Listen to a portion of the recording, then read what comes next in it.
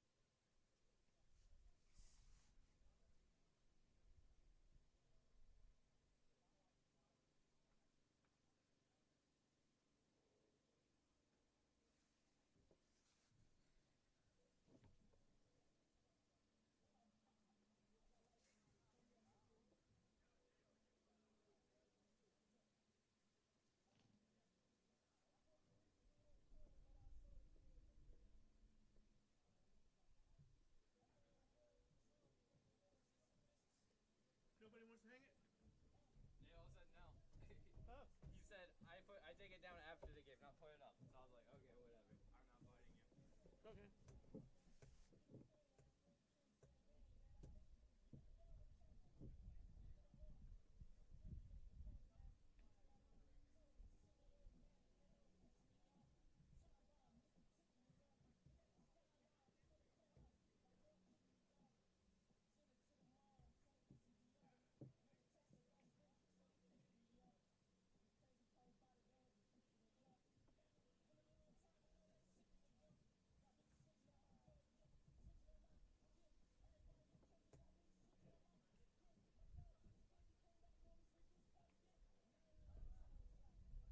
I haven't seen an official yet. I haven't either.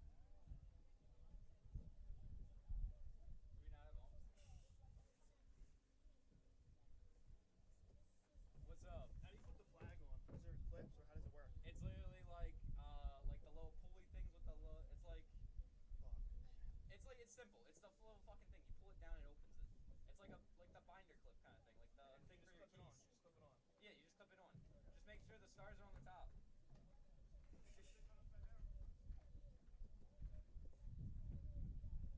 Oh, we got this laptop back. Yep.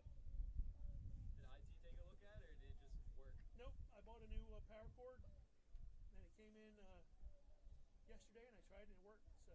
Huh. Did we get our power cords all mixed up? I was wondering that because Did that one look like the other it one? looked or the whatever? same. The other one just didn't go in all the way. Huh.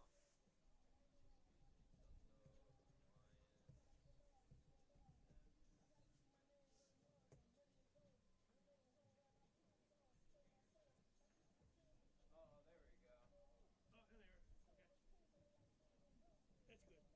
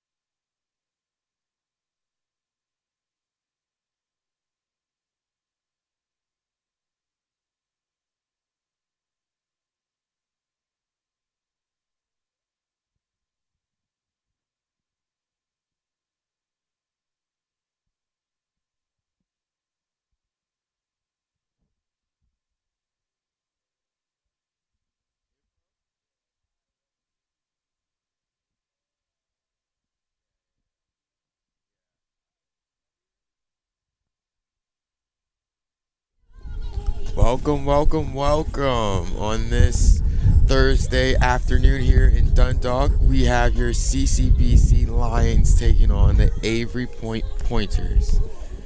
Here, your starting pitcher for the Dundalk Lions today is Ben Hall, right-hander out of Catonsville, Maryland. Went to his high school in Catonsville. Interesting matchup we have here, Dylan. Yeah, the UConn Pointers are down here. They played Catonsville yesterday, I believe, and now they're here for a doubleheader. We have Mention, number 29, leading off for them.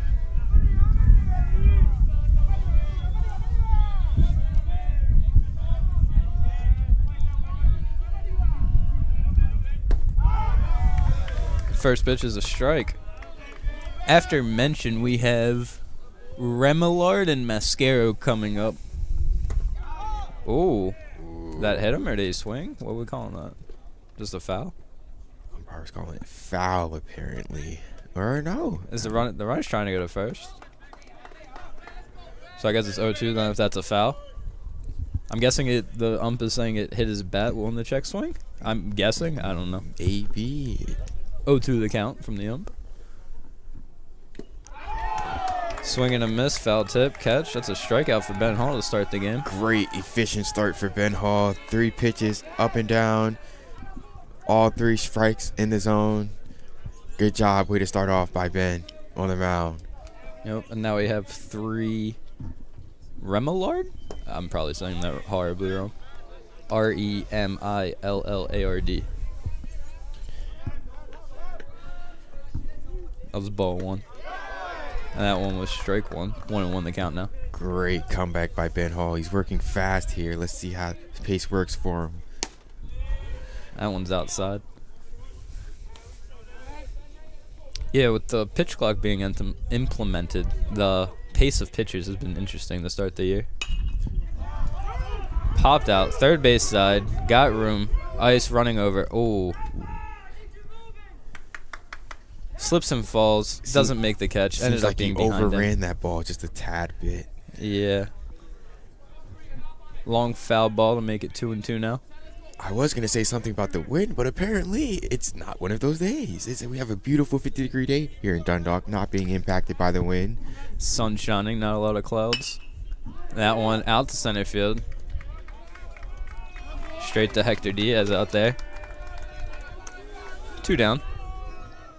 Great start by Ben Hall. Staying around the strike zone, not taking a lot of time, going right after these hitters. Yep, and now we have Mascaro up to the plate.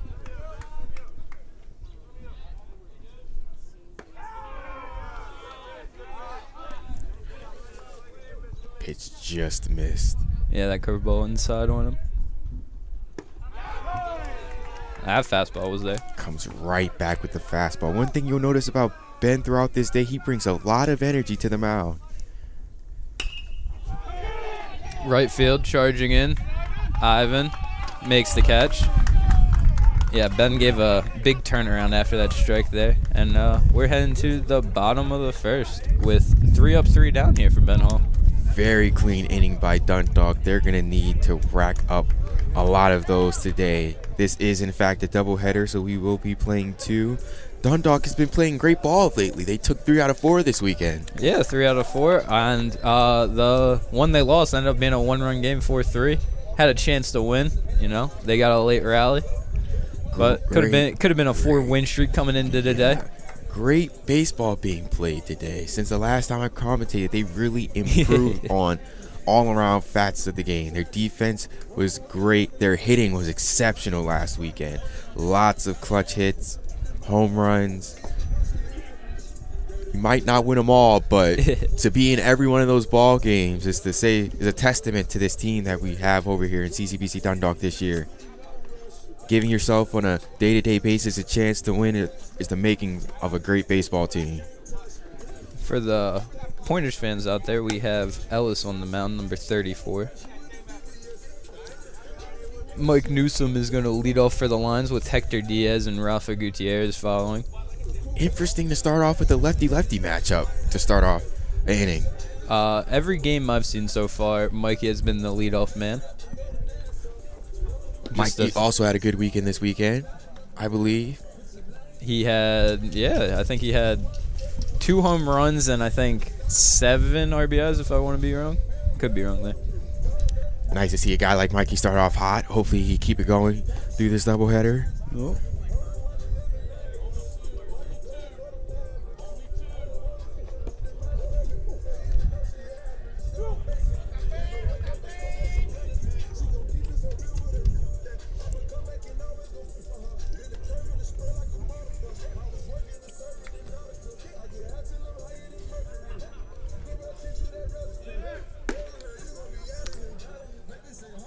Now we have Mikey Newsom stepping up to the plate after Ellis is all done warming up.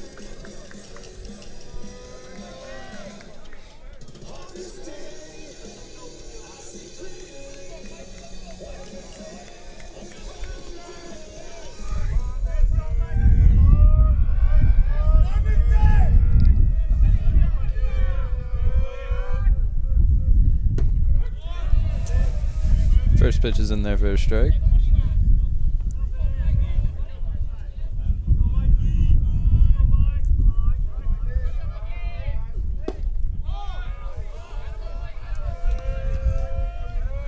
That one in there for a ball. 1-1 the count now.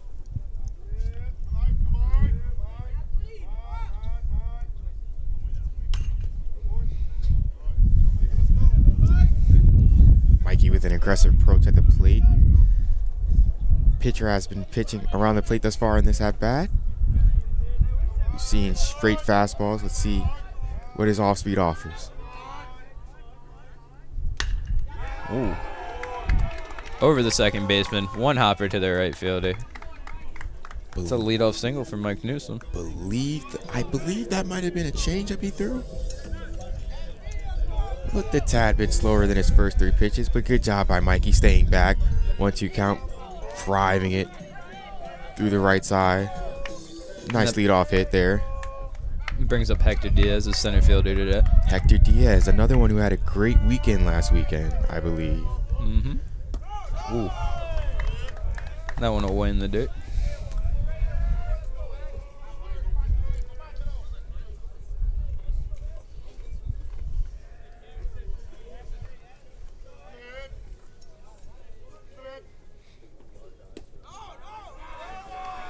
That one just outside for ball 2.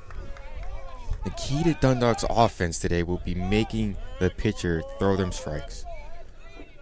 All have great hitters up and down this lineup. The key is staying disciplined and staying within their plan of attack. Oh, another one out to right field. Think he's going to have a play on this one. Yep.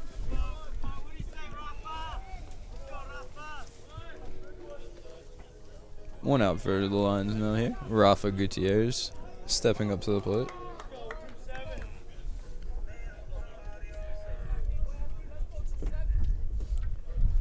Looks like the Maryland basketball game's about to tip off here.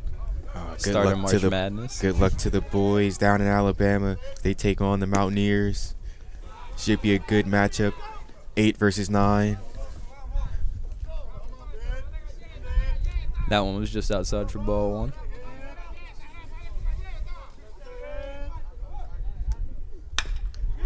It's a high one Rafa swings at. Pulls it foul. Down the third baseline.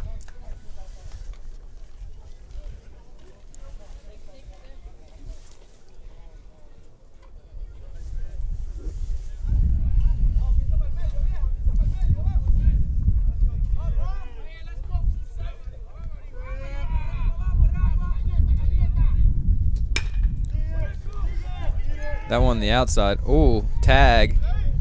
Safe. Great play by Rafa just running that one out. That was a built double play, but Rafa beating it, throw out to first. Keeping it in live for Sam Ritchie. Yep, and now I would say Rafa's a faster runner. Yeah.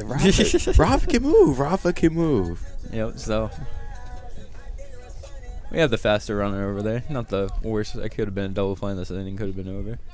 Keep it alive for Sam with the faster runner now. Swings at the first pitch. Chopper to the third baseman. Bounces.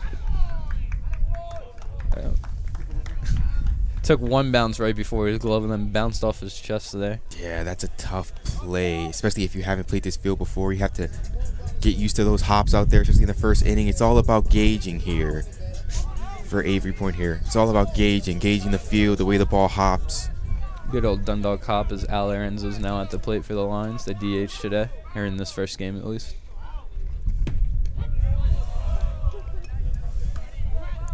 Never know with pitcher Al. here has done a good job staying around the strike zone. Not a lot of his pitches have missed terribly.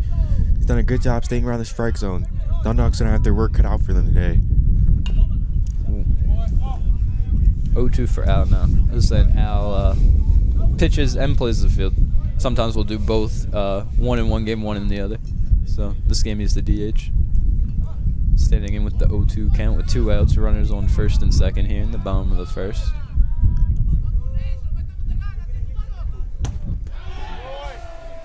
Swing and a miss, and he goes down. And we head to the top of the second. Still nothing here. Chased one there, as I alluded to earlier. The key for Dundalk's offense, staying disciplined, staying within your plan of attack. Lorenzo chased one, struck out on the pitch, but it's a long game. Take lessons from that and come back next at bat stronger. The key here for both teams, both pitchers have shown that they're going to put the ball in the strike zone. Key is finding that pitch and handling that pitch when you get it. Yep. Thank you. Great returns, my keys. You know what? I don't have the YouTube pulled up in case we get any comments. Let me pull that up while we wait for the half inning.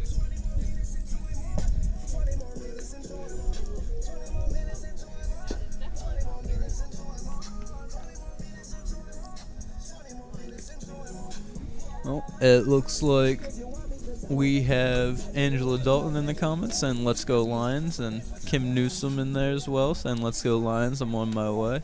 I believe that's Mikey's mom. Let's go We'll see you here Lions, soon. indeed. These boys have been playing great ball as of late. They hope to carry that momentum into another doubleheader, not only today, but on Saturday as well. All right, we look to start the top of the second here with Rice up at bat, number 12. Next is 13, Lozier, and then number 7, Collado, due up. This pitch number 1 misses outside for ball 1.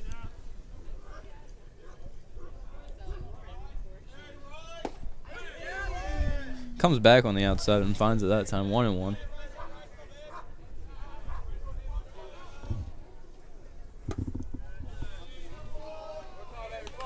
Two and one. Ben's living on that outside corner.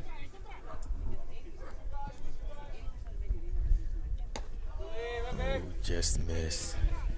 Has to maybe dial back the pace just a tad bit. Don't want to give him a free base to start the inning. And he did that. 4 balls to Rice. 4 balls and a strike, I guess.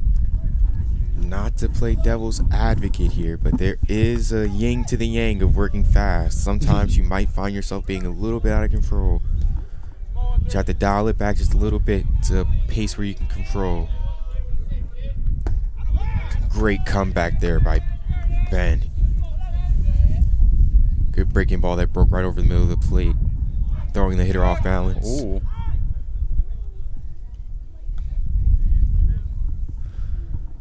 Threw it back over to first after a quick little, I don't know if it was a pump fake, look over kind of move.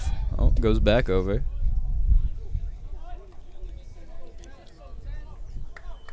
Still a 0-1 count.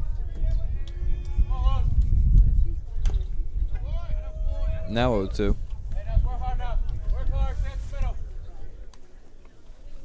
Again, runner on first, no outs. Be interesting here if the retrievers or the pointers got Wrong them dog. mixed up with UMBC there.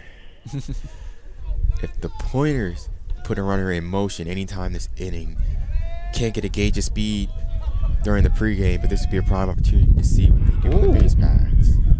Ben Hall gets a nasty looking strike out there on a breaking ball. Breaking ball is working well today. Well, yeah, it's not freezing out here. People can feel their hands, me included. It's a wonderful feeling. Days like that makes me take today not for granted. Yeah, exactly. Ooh, big swing and a miss there for strike one. It's not 30 degrees with 20-mile-per-hour winds in our face. Yeah.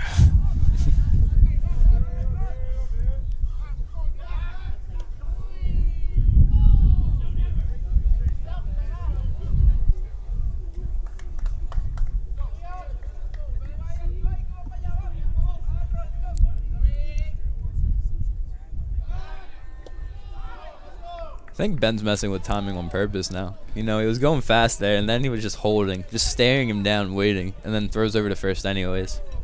It's great. Mess with the mind of the runner. Ooh. And he has that breaking pitch absolutely working today. It will freeze you at the plate, and if you try to swing, it will miss your bat, which is what a great breaking ball does. He is locked in, folks. And the best thing about Ben is he feeds off the energy he gets. So he's only going to get stronger as he goes on. Now we have number 5, Deshefy. Deshefy.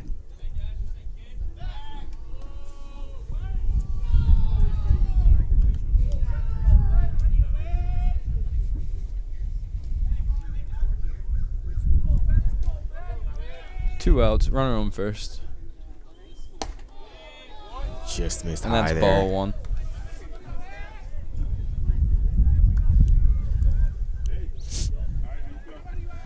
See if he comes back with a breaking ball here. There it is. Just missed. Went high-low. Missed both, though, sadly. 2-0 the count. The wind picks up.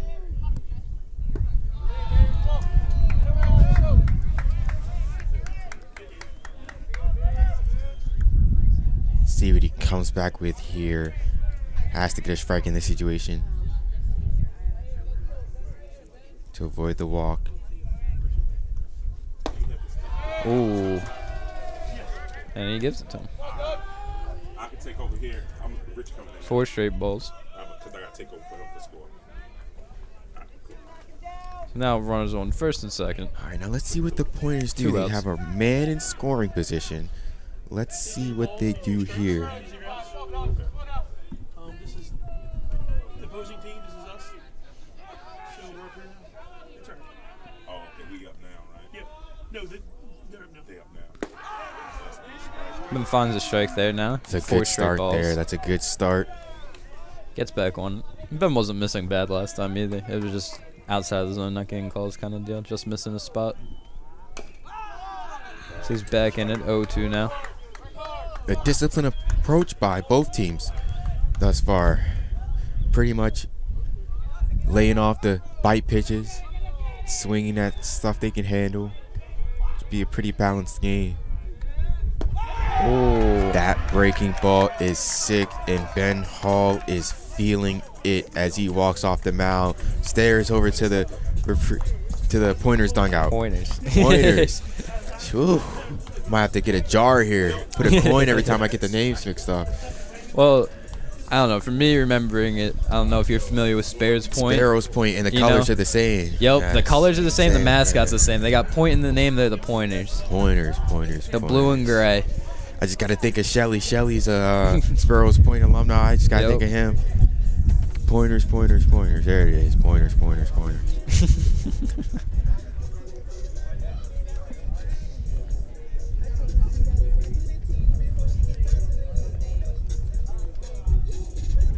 Yep. So next up for the Lions, we have Julian Samonte, Isaiah Ice Coxon, and then Robbie Smith with Ivan Gonzalez following in the last spot, if we get there.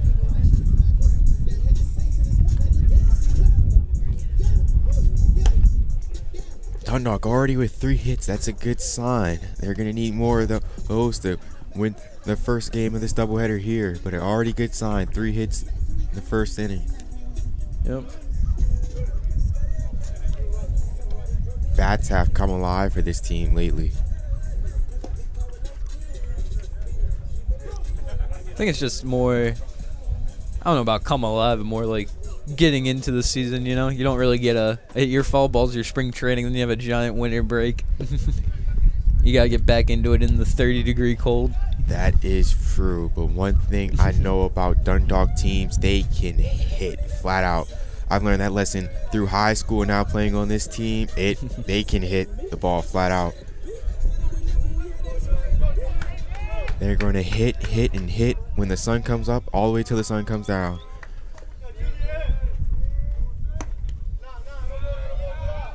Ball one in there. Good. Julian Samonte, the second baseman today. Good take there by Samonte. Not expanding the zone there. Ooh, right over the third baseman's head for a nice single. Pretty simplistic at bat there by Samonte. Laid off the first pitch he didn't like. Saw when he did like. Put a barrel on it. Turn on it. Nice, easy base hit to left field to start off the inning.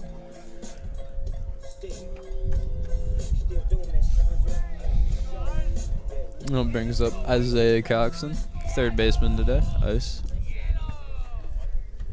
Switch hitter here batting from the right side. Ooh, first pitch. Right fielder in, one hop to him. Another single for the Lions. Solid approach. You're seeing the first fastball they get, depositing it into the outfielder.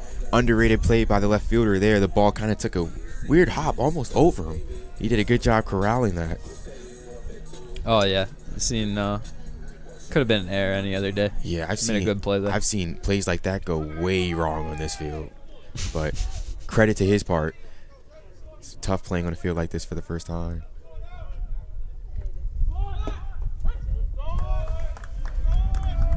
Robbie showed bunt there. Pulled back. Still a strike.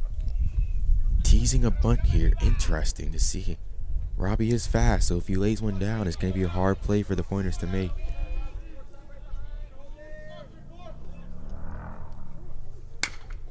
Oh, pops up, and That one is actually smacked. oh, Dropped it. he dropped it. Oh, man. I guess Ice didn't realize what happened there. Well, you know, let's just say poetic justice there. Had the ball in his glove, dropped it, got the out anyway. Runner advanced to third, but we do get a runner at first. That ball had some carry on it. Lots of carry on it. I thought that thing was going to die, and it ended up going out to the wall. Robbie kind of sort of like poked his bat out there, lined it into the gap, carried all the way to the wall. It's a tough play for any outfielder to make. Yeah, Almost made especially it. I think the outfield was playing in there. The infield was playing in. Yeah. Always got to be wary of that wall back there. Brings up Ivan Gonzalez. Now he gets popped up. That is a straight up pop. It's going to be a tough play for the shortstop. Makes it battling the sun. Well done there for a second out of the inning. Yeah.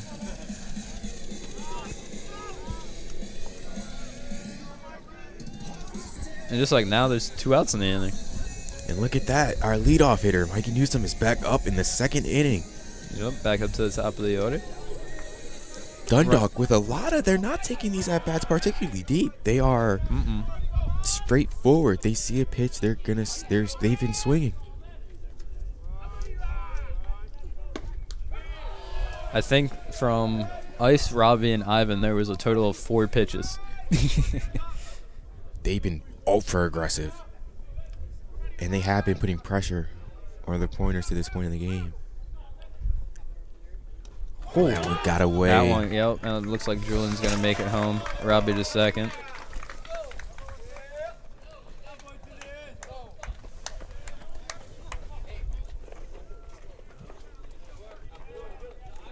Gives Dundalk their first run of the game. 1-0 lead now.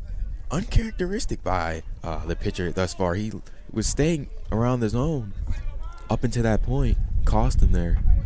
Yeah, the first one's got away from him. Ooh. Mikey hits a single. Robbie's getting waved home. Center fielder makes the throw. Stay hot, Mikey Newsom. He is scorching as the first base coach wipes himself off after touching him. He's been scorching. hot these past few games. That man has been hitting. Knocks in another run, Dundalk. Brings Give up them a Hector Diaz. 2-0 lead.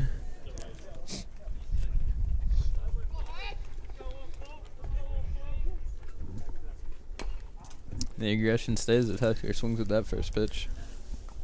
That's the theme of attack for Dundalk today, being aggressive against these pitchers.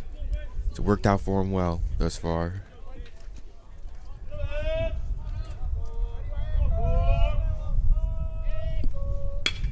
Oh, that one straight to the second baseman.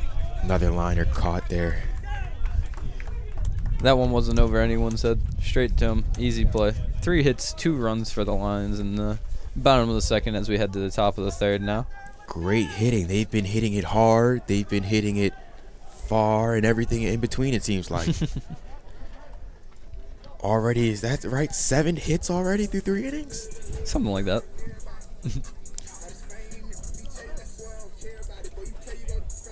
The bats are staying hot. Mm-hmm.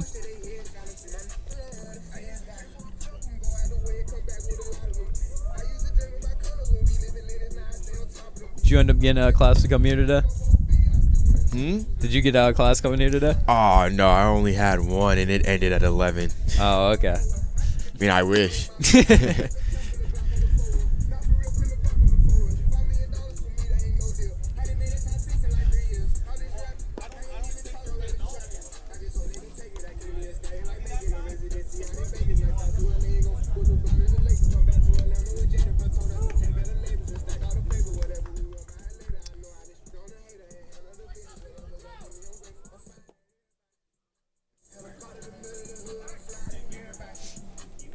Looks like Maryland's down to early, 13-4 now. Well, it's the tournament. They're going to be fighting out there. Hopefully it won't be the 8-9, end of close that. game. Yeah. We have, Pazinski. Another breaking ball by Ben Hall. Must be feeling himself throwing the breaking ball. First pitch. See what he comes back here. Oh, one hop in front of the pitcher. Over him to the second baseman. Got him. Or at least I think he did. There he goes. Calls him out. Rangy play by Rafa off the bat. It looked like it could have dribbled into center field, but Rafa playing deep. Did Rafa grab it? I thought Julian grabbed it. Julian. Oh. Julian's at second. Rafa's at short. Oh, my fault, Yeah. folks. From my point of vantage, it looked like Rafa was over there. Boy. Ooh. Samonte with the nice rangy play over there at second base. Breaking ball, playing some chin music there. Bunt laid down. Ben grabs it. Oh my, the fadeaway. Throws it into the outfield. Runner goes to second. Ben tried to make a play there, shaking his head. I don't mind him making that play, but it's just for those of you that are younger, might be watching this game. Next time, you might just want to set your feet. There's nothing wrong with a late throw. He gets first base, but you don't want to necessarily make a bad throw and give him another base. Yeah, that was like a 180 off the hop kind of throw there. That one's asking for trouble. Yeah. So now there's a runner on second. So that one first pitch misses outside.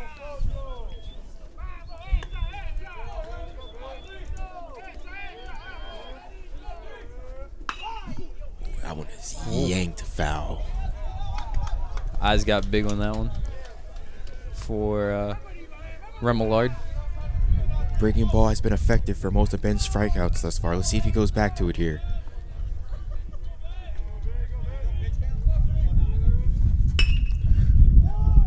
Hopper to the second baseman, bounces off his chest. No play to be made.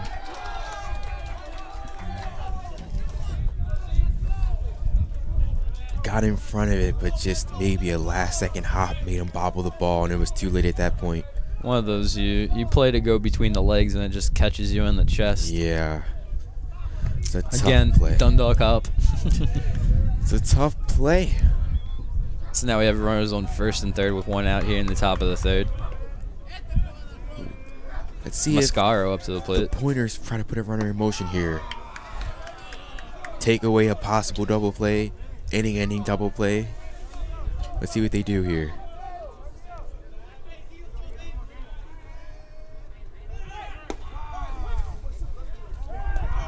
Oh. That was an outstanding throw by the catcher, Sam Ritchie. The runner, he didn't even slide. The throw, it wouldn't have mattered at that point. The throw was there. It was almost like the ball was there so early, there wasn't an out signal right away. I was thinking, how did that get messed up? What kind of trickery happened? Fantastic throw by Sam Ritchie. Now Dundalk is on the verge of getting out this inning unscathed here.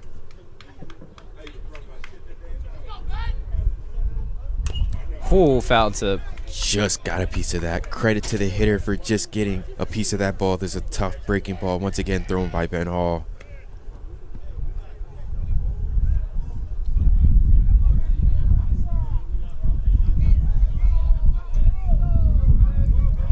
Two outs, runner on third, 2 strikes here. Umpire giving a warning to the Pointers dugout for. He said some sort of noises. I didn't hear the adjective or whatever it was before that. Animal noises? Interesting. I wonder what kind of animal noises they were making. Hey, man, when you're in that dugout, you'll hear a lot of weird things that might come across as not normal to people. It's one of the wonders of baseball. Oh. Just got away. Unfortunate.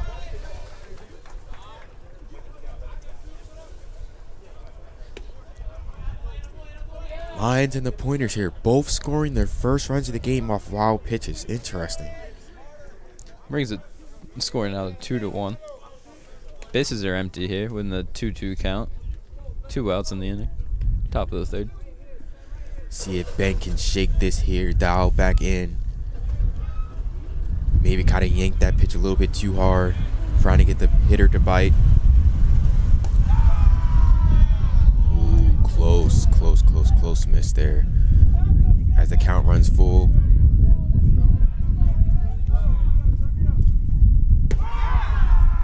Oh.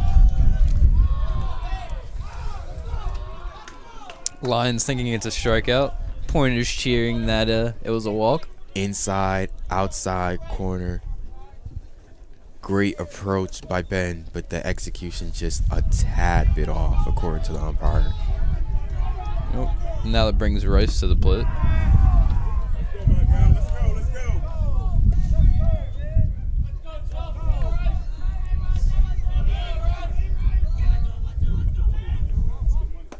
Oh. Kind of tied him up there. Saw the breaking ball.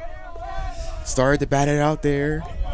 Yeah, he looked like he wanted it, and then he knew he got caught on the breaking ball and tried to pull back in time. Oh. Buries him. Came back for 3 straight strikes and got out of that one real quick.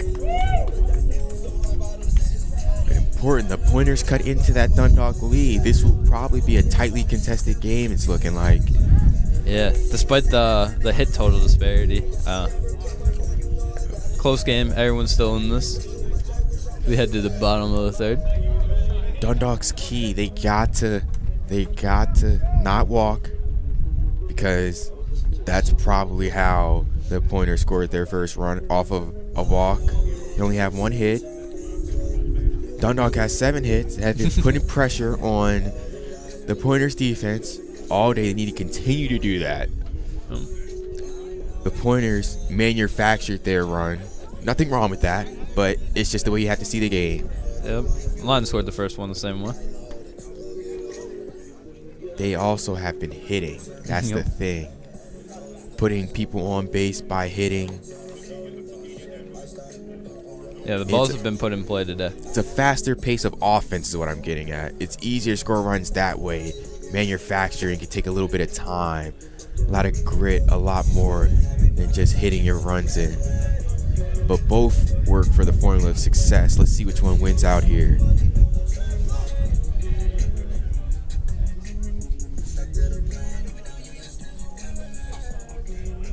Check the YouTube comments. Got some more Let's Go Lions in there. Any score in the Maryland West Virginia game yet? The Terps were down 13-4 last I checked. As my phone loads here, I'll give you another update.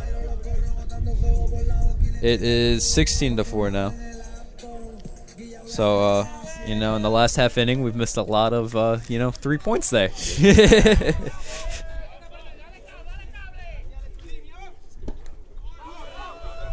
As Rafa Gutierrez takes that one there. Ball 1.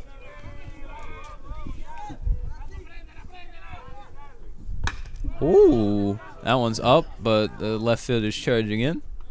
Looked like it kind of went off the end of his bat there. Out number 1. Tad bit in front of that. Nothing a simple adjustment won't be able to fix.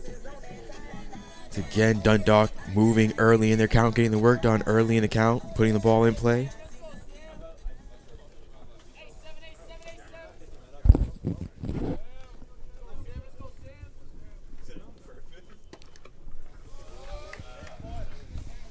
Another close miss there.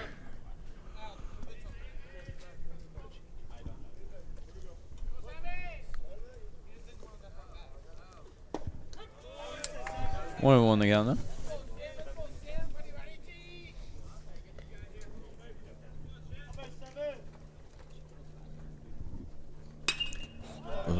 Left over the plate, deep, going towards the right line. Stays in fair. Makes a play on the warning track. Brings Aller into the DH up to the plate now.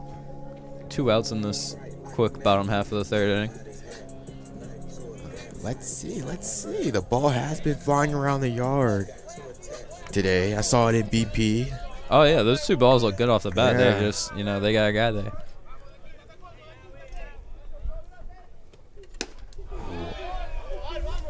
Big hack at the high fastball there. How they're chasing. Gotta make him come in the zone here. You recall his first at bat, he struck out on that, chasing on the high pitch. See, he can make an adjustment here. That one in the dirt. Dundalk's been jumping on the fastball this whole game. Nice hitters count here. Let's see what the pitcher comes with. Missed in there. 3-1 the count now. 2 outs. No runners on. Another swing and a miss. Full count now. Was that a change of speeds I saw there? Possible. Renzo, Confused out there. yeah, Renzo was a little bit out in front there. That's a walk now. Brings up Samantha. Samonte with a base hit to left, his first at bat. See, he can duplicate those results here.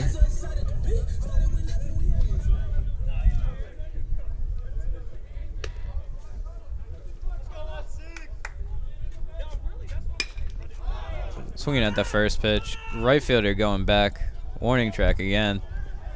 That's out number 3. Top of the 4th. Nice harmless inning for the Pointers there. 1 base runner.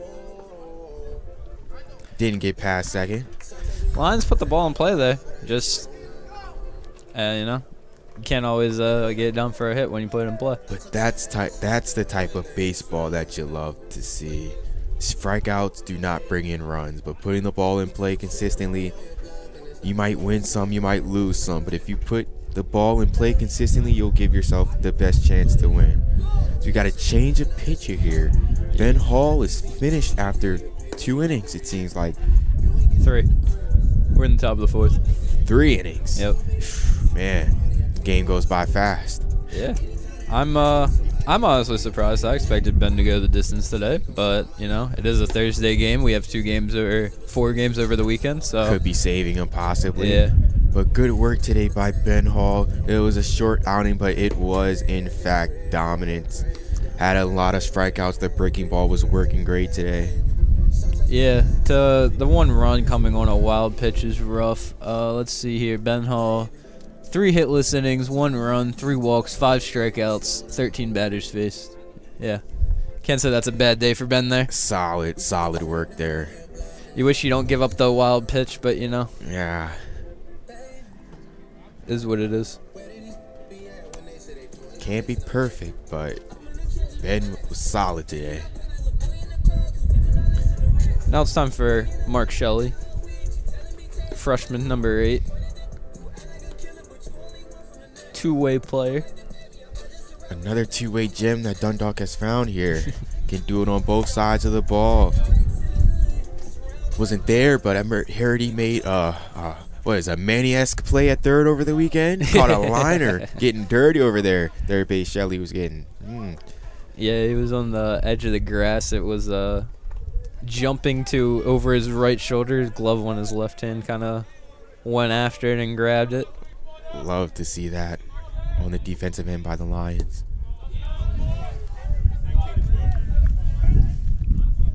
Now that pitch came inside there for Logier.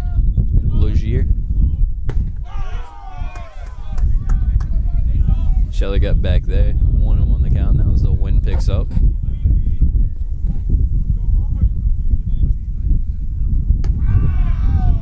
Strike number 2.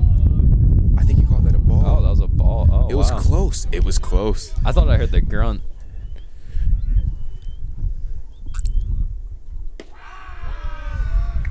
Nice comeback there by Shelley. That one was a strike.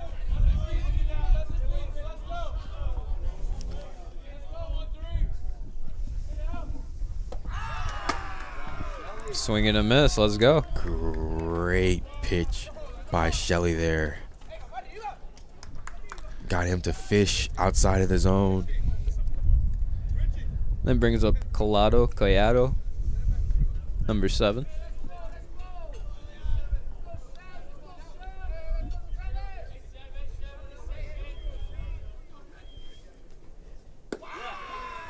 That one drops in there for strike 1. Great sequencing there by Shelley. Really throwing the hitters off balance. Ooh. That one missed. But no hurt there. No hurt. Didn't hit anybody. Nobody got hurt. And the batter stays in the box. 1-1 the count. Just missed low. The key here for Shelley is all Dundalk pitchers today. No free passes. Gotta make them hit the ball. Hit the ball he does. A couple dribbles. It's a rough play over there for Samonte as it dies out. Samonte raising to his left. Did everything right. Just the ball kind of hit the lip of the grass. Popped up on him. Wasn't able to make the play.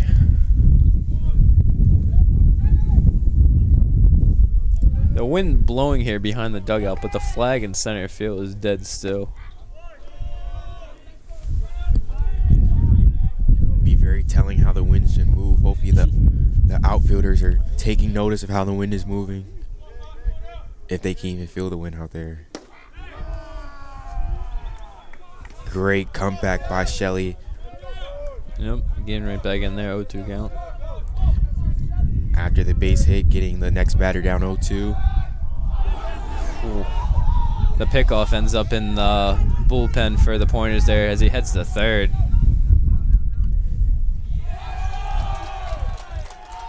Unforced errors by Dundalk here. Yeah.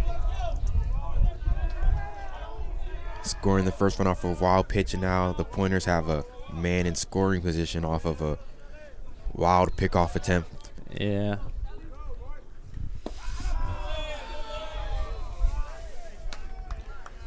Dundalk infield playing in here. Let's see if they try to cut the runner down at the plate.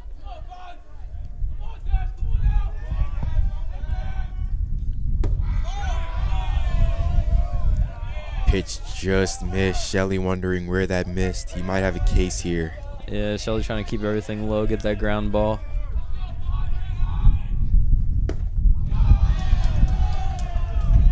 they walked him. Runners on first and third now with 1 out. Coach Rico goes out there to talk to the new pitcher on the inning.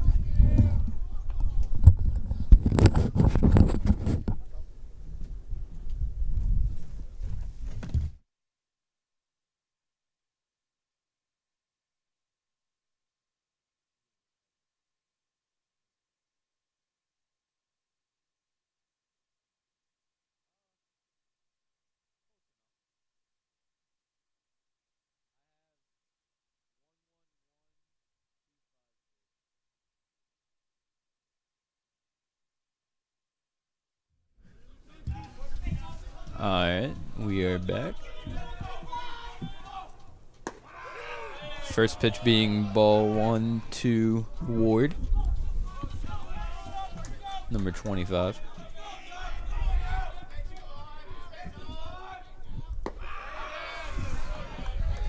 One now, that one falls in there.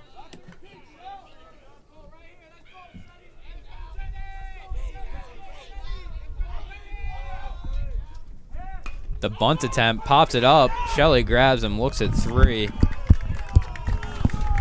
Great play there by Shelley, grabbing the little pop fly off the bunt attempt. Pointers, that could not have gone. Well, it could have gone worse. Could have been doubled off, but that was not a good result. 2 outs on the inning now. Runners on first and third. As a player, that's a terrible feeling, popping up a bunt. It never feels good in practice. In the game, it feels twice as worse, especially in a situation like that. Damn. Outside pitch there. Just misses. To Pazinski.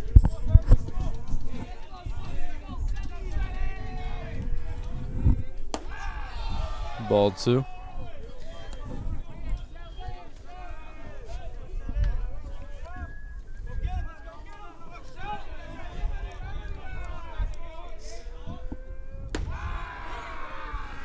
Good challenge pitch there by Shelley. 2-0 sort of kind of came inside. The hitter didn't offer, but it was a strike nonetheless.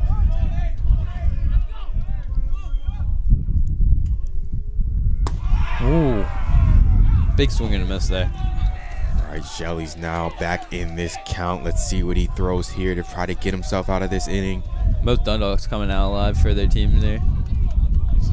It's a big moment in this early part of the game here. Up. The right fielder catches the fly ball there. Out in foul territory. The first base and second baseman went out there with him. Great inning by Dundalk. Great inning. They found themselves in some trouble, and they got out of it. Yeah. Good job by Shelley. The making of characteristic of a great pitcher, being able to get yourself out of trouble, however that may be. Through strikes, got a pointer to pop up on a bunt attempt for 1 out. Yep. And they executed great pitches to get a fly out to end the inning. Beautiful work there by Shelley in a tight pressure situation there. He cleaned up his own mistakes. The whole reason the runner was on third was because of the pickoff attempt that ended in the bullpen of the Pointers. You know, he got on third, and then he got stuff to get figured out and left him on third. It wasn't optimal, but at the end of the day, Dundalk escapes the top of the 4th inning here with the lead, which is the most important objective here. Oh, Ben Hall came out, but it looks like number 34, Ellis, is going to stay on the mound for the Pointers here.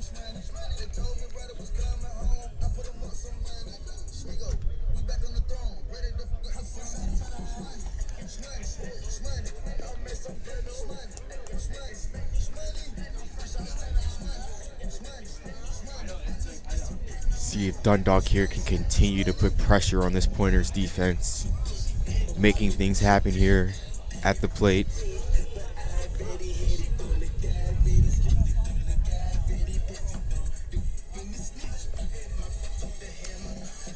Terps are now down 1, 23 to 22. 23 to 22. Yep, back in the game.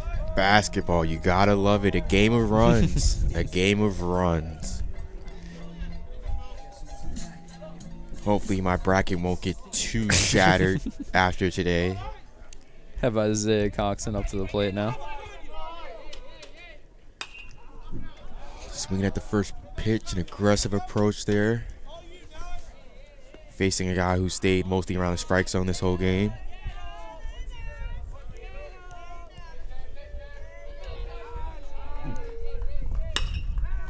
Whew.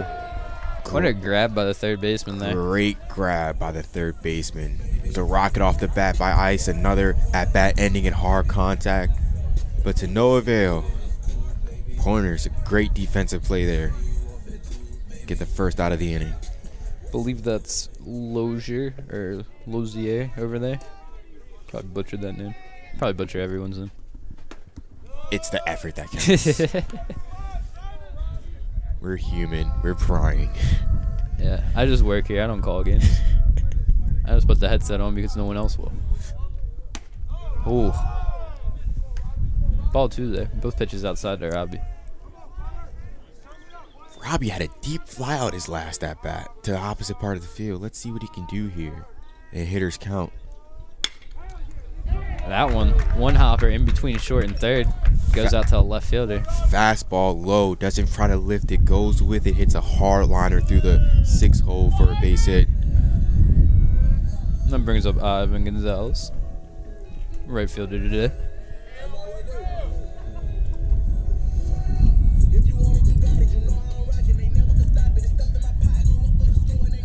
Ivan here, the heart and soul of this Dundalk team. He's the engine that makes this train run. Everybody in the dugout loves him, respects him. It's a great teammate to have. First one, strike one.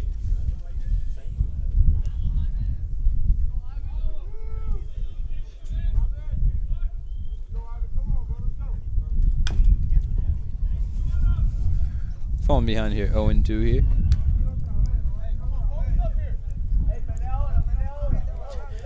Ivan just a tad bit early on that pitch. Just a tad bit out in front.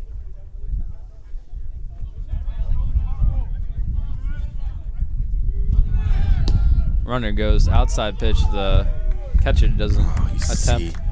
It might not look that way on film, but that play is more impressive because that is a left-handed pitcher out there. You can't get that much of a lead because lefty pitchers always have nasty pickoff moves. Use his speed, didn't even get a throw on that attempt. Well done. Oh, right up the middle. Pitcher might have got a touch on it. Robbie going all the way, coming home, getting around. Ivan at 2. Ivan going for 3. No, the pitcher grabs the ball. Great play, and it was set up all by an underrated play by Robbie to get that stolen bag to get in scoring position. And Ivan brings him home with the base hit and advances to second on the throw. Beautiful baseball there by Dundalk. So I was saying that stolen base by Robbie was more impressive than it seems. It's hard to steal on lefties. Nonetheless, to get a throw, great job there by Dundalk, showcasing their speed and contact skills there in that sequence. Not too sure what happened right there. Maybe just a friendly word, dinner plan, something maybe, I don't know. Here comes Mikey Newsom. If you look closely, folks, his head might be smoking because that man is on fire at the plate right now. Oof. Swing and a miss there for the man on fire. Wicked hack there by Mikey. He is salivating at the plate. He knows he needs to rip something here. Bringing another run for Dundalk possibly. Lions leading 3-1 after that RBI from Ivan.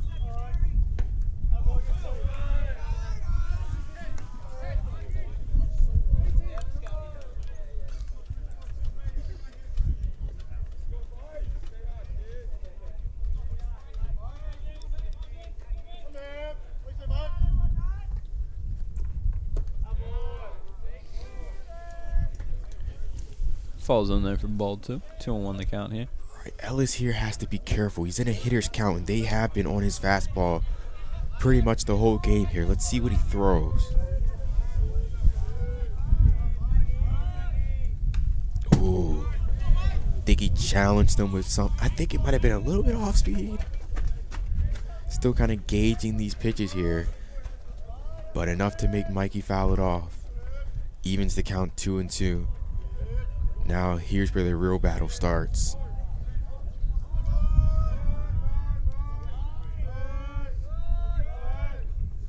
Ooh. Hit him. So now they're just 2 runners on with 1 out. I mean, with a hitter like that, I mean, you don't want. I don't want him to get hit or anything, but like, hey, anything for him not to hit the ball. I mean, he did get a free pass over the weekend. Yeah.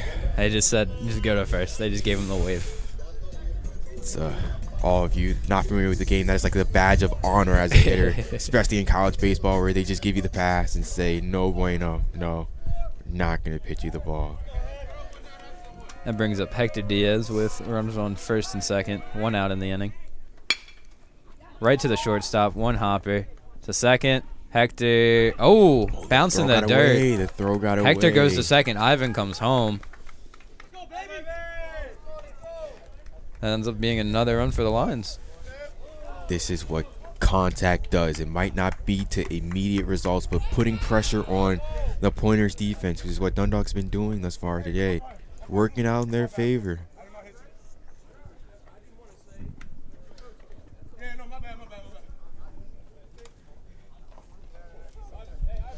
I think yeah, I figured out what happened there.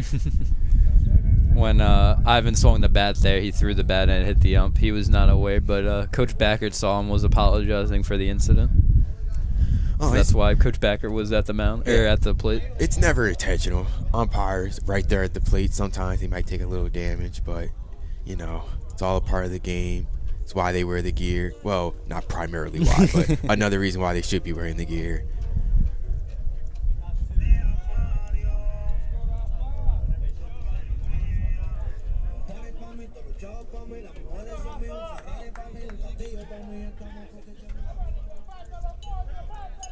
Now here we have Rafa at the plate. Rafa had also a solid weekend. Wasn't home runs and doubles and all the big hits, but he was doing the little stuff. Looking at the box score, every time somebody had the big hit, he was on base and he was the one scoring. Those assets of offense are very valuable, being on base all the time, whether that may be hits or walks. Rafa playing a very good part in this weekend's success. Oh.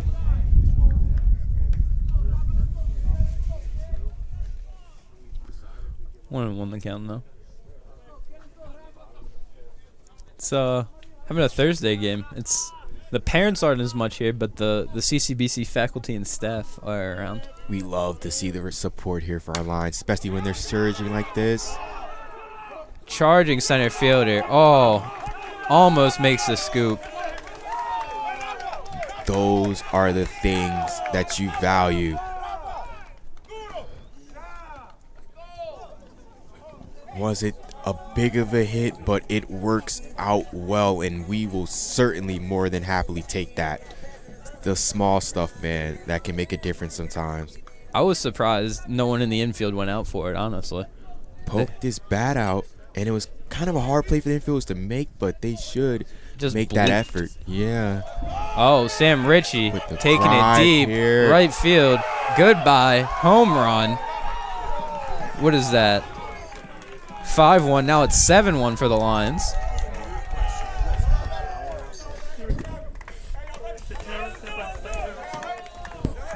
It's a great drive by Sam Ritchie there as he gets a home run here in the first game of this doubleheader. And this Dundalk dugout is electrified. The vibes in Dundalk are good right now. I mean, how could they not be? You're up 7-1.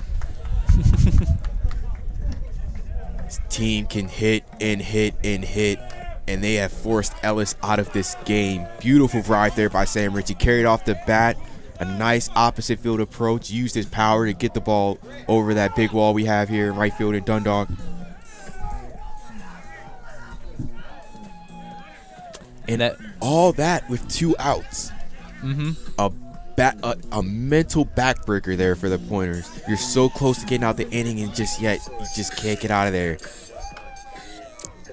Have the overthrows, the had to make the pick play at first, didn't. Then you had the little shallow drop in center field, couldn't quite get there, and then the big home run by Richie. Dundalk's offense looking like a well-oiled machine up at this point. So now we have number 11, Lasbury?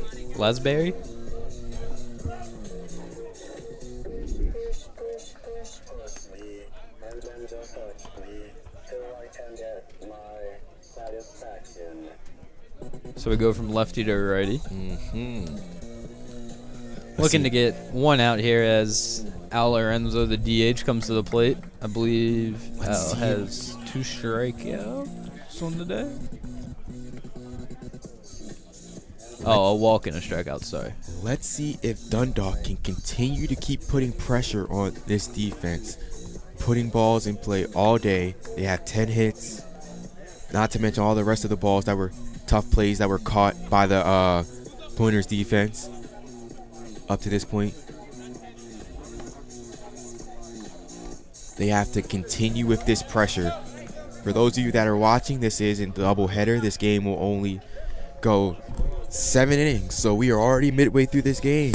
They need to keep the pressure on for 2 or 3 more innings. Keep doing what they're doing on defense. Dundalk here rolling at home on this Thursday afternoon. Maybe we should play on Thursday more often. As you shake your head no. I mean, I'm not against it. As long if these Thursdays are like this or better as weather-wise, oh, for sure. Dundalk might even be feeding off the weather. The great at-bats they pulled out today. Oh. Al has been chasing his last couple at-bats. Let's see if he can stay disciplined here and get him to come in the zone.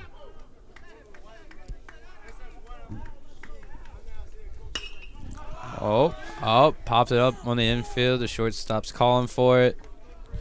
Got it, and that's the inning. We got to the top of the 5th. Let's get out the inning, but not without taking a haymaker from the Dundalk offense.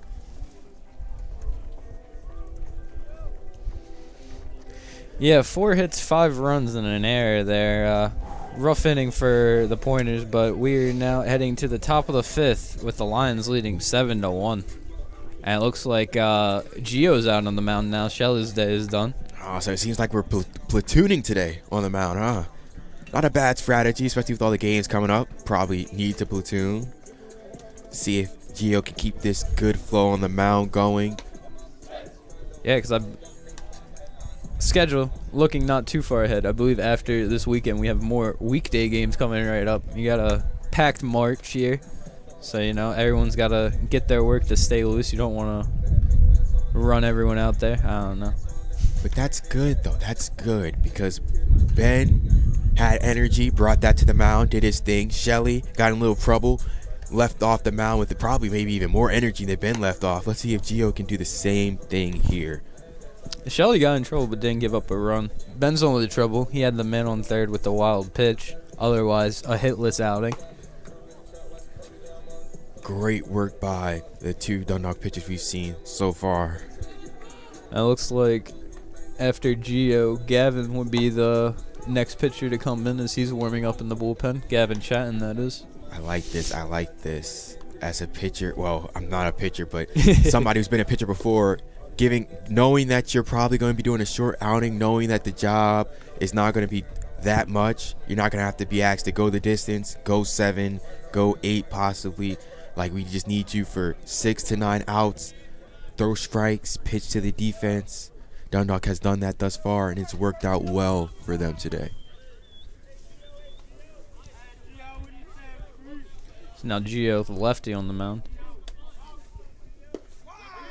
First pitch in there for a strike. Great start. Evan Giordani. Breaking ball drops a little too low there. Breaking ball looks sharp there, coming out the left hand. Ooh. Tries to snag that one as he keeps his other hand in from getting hit as the comebacker screams up the middle. Those comebackers come at you fast. Right base hit to start the inning. Let's see how the Dundalk defense responds here. Up 6 runs here. Top of the 5th. Need outs. Ooh. Close one on the pickoff attempt. Always say those lefties, it's always tough over there because you never know where they're going to the plate. You never know where they're coming at you. Seen some of the nastiest moves I ever seen from lefty pitchers at first base. Breaking ball drops in there for a strike. Mentioned getting dirty over there at first. Diving in the dirt back. Another good breaking ball there by Gio. Yeah, you can see number 3's face there as he just that one caught in just the grimace or the wince. Seeing a curveball like that, it is not fun. Not fun.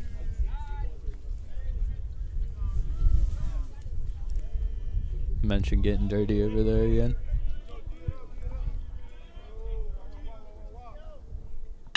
Ooh, in between first and second. Back-to-back singles for the Pointers here. Pointers. Mention their mascot. They are going to make this a dogfight. Not to sound too cliche on a pun there, but it is going to be a dogfight. Why Dundalk has to keep their energy, keep making plays, and keep their bats alive because the Pointers will not go away at any point today. Now we have Mascaro up to the plate. Mascaro. Ooh, likes that one. That one goes. Oh. Did he get the out? Got that out. That was. It was a tough A slow play. dribbler, but went right to the bag. Ice bobbled it. He might have been thinking probably maybe 4 steps ahead. Yeah. Probably thought about what he was going to do with the ball before he had the ball. But he gathered himself, got the out. Tried to grab the ball, pick it, and throw it before he got the chance to. Lucky enough to just come away with the 1 out. Got the runner in the pitch 1 in there for a strike. Got the furthest ahead runner out on the fielder's choice. Lead runner. That's what I was looking for.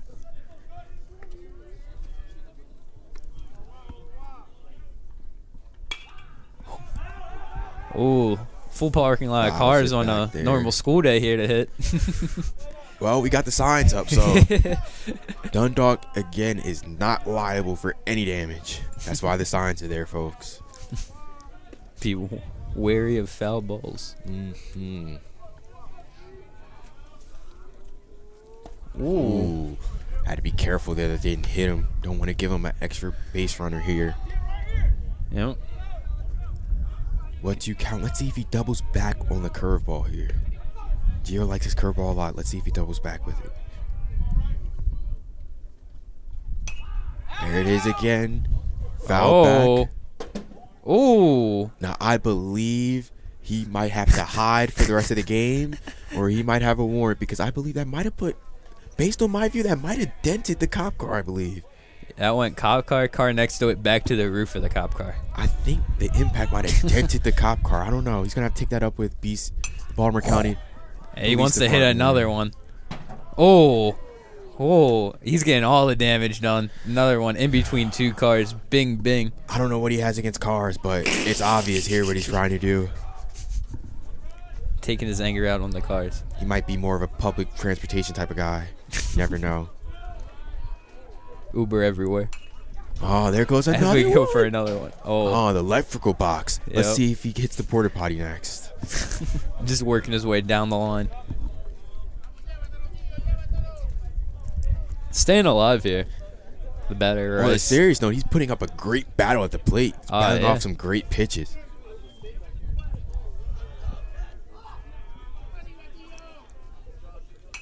Oh, another one into the parking lot.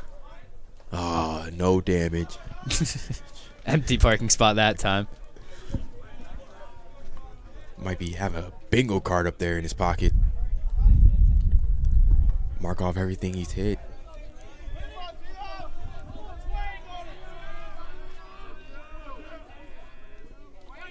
Ooh, that one into the right center gap. That one's gone out of here. Wow. 3-run home run for Rice there. And just like that, the Pointers are back in this ball game. What an at-bat by Rice there. Phenomenal battle, pitch after pitch. Seemed like he hit everything that was behind us, but then got the bat head out in front on time and deposited in the right center field over the wall for a 3-run home run to get his dugout fired up as we have a ball game here, folks. It is a dogfight, and that will end Gio's day there. A tough way to go out. Yeah, it looks like Gavin's coming in a little earlier than we thought. Gavin Chatton, that is, number 2, coming in to pitch for Gio.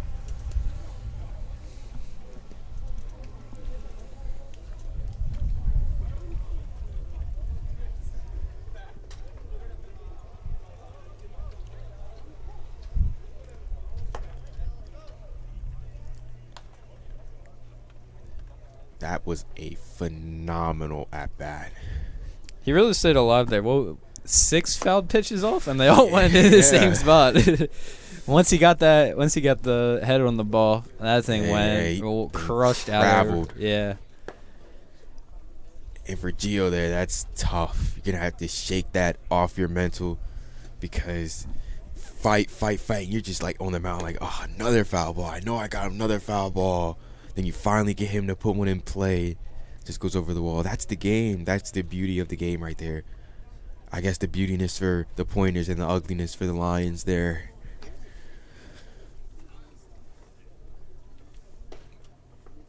But for us, we got a ball game on our hands. Get to call a nice ball game here. Pointers fighting back after taking a haymaker from the Lions. The Pointers fired their own haymaker top of this inning. Still have one away. Looking to add more runs. Still a 3-run lead for the Lions. Only, what's that, 2 and 6? 8 more outs left in the game for, if they hold the lead, that is. 2 more in this inning. I don't know the pitching plan here, but Gavin might have to go probably a little bit longer than anticipated here. Yeah, I believe they wanted to throw him at like maybe the last 2 innings maybe. But now that Gio's out the game, he's going to have to maybe finish this out. I don't know. Yeah, you would think so. You would think 4 pitchers in the game, yeah. I get what you're saying. That one falls in there for a strike. Gio finished out this inning, maybe get half the next inning. Gavin comes in early and then finishes out the game. Yeah. I see what you're thinking there. Yeah, I agree with you. That one just didn't quite break over the plate.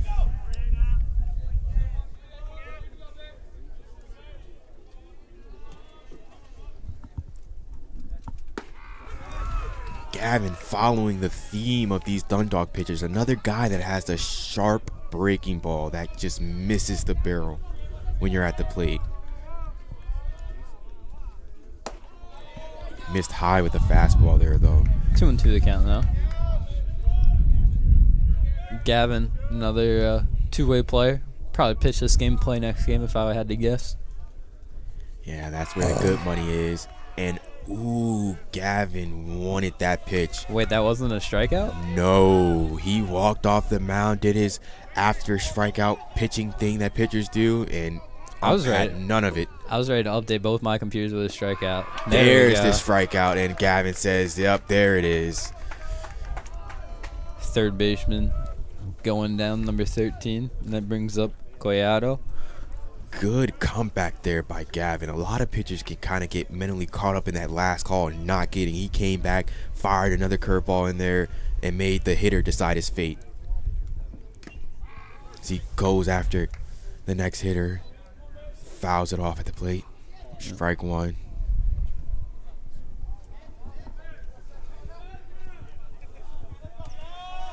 Wasted no time. Here's the pitch. Ooh, hit him. I thought that one hit the ump, if I was being honest with you. I think it got the top of the helmet before it got the ump. Okay, so he ducked out of it, just didn't duck out of the way. Yeah. Luckily, it was a breaking ball, not a fastball coming in at his head there. Well, with 2 outs, a man on, Dundalk still get out the inning here. They just have to play clean baseball. Gavin continuing firing strikes. Pointers might not be hesitant to send the runner in motion here. Remember the last time, or at least the last runner they sent in motion didn't work out well for them. Yeah, I believe they only sent the one during the game, and he got caught by a mile. So, Yeah. been hesitant. I could be wrong. It might not have been the right runner to send in that situation. I don't know. I'm not familiar with the Pointers here, but who knows what they try here. They could try again, test their luck.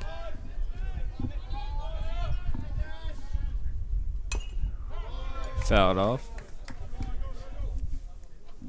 The Sheffy, the one at the plate. The ump goes back and grabs the ball himself.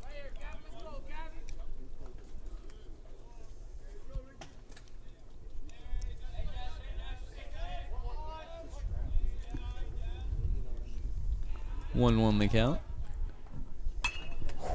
That one. A sharp foul ball sent near the other parking lot. Yeah. Not as many go to that one. That's why I park over there.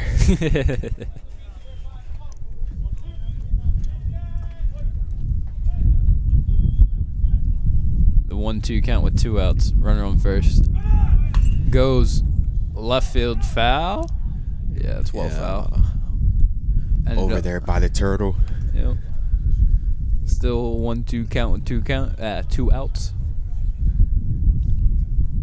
See if Gavin can get him to swing at this curveball he might throw here. Don't want to try to tip his pitches here for those that might be listening, but might go with the curveball here. There it is. Just missed at the top of the zone. He is not happy out there. That's I mean, for what it counts, I thought it dropped him for a strike, regardless of what pitcher it is. New bias, just that looked like a strike from up here. That one looked outside though. Yeah. The and me in agreement as we go to a full count now. Let's see if he comes back with it though. Makes the hitter swing. Throws a good enough curveball to get the hitter to chase here. Runner will be in motion on the pitch as he throws it back. A little high there. It's a good job by Gavin. Want to keep him honest. He's going to be getting a running start on the pitch.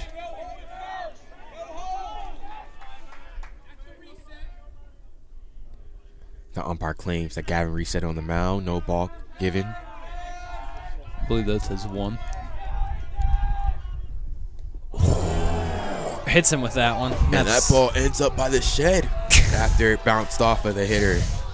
Boy. Bounced off him and out of over the backstop. How often do you see that? And when this backstop at Dundalk is not a slouch, it takes a lot to get it over, especially off of contact like that. I believe Deuce Dalton is now warming up in the bullpen. Or going to, as I saw after that, him rip off the coat. Dundalk needs to find something here. They need an out. There you go. Gavin needs to attack this hitter. Dundalk is in dire need of an out here. Yeah, 2 outs, runners on first and second. Tying run at the plate. You don't want to let this inning sprawl out of control here. As he fires back another strike. Now let's see if he goes back with the curveball here. Umpire hasn't been giving him a call on that curveball, so it's probably going to be something that hitter's going to have to swing at for him to get the out. Ooh, it's a fastball. Yeah, I guess he was staying away from the curve because of that and went with the fastball and didn't get it. Maybe he comes back to it here. It could be, what's it called? I was thinking about it. It could be maybe he feels like he lost a sense of control just a little bit. He kind of did hit the batters. Ooh, off the middle, right to Julian. Grab 2. Oh, the ump ruled him out. Okay. Took a while for that one. Yeah, I think he had to see if he had the ball. But it'll be interesting to watch how, if Gavin comes back, it'll be interesting to watch how he approached the curveball. It seemed like he kind of backed away a little bit because he got in trouble because it was hitting the batters. Or not hitting the batters, but just kind of a little bit not out of control, but just a little bit away from him. Was that last one all Julian, or was it I think shortstop to Julian? It was Julian. So 4 unassisted. 3 hits and 3 runs with 2 left on base there as the wind picks up and the Pointers come back in the game. Dundalk's going to have to continue being aggressive, continue putting on runs because the Pointers have just made a statement that they are not going away until both games are over. And they're on their way back to Connecticut. So they're here for 2 ball games. They're going to fight tooth and nail. So we head into the YouTube comments in the bottom of the 5th here, or the middle of the 5th. Want to thank Ms. Newsom for the appreciation on our horrible commentary. And just congratulating Sam on his home run there.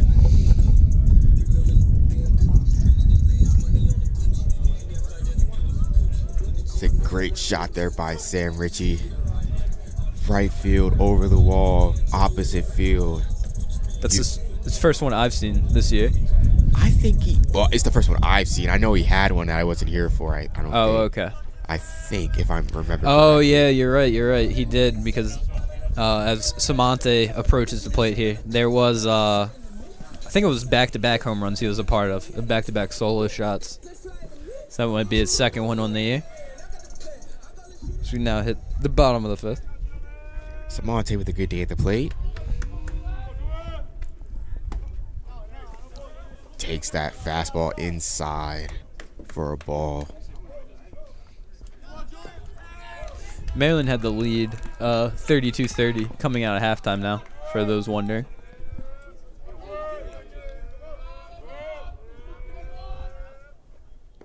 Whoa. Kind of buried that in the dirt. 2-0 count. Let's see how an aggressive hitter on an aggressive hitting team faces a 2-0 count. See how the pitcher approaches this as well. Ooh. Challenged him. There's the aggressive. And he won the challenge there. Samante swinging through that fastball. See if he challenges him again here.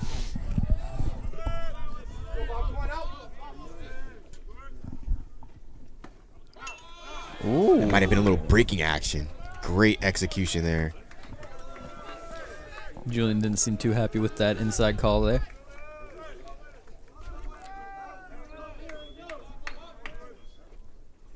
Ooh. Got him to chase. To chase. Uncharacteristic there by Julian, chasing out the zone. Dundalk has to stay in their approach. They have to swing at strikes here. Can't afford to give the pitchers extra strikes. Easy strikeouts on non-competitive pitches. See what Ice can do here. Ooh. Fouls that one out. Pitcher challenging these hitters with fastballs here. Almost hit that same cop car. Or cop SUV. Gonna have a couple fines after today, huh? Well, there goes a cop right there. Police academy, maybe? I don't know. Ooh. Ooh. Shortstop went down and caught the edge of the grass there and just went. And that would have been a jumping play instead of a diving play. Nothing you could do about Unfortunate that. day. But that will probably be ruled a hit by Ice. A great at-bat there. Got a fastball, drove it back where it came from, up the middle. And it's rewarded with a base hit. We have Robbie Smith coming at the plate here. See if he can end this at-bat with some hard contact, maybe moving Ice over, scoring him possibly. Oh. Right to the third baseman. One. In the dirt. Oh, Robbie going for no. Ooh. Coach calling him to get back. Not going for two. Didn't go that far Great away. play by the Pointers catcher there. Backed up the throw from second to first. Ended up having to be needed. Ended up keeping Robbie at first there. Fast runner like him in scoring position would not have been a good idea for the Pointers. So now we have 2 outs. Runner on first. Ivan Gonzalez up to the plate. Let's see if Robbie Ooh. can do what he did last at bat. Kind of set up an RBI for Ivan. They're stealing a bag, getting into scoring position. Ivan scoring him in his last at bat. See if he can do the same here. Ooh. A little early on that one as he ripped it foul. Yeah.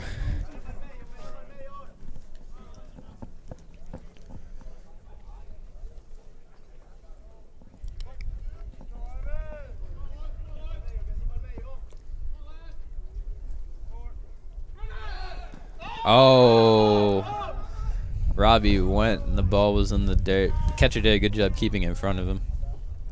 Robbie's setting himself up for runs scored. Already has a run scored today. Let's see if he can get a second run scored here. Ivan with another RBI opportunity. Went up the middle for his first one. His previous at bat. Ooh. Ivan was looking for that RBI there with that swing. Yeah. This could be a very important insurance run for the Lions. That can go a long way in a game like this. Would love to have it here.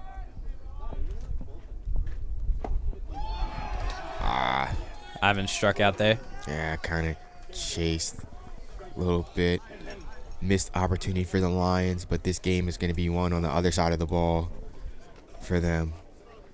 They got to keep Pointers at bay, their offense at bay. Got to get outs here as we stroll into the top of the 6th inning here in Dundalk.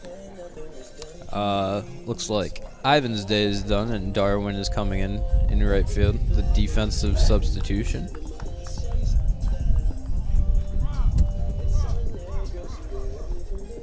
Samanta's out there, Hector's out there, Mikey, Rafa, Gavin's still pitching.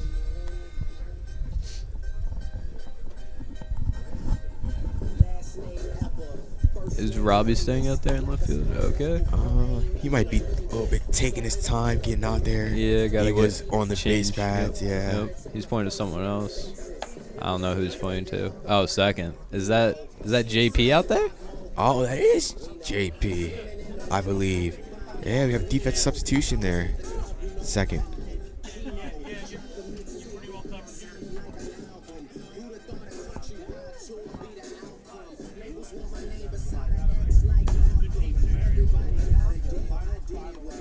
Yep, number 17, JP Morales. And Robbie's still in left field. Yep, just taking his time after being on the base path. And that brings number 8, Pazinski, up to the plate. See if the Pointers can reprieve some of that magic they had last inning. Gavin starts out there with a firm strike right there at the plate. Let's count the 0-1. Yeah, it looks like it's Gavin's inning. No one in the bullpen. Great decision there by Backer, letting Gavin get a clean slate there. Letting him work himself through this inning.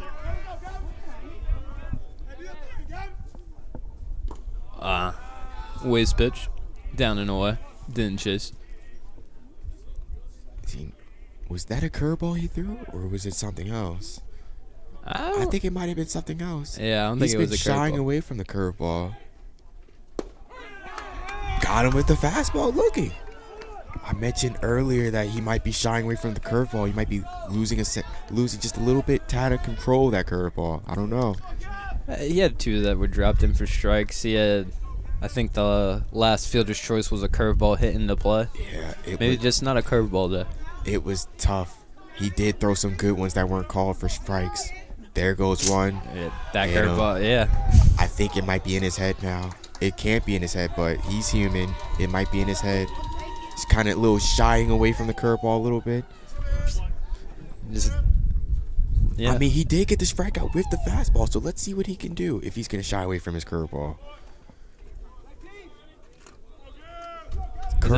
His curveball is a strikeout pitch, so we'll see if he leaves that strikeout pitch. If you get rid of it. Yeah, he's probably going to be pitching more to contact here, which means he needs the defense to make a play here. He fires in a strike here.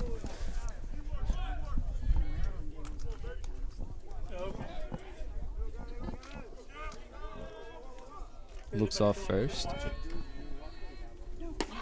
Oh, just missed with a very tight strike zone this first game here.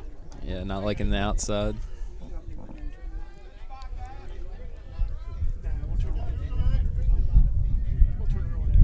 Oh, throw over to first. Mention diving in the dirt again. See if they try to force some action here at first. Runner goes. That was a curveball. Oh. Uh-oh. Is that on interference?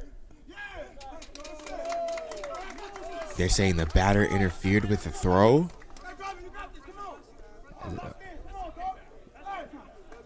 Did they send him back to first, or did they send him out? I think they're sending him back to first. Okay, so no play there, I guess. That was just a ball.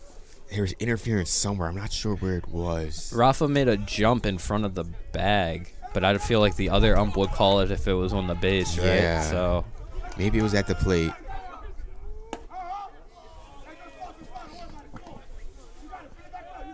maybe the ump was close to Richie, and Richie hit the ump before he threw it. I don't know. 3-1 the count, anyway.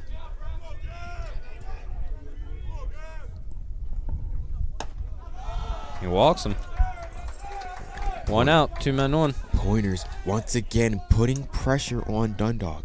Let's see how they respond here. Everybody has to stay calm in the field, expect the ball to be hit to them, and make the routine plays that are there. Brings up Mascaro to the plate. Deuce is chilling over in the bullpen, but not warming up. Looks like he's about to start to now. Finds that, I think, inside low corner for strike there by Gavin. You have signs up, Private University. Double play ball would be ideal here for the Lions. But I'm okay with one. Oh, got where away. did that go? Oh my God, all the way to the backstop. And the double play is now out of order there. Seems like a couple times the Lions have had hiccups on that part of the game where pitchers just try to overthrow the pitch and end up spiking it or getting away from the catcher. Did you call that one a wild pitch or a pass ball? I would say it was a wild pitch, I believe. You're the voice of reason here. First base is open now.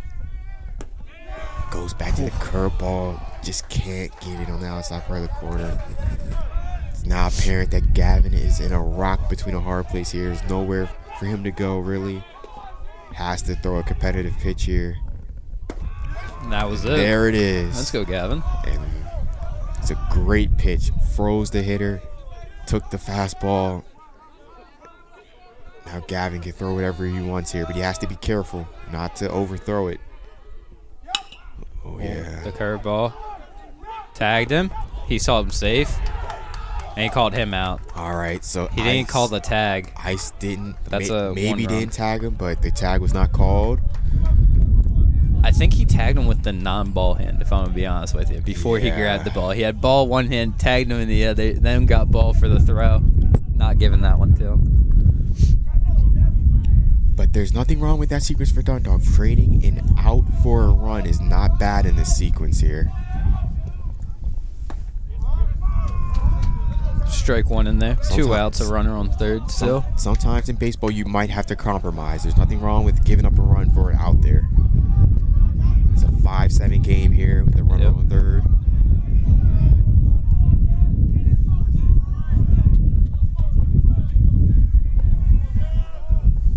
Yep.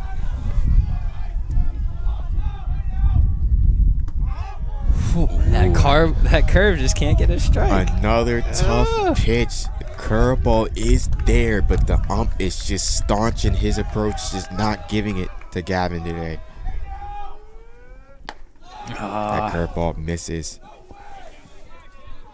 Be interesting here to see how long Gavin's leash might be here if he walks this batter. See, has to make a pitch here. He has done well in this situation today. Now it's a full count. Two outs. Good result, a good result. It was a tough pitch. Maybe might have been borderline, but the hitter swung, fouled it off, and now Gavin's back in. He has to make a pitch here. It's a big pitch here. Both dugouts getting loud for their guys. Ooh, fouled off.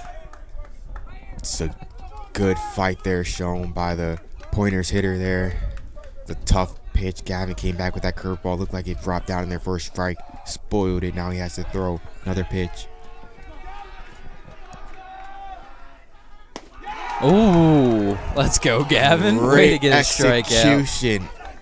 Great execution. The curveball got a little fluky on him. Didn't really work, came back with the fastball. And we saw it time and time again in that inning. He used the fastball, got a strikeout looking with the fastball, got a strikeout swinging with the fastball. Great to see Gavin have success there after kind of deviating from his devastating curveball that he has. It's how you win ball games, finding a way through adverse conditions. The ump was not giving Gavin his curveball. Curveball got away with him at times. He found a way to get outs and get out of the inning. Yeah, hit a guy with his curveball. Yeah, well done by Gavin. Dundalk gets out the inning, but while the Pointers do cut into the lead, it's around a 2-run game going into the bottom of the 6th. Dundalk still preserves the lead. And the Pointers, at this point in the game, I mean, they will have to get 2 runs with about 3 outs. If Dundalk doesn't score at the bottom of this inning. It's a tough ask, but it's been a great game thus far, and we're in for a fantastic finish here in Dundalk for this game 1 of this doubleheader.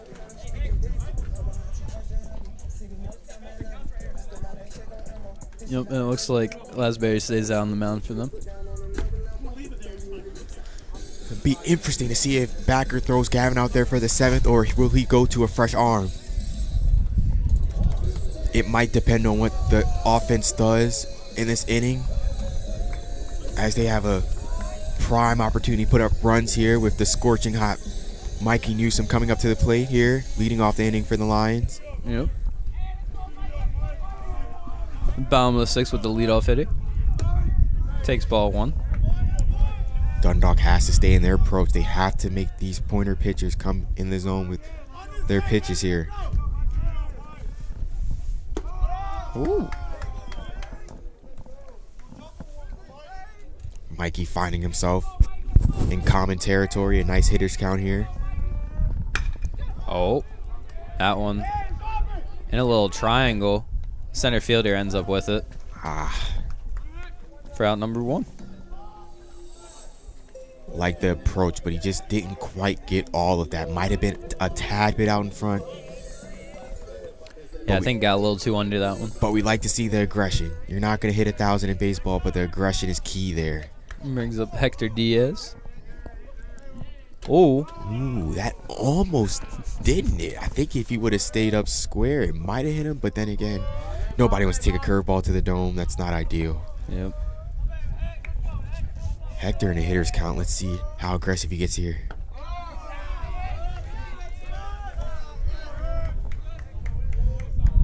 Hector, 2-0 the count. Yeah. known to take great hacks in hitter's count here. Takes that one, a disciplined approach. I mean, if he didn't swing at that one, I don't think he's swinging at the next one. Yeah, it's key that Dundalk might get an insurance runner here. He might be taking all the way here. Great. There you go. It's a 4-pitch walk here to set the table for Rafa, he's been doing good in these spots. Not the big hits, but it's just the little stuff. Maybe moving Hector over, putting one in the gap. Rafa's been an on-base machine this season, putting up good at-bats. Let's see if he can do it again here. Had a key RBI in his last at-bat, I believe. Poked one out to center field, brought a runner home. Hector having to get dirty over there. Sliding back to first on the pickoff attempt. Now Hector also has speed. Let's see if Backer puts him in motion here. Rafa lays one off low here. Dundalk making the Pointer pitcher here have to throw strikes. Great approach there.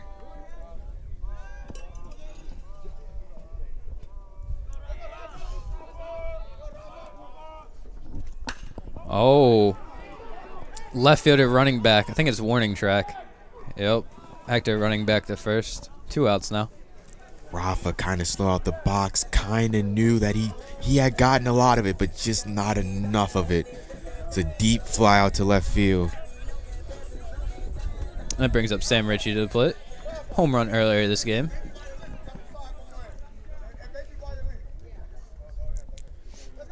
Sam Ritchie with a nice opposite field approach. Smacked a nice home run off over the wall in right field. Might have been looking for another one there. As a hitter in this situation, it's tough because you already hit one and you're like, oh, Okay, you're feeling good. You have to make sure you stay in your approach, though. Kind of have to heat check yourself. Yeah, you don't want to get too over anxious. You got to stay in your approach. Whatever was in your mind, when you get your last home run, keep that same flow with you. Don't try to do too much. Oh, pitch in the dirt. Hector, easy. Stand up to now second. you definitely have to emphasize that because you might not be trying to swing for the home run here, but a nice little bloop hit somewhere, a ball in the outfield could score a run. A very important insurance run in a 2-run game. Yeah. He went from swinging to the fences to just get it in play. Let's see what Sam Ritchie does here. Prime opportunity for an insurance run here. Go a long way for the Lions. 1-1 count. Ball outside. Sam Ritchie in another hitter's count. See if the pitcher challenges him here. Ooh. Swing and a miss. Yeah, he challenged him all right. Both teams' pitchers done a wonderful job today. Hitters count, they've been challenging the hitters. Sometimes it works out, sometimes it doesn't. But sometimes you have to challenge a hitter at the plate. Might work out, it might not. Walk 4, wild pitch. Runners on first and third now.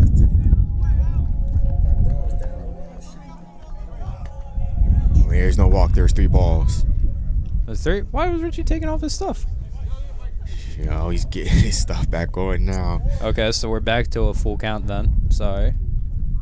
Now, here's the Richie. tough part. You have to relax your mind because you thought you had to walk. Now you have to go back and hit. You have to relax your mind. Can't go looking for another walk here. You have to get back in the hitter's mentality. Get a strike, put a good swing on it. Gotta get all dressed up and act like you're not starting all over. It's a 3-2 count with 2 outs here. Not to dig on Richie, I've never been a fan of all the accessories. I've just never been that guy. You gotta protect yourself out there, man. These pitches are crazy. Yeah, but sometimes people can be excessive with the accessories. Not that Sam Ritchie is, but just in general. He gets to walk now. And now his accessories can come off. There we go. So now there's runners on first and third with 2 outs for the DH Al Lorenzo. Al kind of been out of his approach the whole game, swinging at not too many good pitches, kind of expanding his zone, kind of shooting himself in the foot here. Let's see if he can stay in his approach. That one was a strike. Al has a walk, strikeout, and a flyout today. A walk could do, but I know Al. Al's a great hitter. Let's see if he can come through in this spot. Oof. Broke him off with a nasty change piece, it looked like.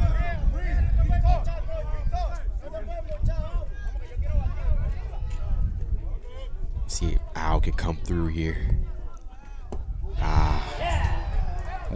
Struck him out to end the inning.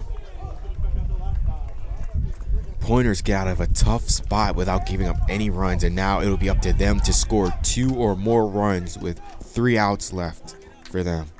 Nope, we had the top of the 7th. And it looks like we might have a pitching change. Yeah, he's walking towards the mound. Yeah. Yep, deuce. He'll be asked to close out game 1 of this doubleheader. It will be no easy task as the Pointers have been. They've been fighting like dogs, ironically. They have been fighting this whole game. It will not be an easy task for Deuce, but in order for him to lock down this W for the Lions, he has to throw strikes, and he has to make them put the ball in play. The defense has to make plays, make the plays that are there. Got to keep your cool. Don't panic after 1 base runner. Got to get your outs when you can. It won't be easy, but Dundalk can do this. They can pull this out. Let me challenge your memory here. If the Lions close out this game here, we got 3 outs. Who gets the win? Who gets the win? Oof. Now, okay. Now, when I first started keeping up with baseball, I could never keep track of this. But now I think I might have a shot at this. Let's see. Ooh, you said memory, so I'm trying to think. I got to think back because it had been somebody who was pitching when Dundalk had to lead the whole game. Didn't give it up. But then again, nobody kind of went the whole game, sort of. So I'll take it's either between, in my opinion, it has to be either between, I'd say Shelly or Gio. I'm gonna. I would think Ben. No. Ben? Well, I'm thinking of like MLB terms. Yeah, yeah, like, yeah. It's not, but then again, it's a 7-inning game. Is So you have 3 to. innings enough for a 7-inning game? 3 innings? Yeah, that's half the game almost, right? Because in MLB, it's 9 innings. They have to go 5, I think, So to you get have the to win. So you'd have to go 4. 4? I'd say it'd have to be. So it'd be Shelly then? Yeah, I think it might be Shelly you have to give the win to if they can pull this out. Whoever was pitching in the 4th inning after Ben, because Ben only had 3 innings. Yep. Yeah. So I think it would have to be Shelly here. But that's all irrelevant. The Lions have to get 3 outs here. Got to focus on the things first. Deuce starts off with the strikes, always good. The most important out in the save is the first out. First out will do you wonders. As a pitcher, it's always good getting the first out. Oh, the ump just not liking the curveballs today. Another curveball, which could have been a strike on some umpires, not this one.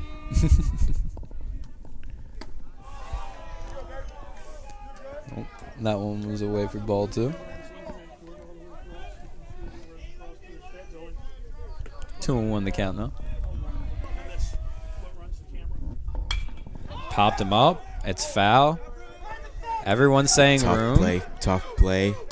Ooh, let's go Ice. And Ice, it's the circle of life. If you guys remember correctly, Ice had a play in foul territory that he kind of overran, didn't quite get to it. But here in crunch time, when it mattered the most, he comes up with the play. Beautiful play there by Ice, sticking with that for the first out of the inning.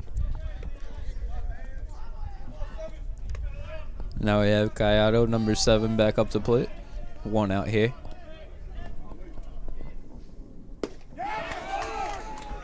Deuce has his rhythm. I haven't seen him pitch much since I've been here, but he's had rhythm today so far.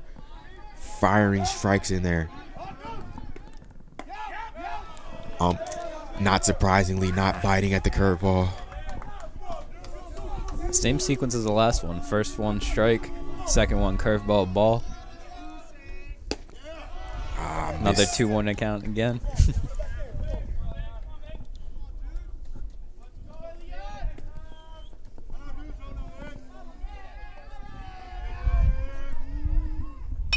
Ooh, sharply hit foul.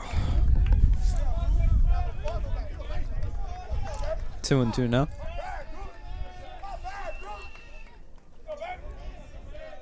Two more outs left in the game since it is a doubleheader. We ended 7 innings. A close situation. Ooh. Full count now. Pointers staying disciplined, not chasing those bite pitches, giving themselves a chance at the plate. Crucial 3-2 pitch here coming from Deuce here. That one in the dirt. That has been kind of, if you have to point to a thorn in Dundalk's behind today, it would probably have to be just at times the pitchers overthrowing their pitches, where that led to stolen bases or runs. It has been a theme, not only for Dundalk, but for both teams. If you remember correctly, the first runs for both teams were scored on wild pitches. Strike 1. Be interesting to see if the Pointers risk putting that run in motion here. Haven't had a lot of success on the base pass thus far. Might have stole twice, advanced once. But if you're Dundalk here, you have to make them steal. You can't give them a free bag by spiking a pitch or letting it get away.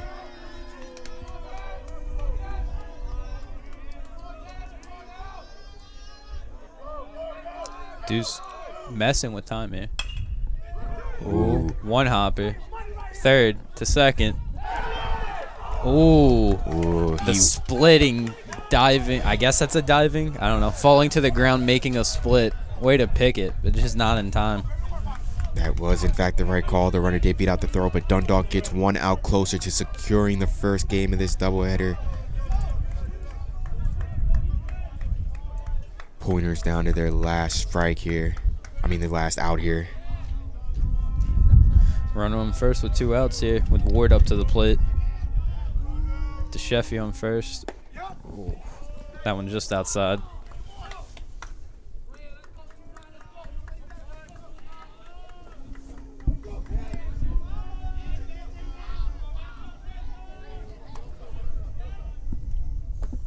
Ooh.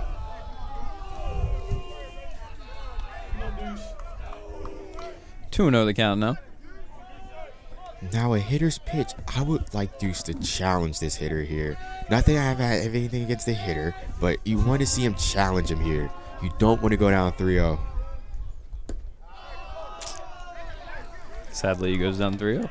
That one missed. I don't know if it was down or low. Or Happens, down it or away, happens. but yeah. Just got to take a deep breath, start square one, focus on throwing the first strike, and then go from there. There's the first strike. Now he has to focus on throwing strike 2. No other pitch matters except the next pitch. Next pitch is the best pitch. Take his time, throw a well-executed pitch here. 3-1, the batter might not be swinging here. Another executed pitch. He is now back in this count, and the Pointers are down to their last strike. Full count, 2 outs. All comes down to this. If I'm Deuce, I don't deviate from the fastballs. They've been working. They got you back in this count. I throw him another one here. Got away Runner from goes, him. and that one was in the dirt. Now this will produce a visit by Backert here. Kind of got away from him. He might have been feeling the little tenseness of being almost at the doorstep. Kind of lost focus there a little bit. Wait, Backer's coming in. That means a change? That's... It could be just a meeting. Make sure, good meeting, psychological warfare here, making sure all the fielders are okay. They had a little trouble with communication there with Mikey at first base, trying to get him to understand something. It's just too loud on both sides of the dugout. This is a good meeting. Everybody, 2 outs. This man that puts them in front is at the plate. The man that ties the game is on base. Everybody just stay cool, stay relaxed. There's a man on first and second. Get the ball, nearest bag, outfield. They know their assignments. Everybody just stays cool, calm, cool, and collected in a time like this. Pazinski, the number 9 hitter, steps into the box. He is 0 for 3 on the day with a strikeout. He's 0 for 3, but he can have a big hit right here. Yep. Can erase all the troubles of his past at bat today. Yeah, had to find the words there.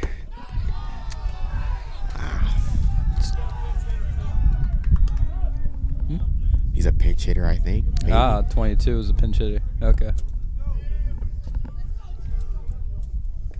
So it's Burtnick up to plate, not Pazinski. Now, not to jinx anything, I'm not going to say it, but I'm just going to say pinch hitters do not sit well in my stomach. So I'm just, however, if you those are watching that keep up with the games, you probably know which one I'm talking about. I'm just going to leave it at that. They just don't sit well in my stomach. There you go.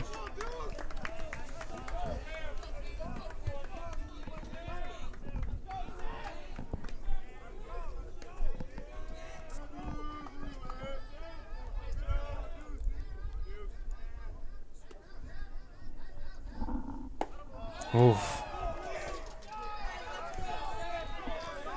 3-1 the count now.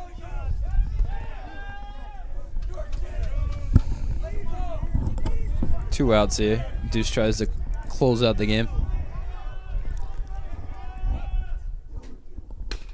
Ooh. Another full count. Like I said, this game was going to end in fire. It was not going to be easy, and it is not easy for either team right now. It's a lot of turning stomachs here watching this game. A lot of excitement here on Two both outs, sides. 3-2 count. Tying run at the, or winning run, go ahead run at the plate. Tying run on first. The pitch. Outside. Oh, it's a little bit outside. Deuce will face another batter, and the suspense gets even more suspenseful. This game wasn't going to be easy. It was going to have if you were keeping up with this game, you probably knew it would end somewhat like this in this position. Pointers fighting and fighting and fighting to get this first W here in this first game of this doubleheader. We have 10 for 22 here. The pinch hitter who drew the walk is now replaced by a pinch runner. Now I believe we have Ray Daughtery working in the bullpen right now. Be interesting to see how long it takes for him to get warmed up. We got bases loaded with 2 outs here. Depending on what happens here, if this game goes on, this could be Deuce's last batter here. It's a leadoff guy, mentioned.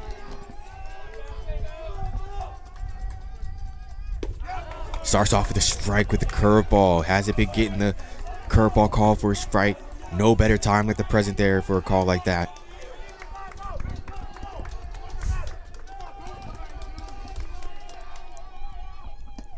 Ooh, miss low. Miss Second low. curveball falls in there too low. 1-1 now. Both dugouts making a lot of noise. You can feel the tension here building in this game. Third curveball. Diving play from Ice. Gets through. Robbie comes up. Throw it at the plate to Richie. Throw to second. Tries to fake it. The throw from the outfield was just up the first base line instead of down the third base line. Richie didn't have a chance to tag. Tried to get the runner second base after he took a lead, but rough Pointers. one there. Pointers have indeed thrown a haymaker, and we are all squared up here in Dundalk in the top of the 7th. Sevens are running wild here. 7-7 game at the top of the 7th. Here we go, folks. If you're Dundalk here, you have to calm down the emotions. The game is far from being over. Have to settle in here. First pitch inside there. Have to settle in here. It's both sides are now amped up. It seems like the Pointer side here, their dugout is fired up.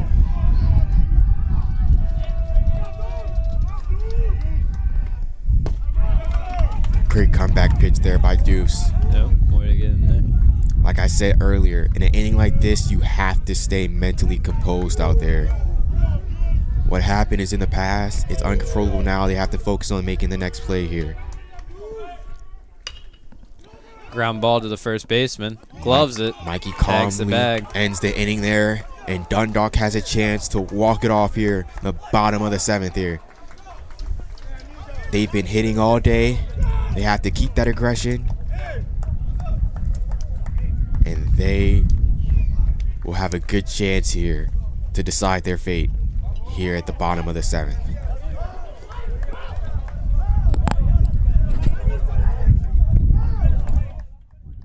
These things end to tie? Huh? Can it end in a tie? No. All right. Right? We won't have a tie, Rich. We'll play this game and then just say screw game 2, right? That's right. Yeah.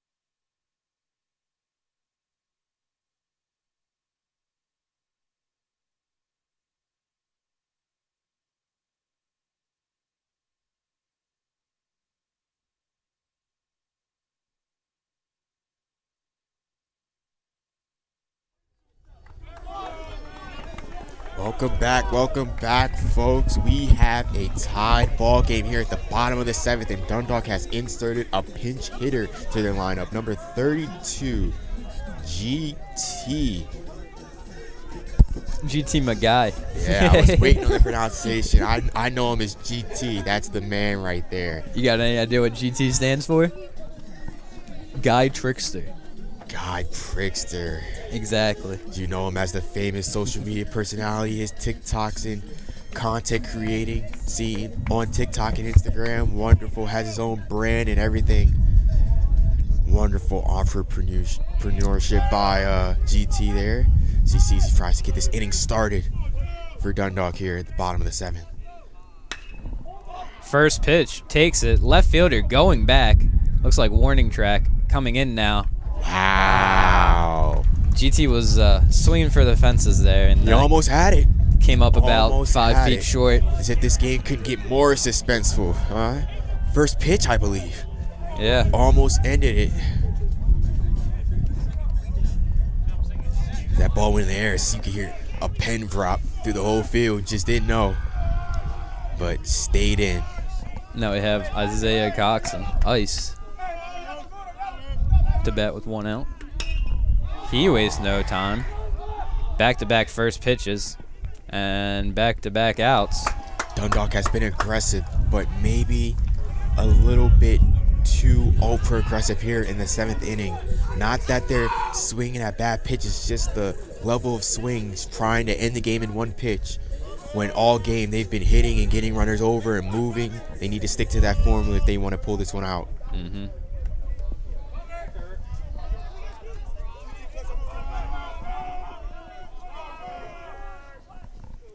Oh, Another healthy hack there by Robbie Smith, trying to untie this game. must be a little deception out there with number 11. Everything just looks so tasty they want to swing it at all. Not that time, though. Nope. Curveball missed. But there's just enough that they're not getting all of it. Yeah. Just, you don't need them to swing and miss. You just need them just to not get all of it. Just to, these flyouts, long flyouts work just as well as a strikeout.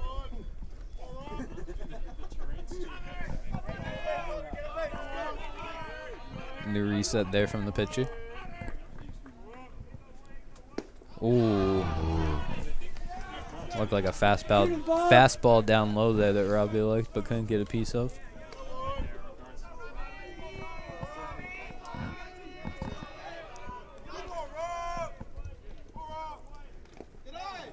That one hit him? Ooh, did it hit him? I'm guessing it did. That might have it. Did hit him. And this is important here because Robbie is fast and already has 2 stolen bases. Something to keep an eye on. We have Darwin Reyes stepping up to the plate. Darwin, another one of the power speed guys. Like, they have so many power speed guys in this lineup. You would think they're just growing them off trees down here in Dundalk. Let's see what they do here. Funny enough, Robbie from Georgia, and I believe Darwin's from New York.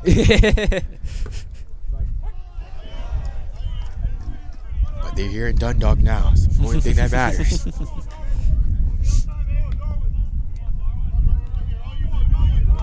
Let's see if they try to put Robbie in motion here. There he goes. Swing from Darwin. Runner Robbie makes it. And now here it is. Darwin Reyes at the plate. Just all he needs is probably a base hit. He's down 0-2 to lighten his approach here. Just a nice base hit could end this game and give Dundalk the win here.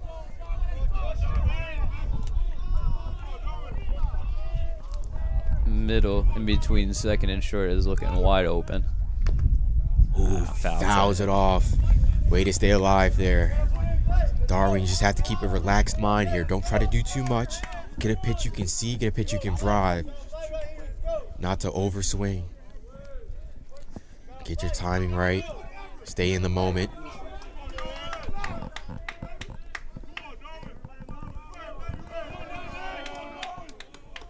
Pitcher stepped off. He wasn't going to throw it, but then remember he had to throw it. Yeah, by rule, he has to throw. Nice little lollipop out there back to his shortstop, non-threatening. Man, if this game couldn't get any more suspenseful, huh? 2 strikes, 2 outs, runner on second. Chopper, first baseman grabs it, has to toss it to the pitcher. He covers it. And we're going to extras. Well, I guess it's not. It's technically extras, but it's the 8th inning. Yeah.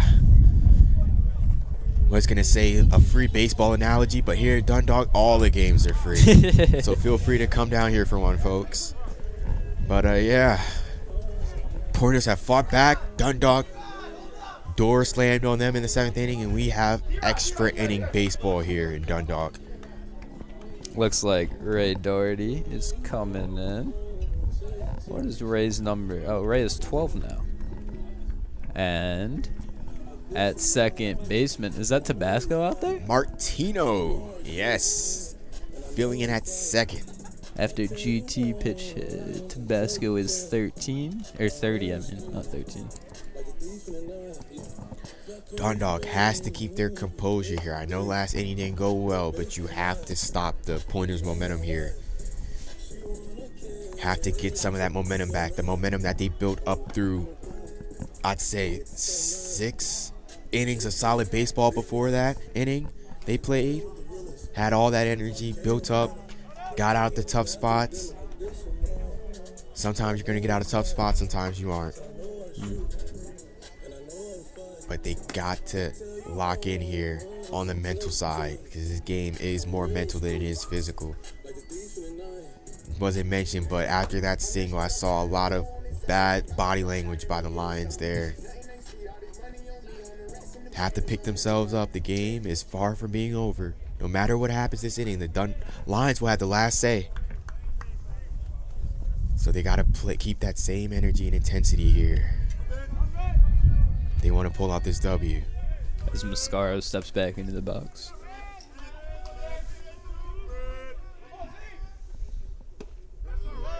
Ray's in there for a strike with his first pitch.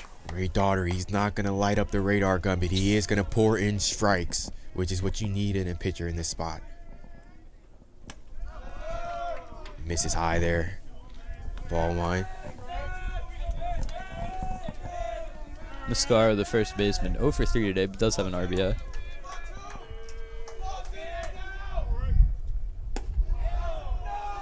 Curveball, breaking a little high. It's kind of releasing a little bit too early. All his pitches are going high.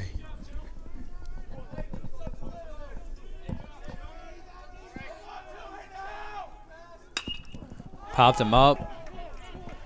Tabasco calling for it. Ooh. Darwin left it for him, surprisingly. Had to range back there, one hand. When I played infield in high school, I was always a two-hand guy. But if you can get done with one, why not? On that play, I probably would have rather have seen Darwin take command of that. Yeah, Darwin coming in instead of Tabasco going back. Yeah, But, it's always a tough play for the infielders when they have to go back. Luckily, no hurt for the Lions there. Brings up the DH Rice, who is 1 for 3 with a run and 3 RBIs. Big home run by this guy. Remember his name, big home run. Kind of put the Pointers right back into this game.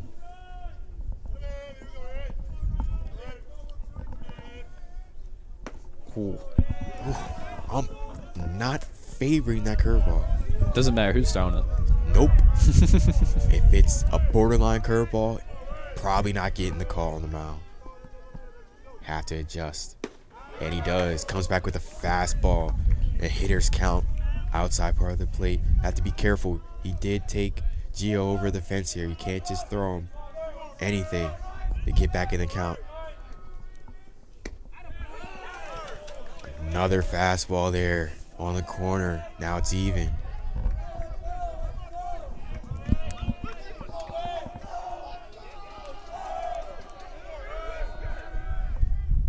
Ooh. Just got away from him there.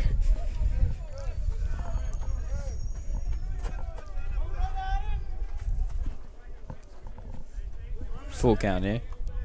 1 out. No one on. Come on, Ray. Ray calmly composed as he comes to the plate. Ooh. Walks him. Didn't miss the by much. He kind of knew it was a little bit outside. No hurt though here. Has to get these next ones.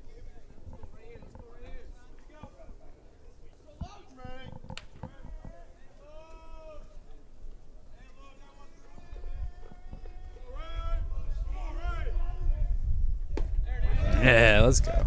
Breaking ball props in there for strike one. Very important pitch here. Very important at bat here.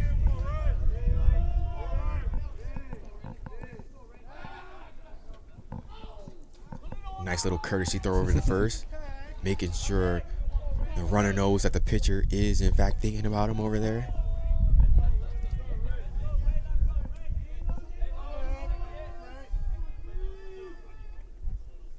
Oh, that one away.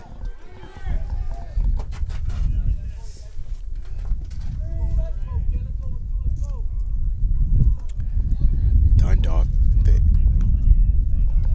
thorn in their side is coming back, rearing its ugly head here.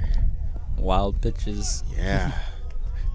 You cannot afford to give the Pointers any free bases here. You got to make them earn them. Now they have a runner in scoring position, a very pivotal at bat in the course of this game right here. There Comes we go. back, nice response. Nice response. The breaking ball. 1-2 count with a runner on second now here. In this tied up ball game in technical extra innings, since it was supposed to be a 7-inning doubleheader. Ooh. Somebody in the Dundalk dugout wanted it. Umpire did not want it. 2-2 now the count. Interesting to see if he might go back to the curveball here. I don't know. There it is. Ooh. Oh, center fielder on the warning track. Catches it. The runner tags to the shortstop. Holds it. So now we have a runner on third with 2 outs. Pointers with a clutch at bat to tie the game last inning. Let's see if they can put together another one. Let's see if the Lions can get off the field here unscathed and give themselves a chance to win the game again.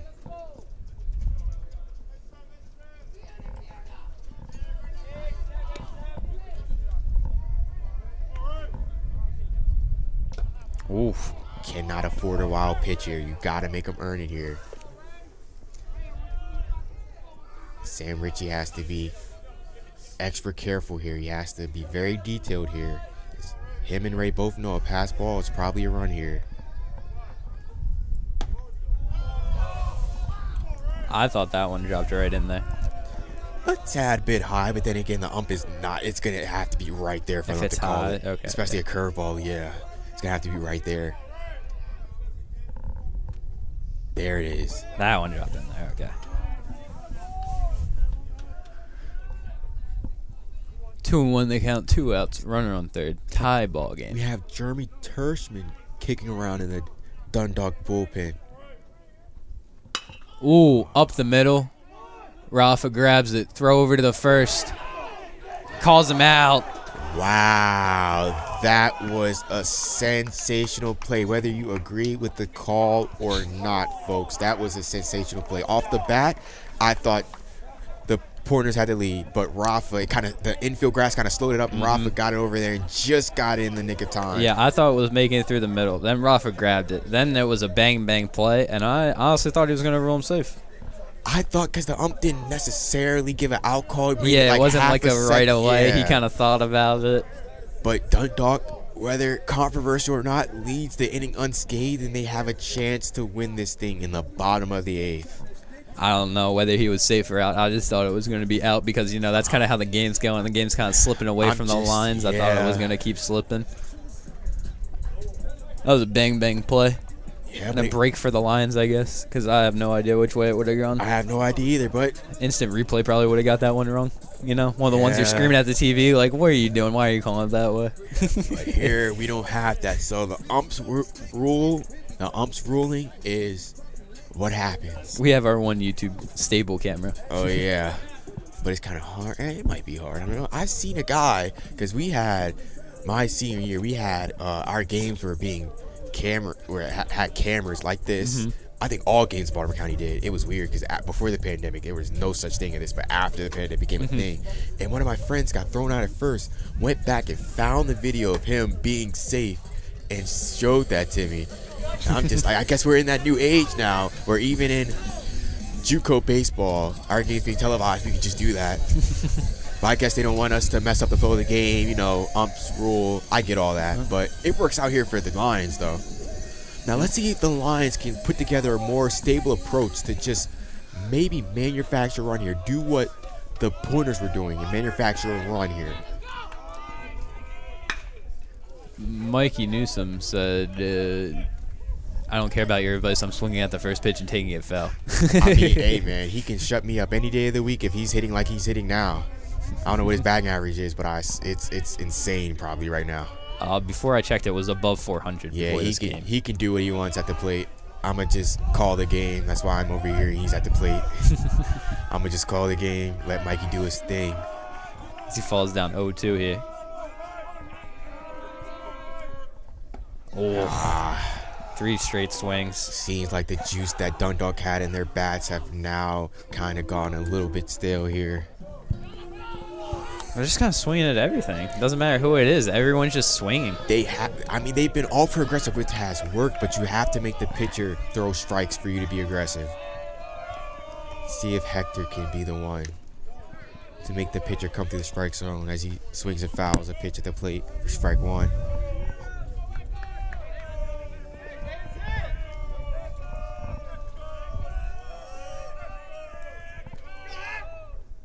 Ooh, Hector, chopper, shortstop, Ooh. 1 hop, grabbed it. Oh my God, laser beam. Ended up in the dirt.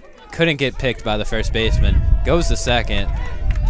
Hector, stand up 1 second. Now this is what the Dundalk Lions need right here. The home runs could be nice, but a play like that, a ground ball, a hard ground ball, fast runner like Hector, putting pressure on the shortstop to make the throw. The first baseman, as we've seen multiple times today, could not pick the throw, and Hector is in scoring position for Rafa here. Hopefully Rafa can bring him home and put a conclusion to this game. We'll see what happens here. I can tell you one thing, Rafa is the right guy to have in this spot. That one is outside for ball 1. And if you're just joining us, this is the first game of a doubleheader. So technically, even though it is the 8th inning, we're in extra innings, and the next run will walk off the game for the Lions if they score it. Otherwise, we're going to the 9th. There's 1 out with a runner on second. And the pitch. Ball 2. Rafa, very great disciplined approach. Put him in a prime position to put this game possibly away. The Lions were leading this game 7-1, believe it or not. A 3-run home run is what got them back in. As that's ball 3. They have to be careful here if you're the Pointers. Don't run into the same problem that has gotten the Lions a couple times today. It's the wild pitch. Can't give any free bags here at this point.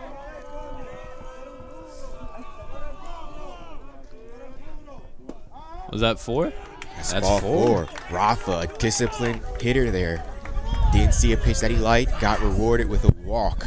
Now that brings up Sam Ritchie, who has put one over the fence today. Sam Ritchie, the one who hit a home run. Oh. Looks like we have a visit. It seems like the energy has shifted. The Pointers were taking all the momentum now. It seems that Dundalk has the momentum. You can see in the disparities between the sound levels of each dugout. It's very quiet. I mean, to be fair, like I said, the Lions were up 7-1. The last run they scored, they had the 5-run 4th inning. And that was, the other 2 runs were before that. It's been, the bats have kind of died down for them, and they kind of rested their heads on the lead they had, and it kind of disappeared from them. It's been in peril. I said that the 7-1 lead, they were going to have to keep hitting and keep getting that energy up because the Pointers are not going to go away. And they have proved that to be the case as they are right back into this game. Sam Ritchie here has to put together a productive at-bat, at least here, to move the runners. As he fouls off the first pitch. Don't want to try to be the big hero, want to take the big swing to put the ball over the fence when a single could very well win you the game here. That was the problem that Dundalk's lineup kind of ran into during the 7th inning. Very appetizing pitch. Yeah.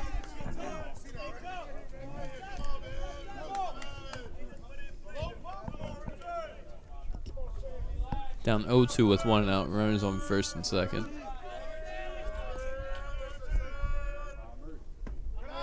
Oof.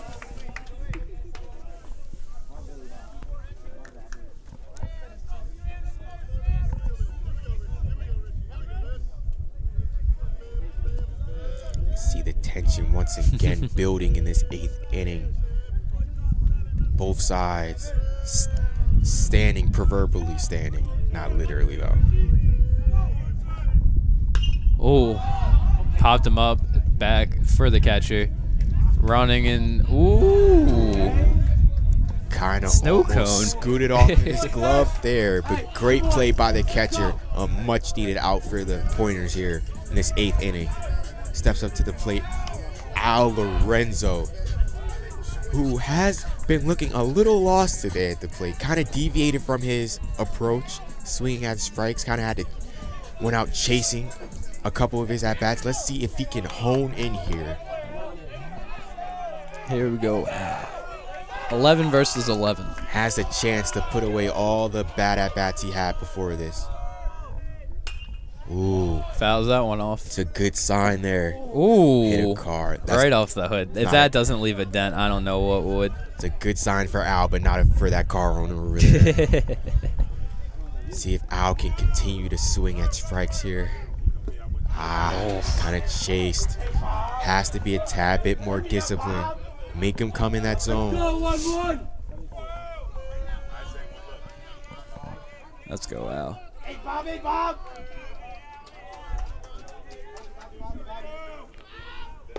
Good pitch to lay off there. Might not look like much at home, but that is a hard pitch to lay off in that situation there. Yep. Let's see if he can come through here for the home team. As he asks for time, the ump doesn't grant it. Stays alive. Stays alive.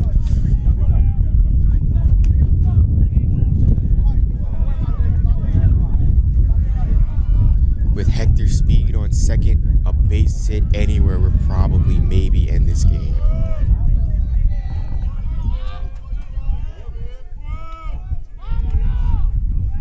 Oh. Swing and a miss from Al there. And we're going to the top of the 9th. More baseball, folks. You know, we kept saying this is a doubleheader. It's only 7 innings. Looks like the teams want to prove us wrong here. I mean, we're here for it. We are definitely here for it, but that was a very great inning concocted by the Pointers there. Got themselves a little bit of a jam, but got out of it. The game will continue on into the 9th.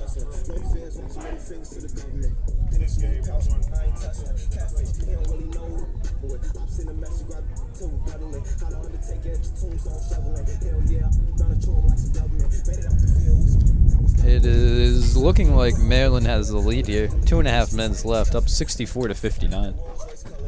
Right.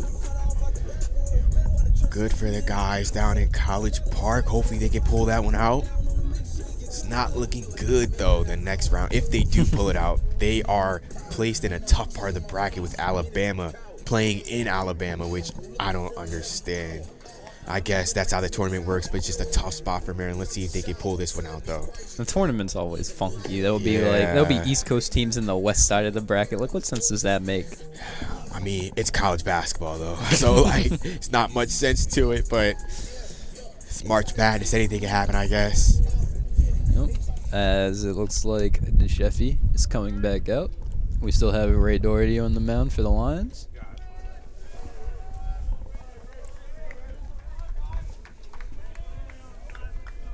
Whoever did that, they owe me lunch.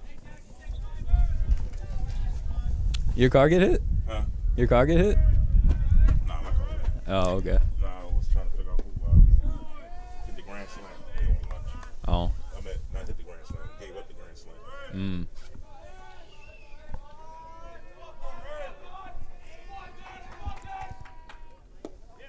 Good curveball that 1-1 drops count in now. there by Ray. I mean, if the curveball's going to be called for a strike, it's going to have to be right there. The ump is not giving any favors on that pitch. Ooh. Right fielder, straight at him. Darwin grabs it. We got a guy there. Important first out here for Ray on the mound. Can lock in here, get settled in. And that brings up number 25, Ward, back up to the plate. Try to see if he can push this game to the bottom of the ninth. Still tied at 7. Ward 0 for 3 on the day. The center fielder has a walk and a strikeout.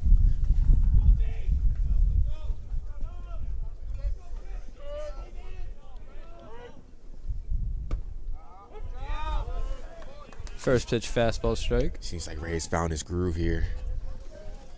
Pouring in some strikes.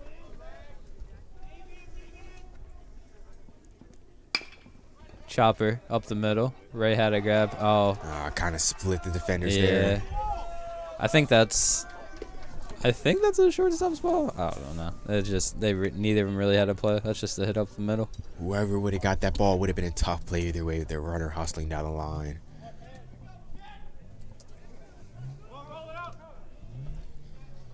That brings up Macau, Machial. I think. He was Like when you spelled it, it's when you spelled it, I thought of Michael, but then I was listening to the letters. I'm like, maybe you see it. yeah, I would say Macau. Yeah, he was the pinch hitter, drew a walk. He was the pinch runner, and then ended up staying in the game at the shortstop because the shortstop was the one pinch hit for. He pops it out now. The runner was going.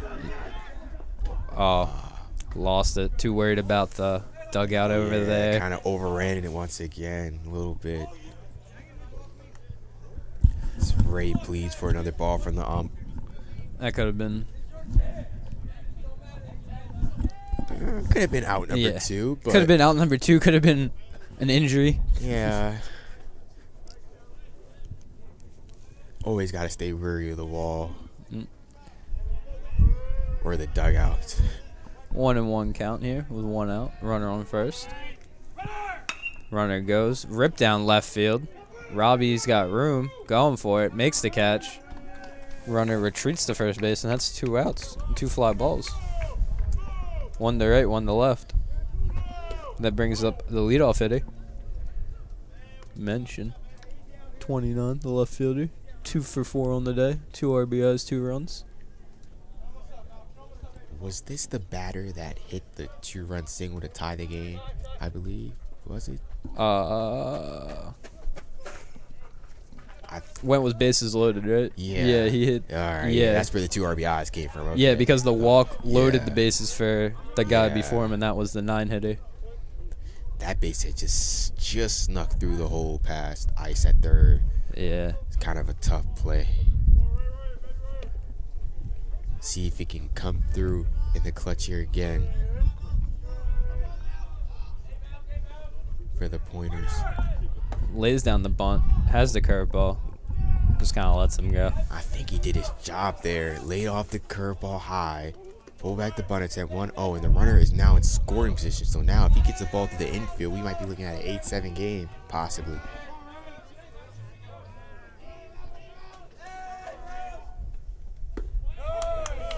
Ray curveball, finding that same spot for a strike. It's going to have to be pretty much right there if he wants that strike call on the curveball.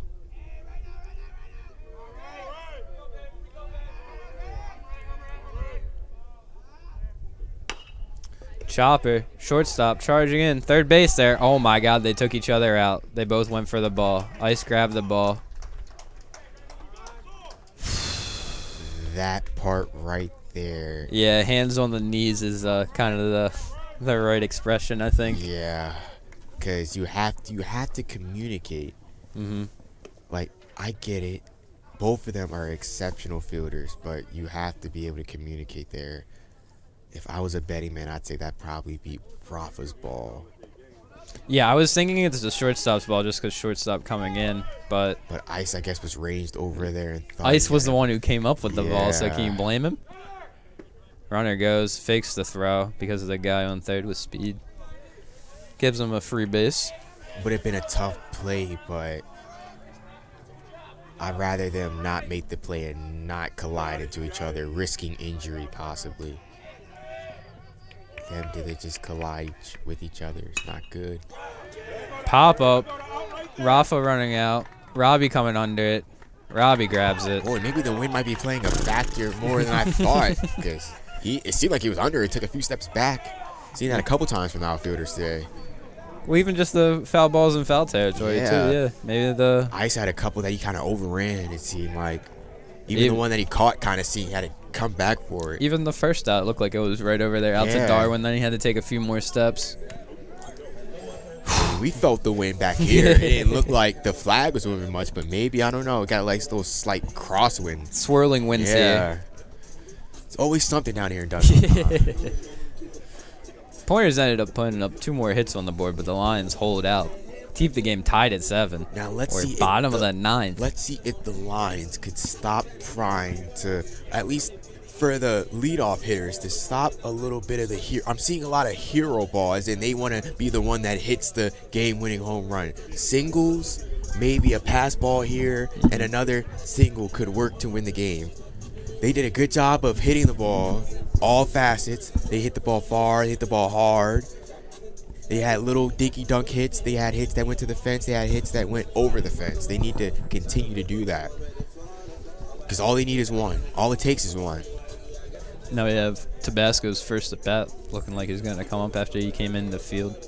After the second base spot's been rotated a lot through this between pitch hitters, runners, and then guys coming in the field after him. So now Tabasco seeing his first at bat of the day here in the 9th inning. The fireman. I swear he took my walk-up song. If I was playing this year, that probably would have been a walk-up song. I have a class with him. We probably had a conversation about it too. So, hey man, I guess it's his now. I'm gonna have to find something else next year.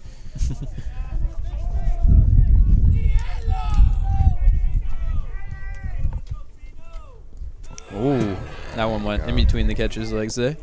Ball 2.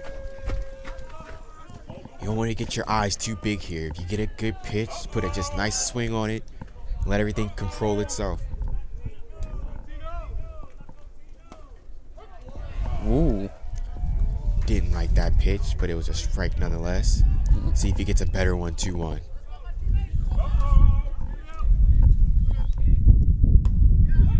Strike 2. Another fastball there. You might, in hindsight, you might probably want him to swing the bat on that pitch right there.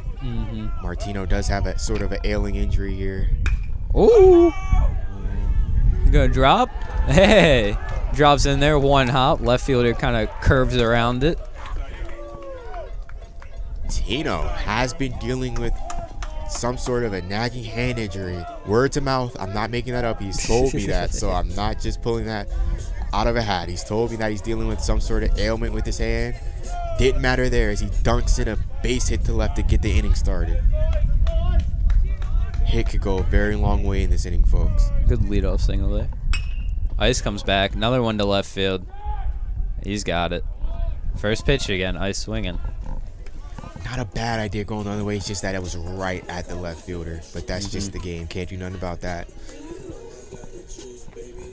That brings up Robbie Smith. See if Dundalk can work some magic to get this runner in scoring position to set up possibly a game-winning hit here in the bottom of the 9th inning.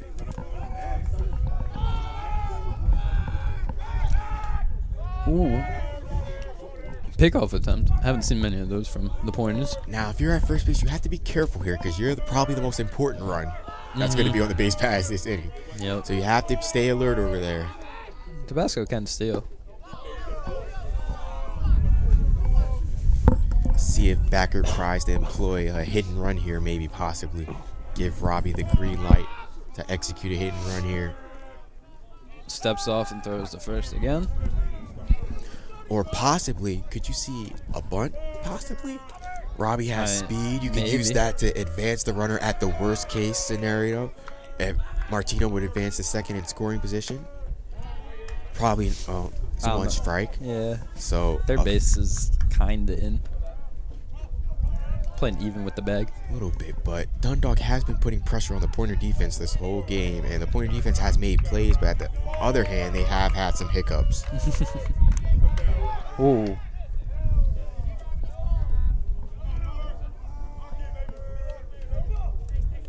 They have 2 errors on the board. I believe they're just double play balls that ended up in not the first baseman's glove. Yeah.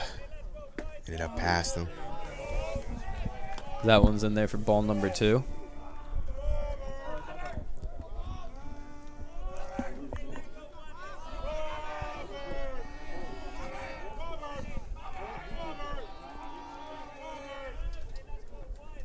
Ooh. Now, I saw that one from up here. That looked like a tasty pitch right there. Seemed like Robbie kind of swung under a little bit. Yeah, seemed like a fastball that stayed high. Yeah. Backed off first. A little close there from Tino. A Didn't little dive. too close for comfort here. It's a very important run there. Gotta stay awake over there. Back to Tino again. Oh, that one high. Tino went low that time. Now, on the other side, you can't be too wild because if you throw that ball away, you're looking at a runner on second, possibly third, depending on chaos. So you cannot overthrow that throw. Ooh, that one in the dirt, but the catcher keeps it in front of him. Just like you can't overthrow the home. It's a lot of pressure from a lot of places here in this 9th inning.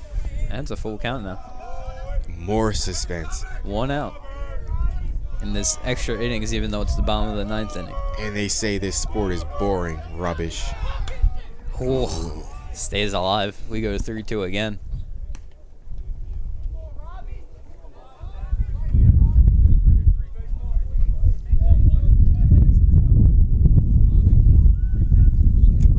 Count. 1 out. Let's see if Martino's in motion here. It's not completely out the wrong possibility. Pitcher had the same idea you did. I think the Thought Pointers about the know runner. that. Usually the runner goes with 2 outs in this situation, but 1 out, they might try to steal a bag here.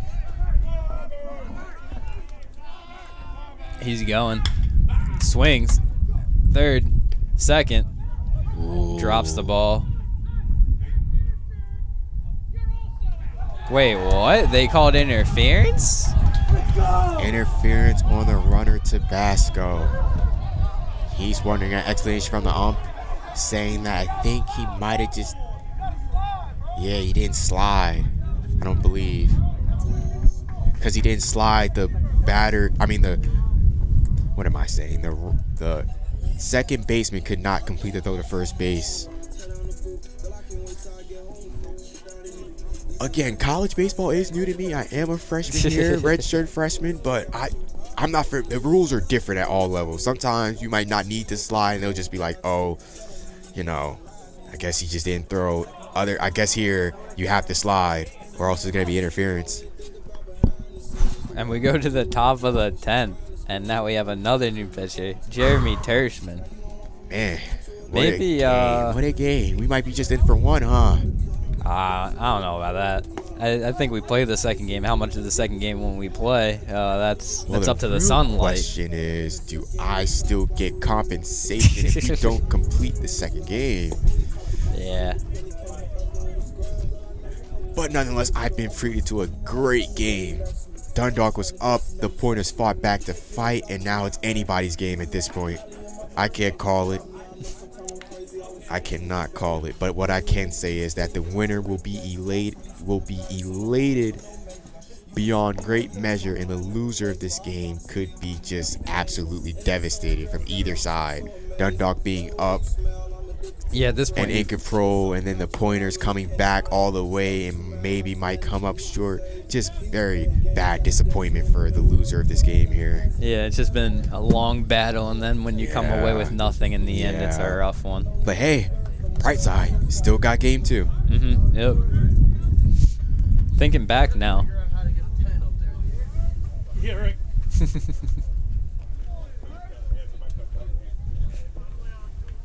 Coach joking we need to get a 10 up there on the scoreboard for the inning. Right now at Dundalk, we're inning 0. Started back square 0. See if Tershman here can come in and provide some good relief innings off the bench here for Dundalk. Scaro, the first baseman, shows bunt. Thinking back now, Ben Hall only pitched 3 innings as a starter. That seemed like forever ago. Yeah, we had that rotation of pitchers. Ooh, to the shortstop. Grabs it.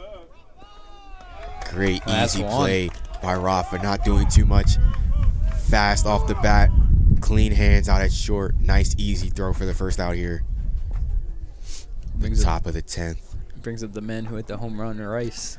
Always got to be wary of him. He did it once, he could possibly do it again. Got to pitch this guy carefully if you're Tersh out there on the mound. Big swing and a miss.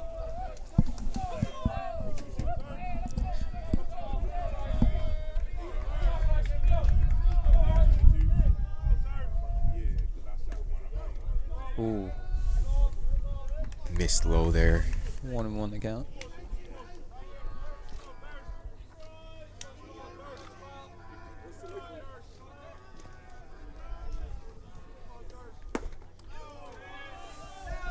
Missed inside there, 2-1.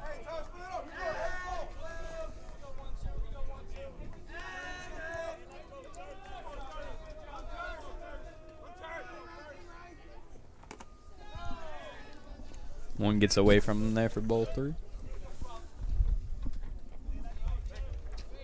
3-1 here. It'd be interesting to see if, I think he threw all fastballs as at bat. It might be interesting to see how he changed it up here. You don't want to give him a cookie here, 3-1, as he has shown the ability to go over the fence. It's a long drive to left, right field, my bad. Oof, off the wall to second. I mean, Darwin kind of put that on a lazy. It was a tough play, and he was back there. I think he might have ran into the wall a little bit, but it's tough because that hit the very top of the wall, and I think Darwin, if he could have timed his jump, might have caught that. But he kind of ran into the wall and then tried to catch at the same time. Just was too tall for him. Yeah, one of those ones you kind of need the wall to help you get up there instead of trying to jump and land into the wall. Yeah, and that's the timing just a little off. Yeah, that's something that it takes only practice, because in the game that's an extremely hard play to make when you're crashing in on the wall like that. The Pointers have a run in scoring position now, threatening to take the lead here in the top of the 10th inning. What has been truly a back and forth ball game thus far. Pops him up. No tag. Robbie's got it, chilling. Important out there by Dundalk. Very important out there. Pointers still have a chance to come out on top by the end of this inning. Dundalk has a chance to get off the field and give themselves another chance to try to end this grueling battle. Been basically a war of, not attrition, but a war of depth from both sides.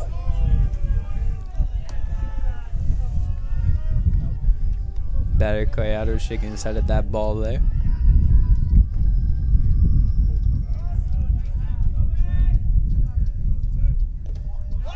In the dirt.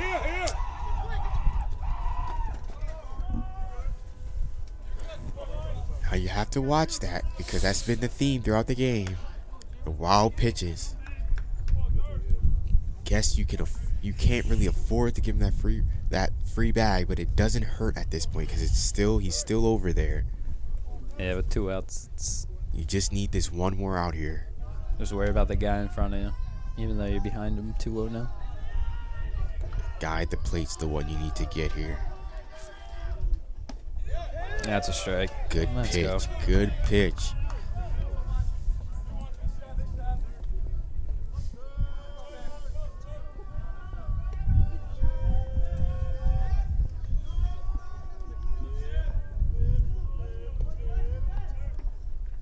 Ooh, inside there. Yeah, he missed inside. Has to find some bit of consistency out there. He's back in a bad count. Great count for the hitter at the plate.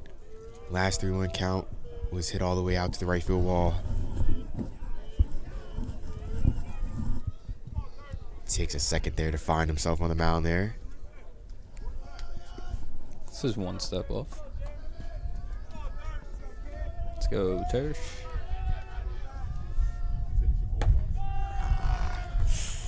Walked him. You don't like it, but at the end of the day, still does not hurt. You just need one more out now. as we have movement in the Dundalk bullpen. It seems like Tyler Sampson has gotten up and started warming up. I believe if that's Tyler down there, I should. That's who I was thinking it was. Yeah. It's always, I think I saw the number 6 for Tyler there. Tyler had a decent outing over the weekend. So the pitching staff. The runner's just going. Uh-oh. You got him. Throw it. Oh, my God.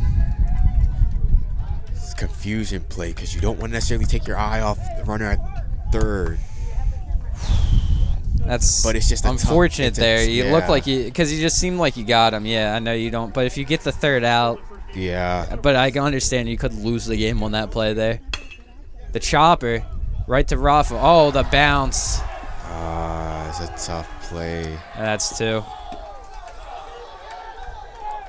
And the Pointers have come all the way back to take the lead 9-7 here at the top of the 10th inning. That was a tough play for Rafa to make. A high chopper and the runner smartly at second, kind of getting in the way of Rafa's vision there. Making it so he can't really stand where he wants to grab it. That's a very old trick in the game of baseball. It's very legal, just getting in the fielder's eye level vision, messing him up, especially on a ball like that. Ooh, that one. It's kind of tough for Rafa.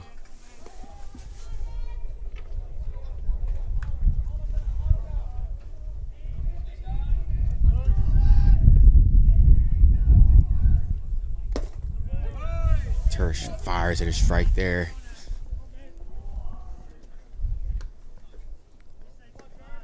The energy has absolutely shifted again back to the side of the Pointers.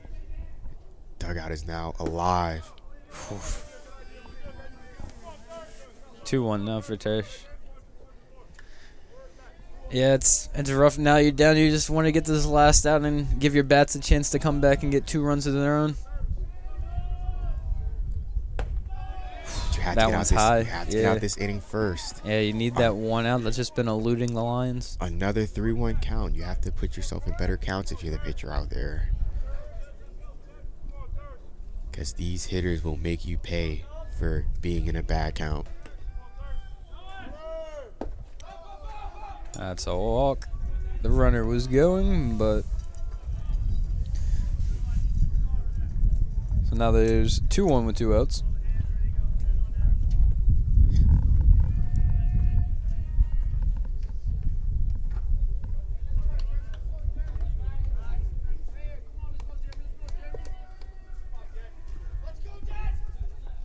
Two outs, runners on first and second.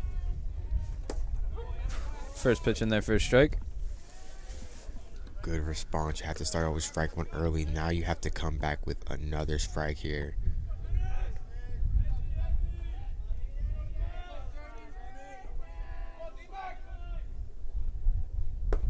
Oh, strike 2. Let's go. Now you have to put them away here. Cannot mess around with these hitters. You have to eat your food. You can't play with your food here.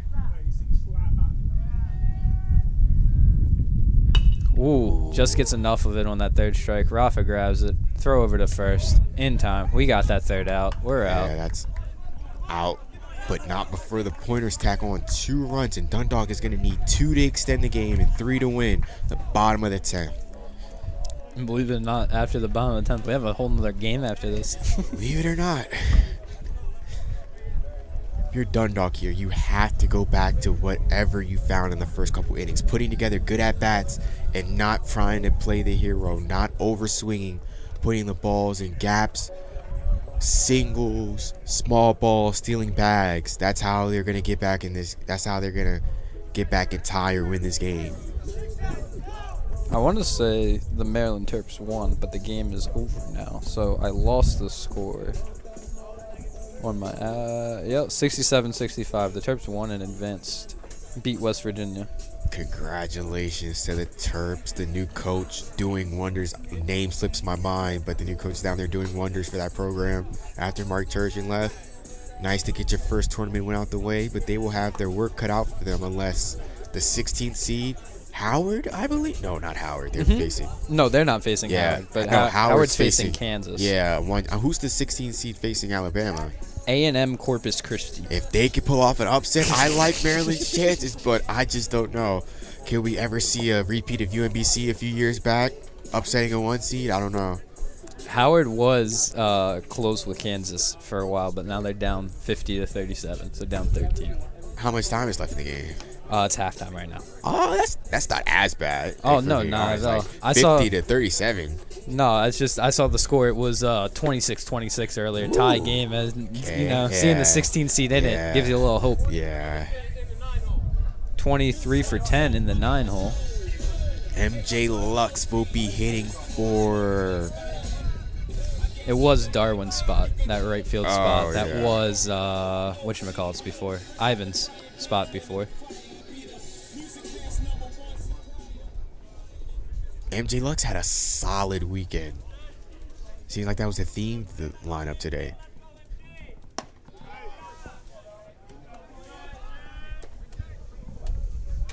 Sees that one in there for ball 1.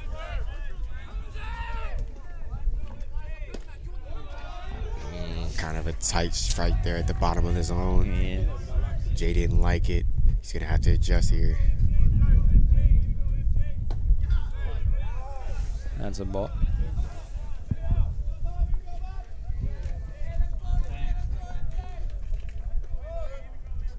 Two and 1 the count.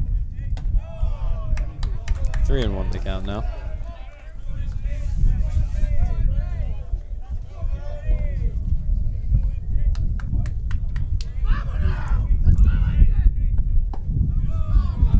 Great at bat by Mr. Lux, setting the table for the top of the lineup. Said Dundalk's gonna have to get back in this game how they started it, hitting, not trying to hit the ball far, not trying to do too much. Singles, stolen bases, maybe a little magic here, a little magic there. It's not impossible, but they have to do that in order to get back in this game. Yep. Now we have Mikey Newsom back up to the plate. Sammy Kahn came in to run for MJ after drawing that walk there. Sammy Kahn providing speed that Dundalk's going to need in this half of the inning to get themselves back square one, tie the game. I assume if we do go to extra innings, Sammy would stay in the outfield. Mikey sees the first pitch in there for a strike. Mikey probably the hottest hitter in this Dundalk lineup. Like to see him come through here. Doesn't like that pitch either. Ball 1, 1-1, no outs here. Runner on first. Lions try to claw back here, down 9-7 in the bottom of the 10th. Throw back over to first. Sammy getting dirty for first action of the game. That's what's crazy because it was like 30 degrees.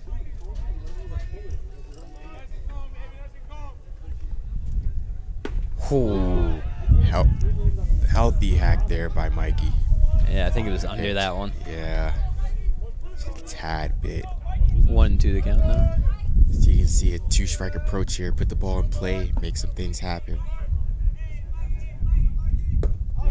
Good pitch there, but Mikey did not bite. Now draws the count back even.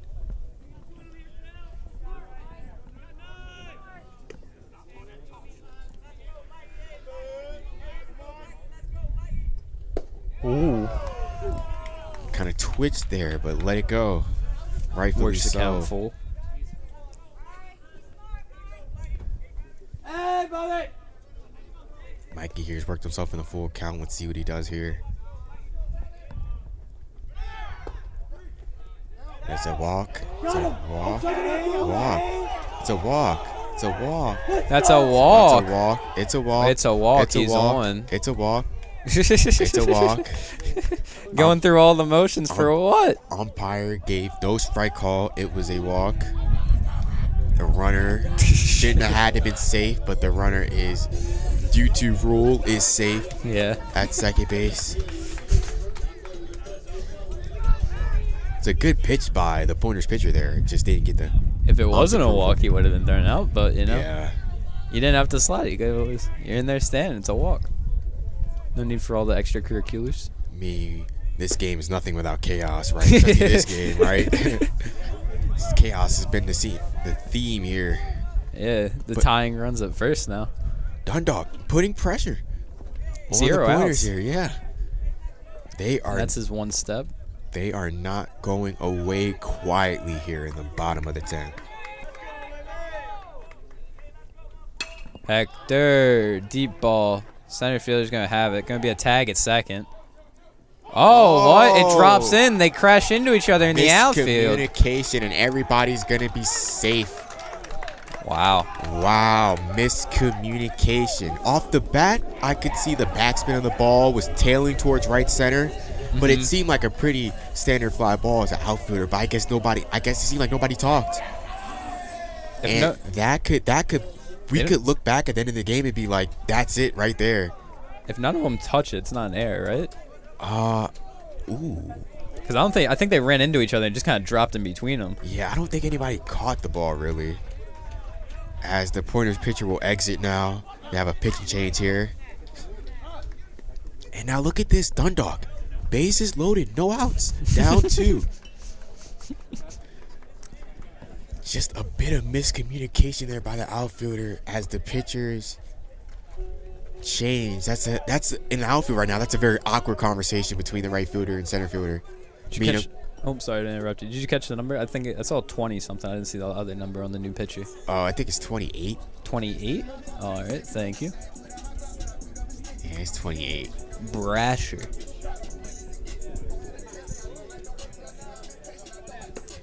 But yeah, right now it's kind of sort of a little bit of a delay pain feeling. There's no runs that are scored, but that was a squandered opportunity.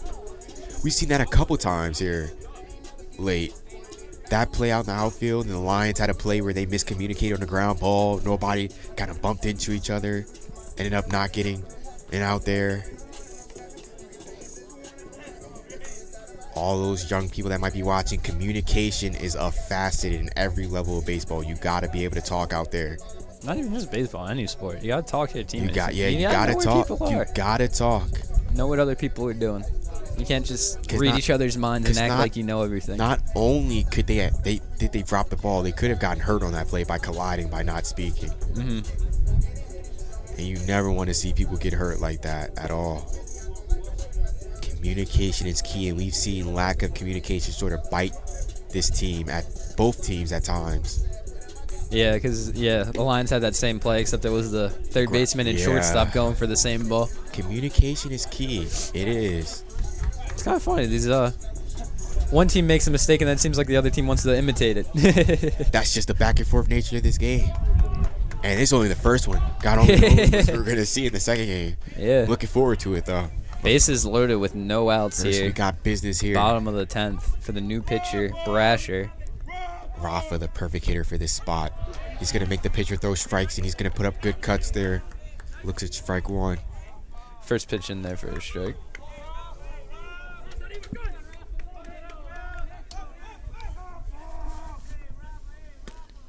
Ooh, that one outside. Off a tough pitch. I thought it was a strike. Rafa almost took a hack at it. Barely missed, but Rafa has great discipline up there. He's going to make the pitcher come in the zone. Ooh, took a hack foul.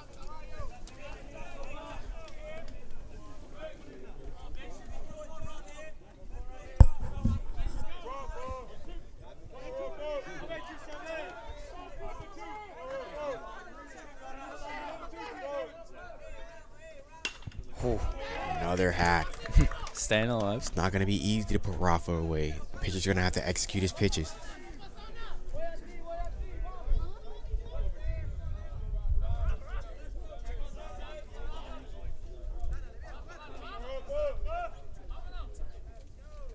Ooh. Rafa is locked in right now. He's seeing this guy's pitches, and although he's fouling it off, this is a good sign.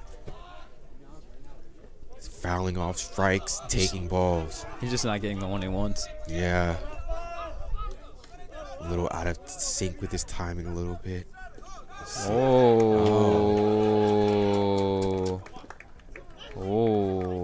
Got nothing there. Almost hit him. Something that cannot happen if you're the Pointers there. Gotta make Rafa at least put the ball in play to score a run. Saw the urgency from the Pointers players there. Everyone Yeah. worried about that. We're losing one run there with a wild pitch, but no one moved an inch for the Lions.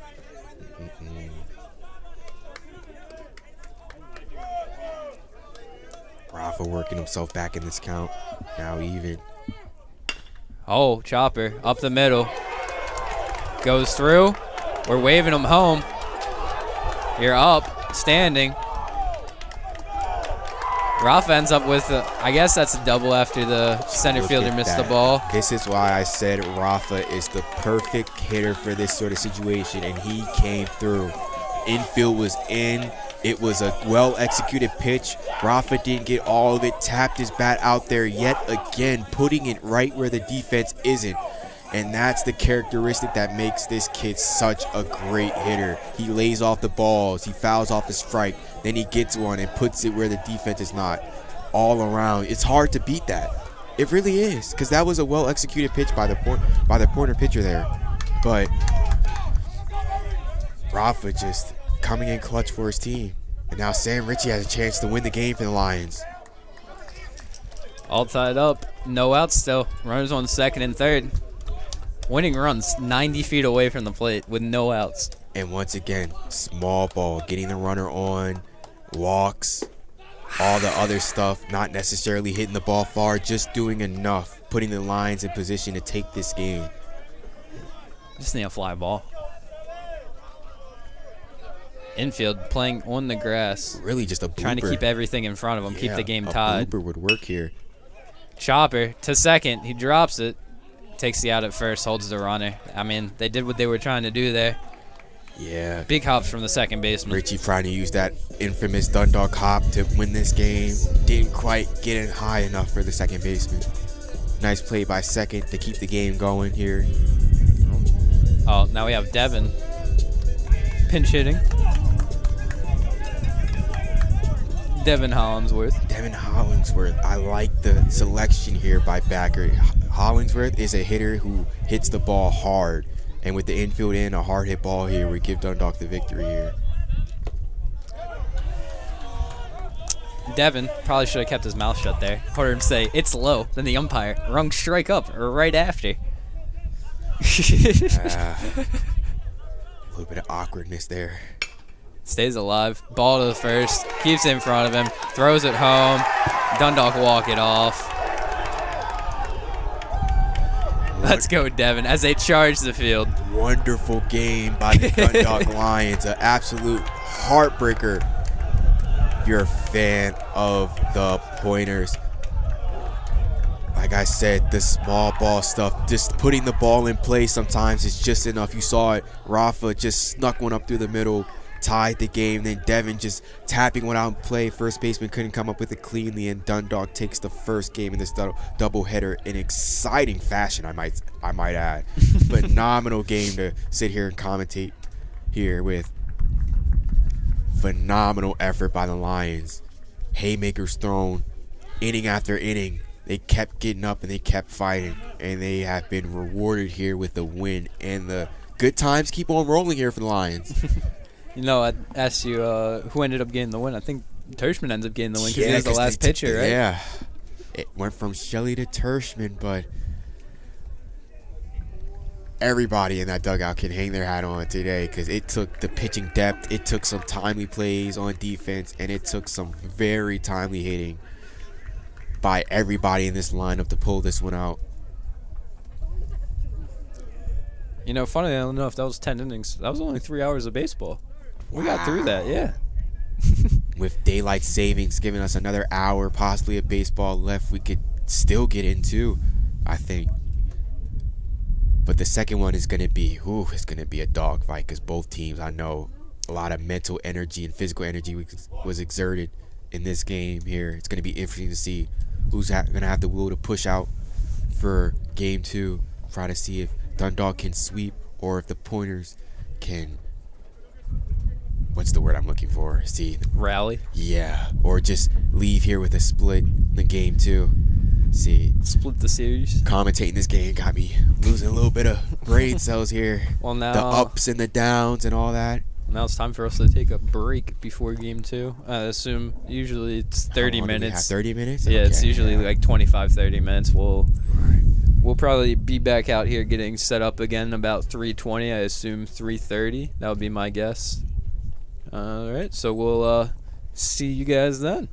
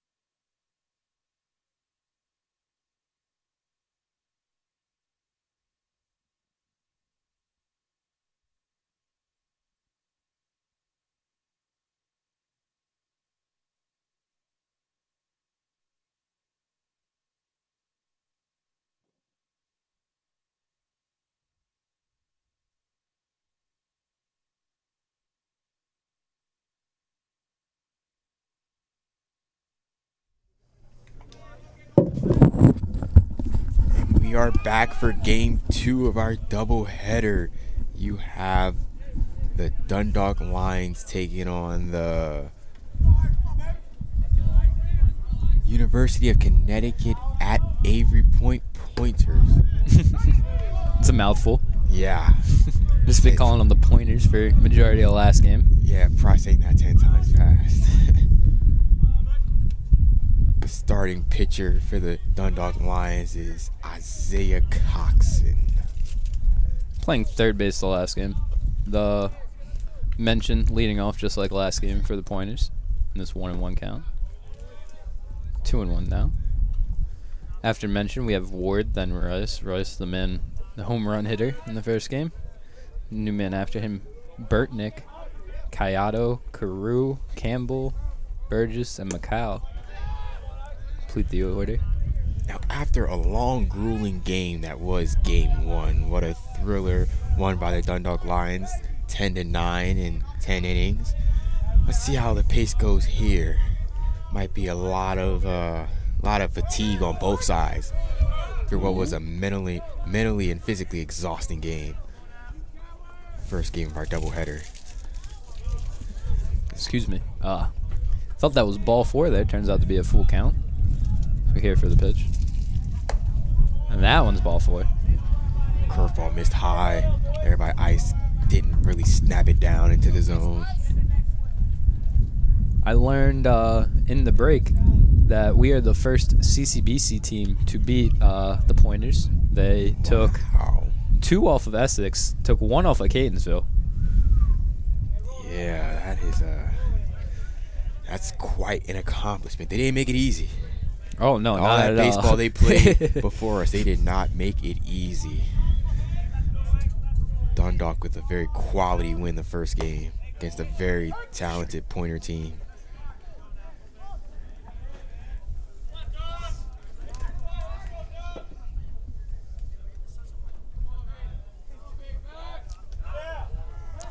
Lost the ball, but no go from the runner there.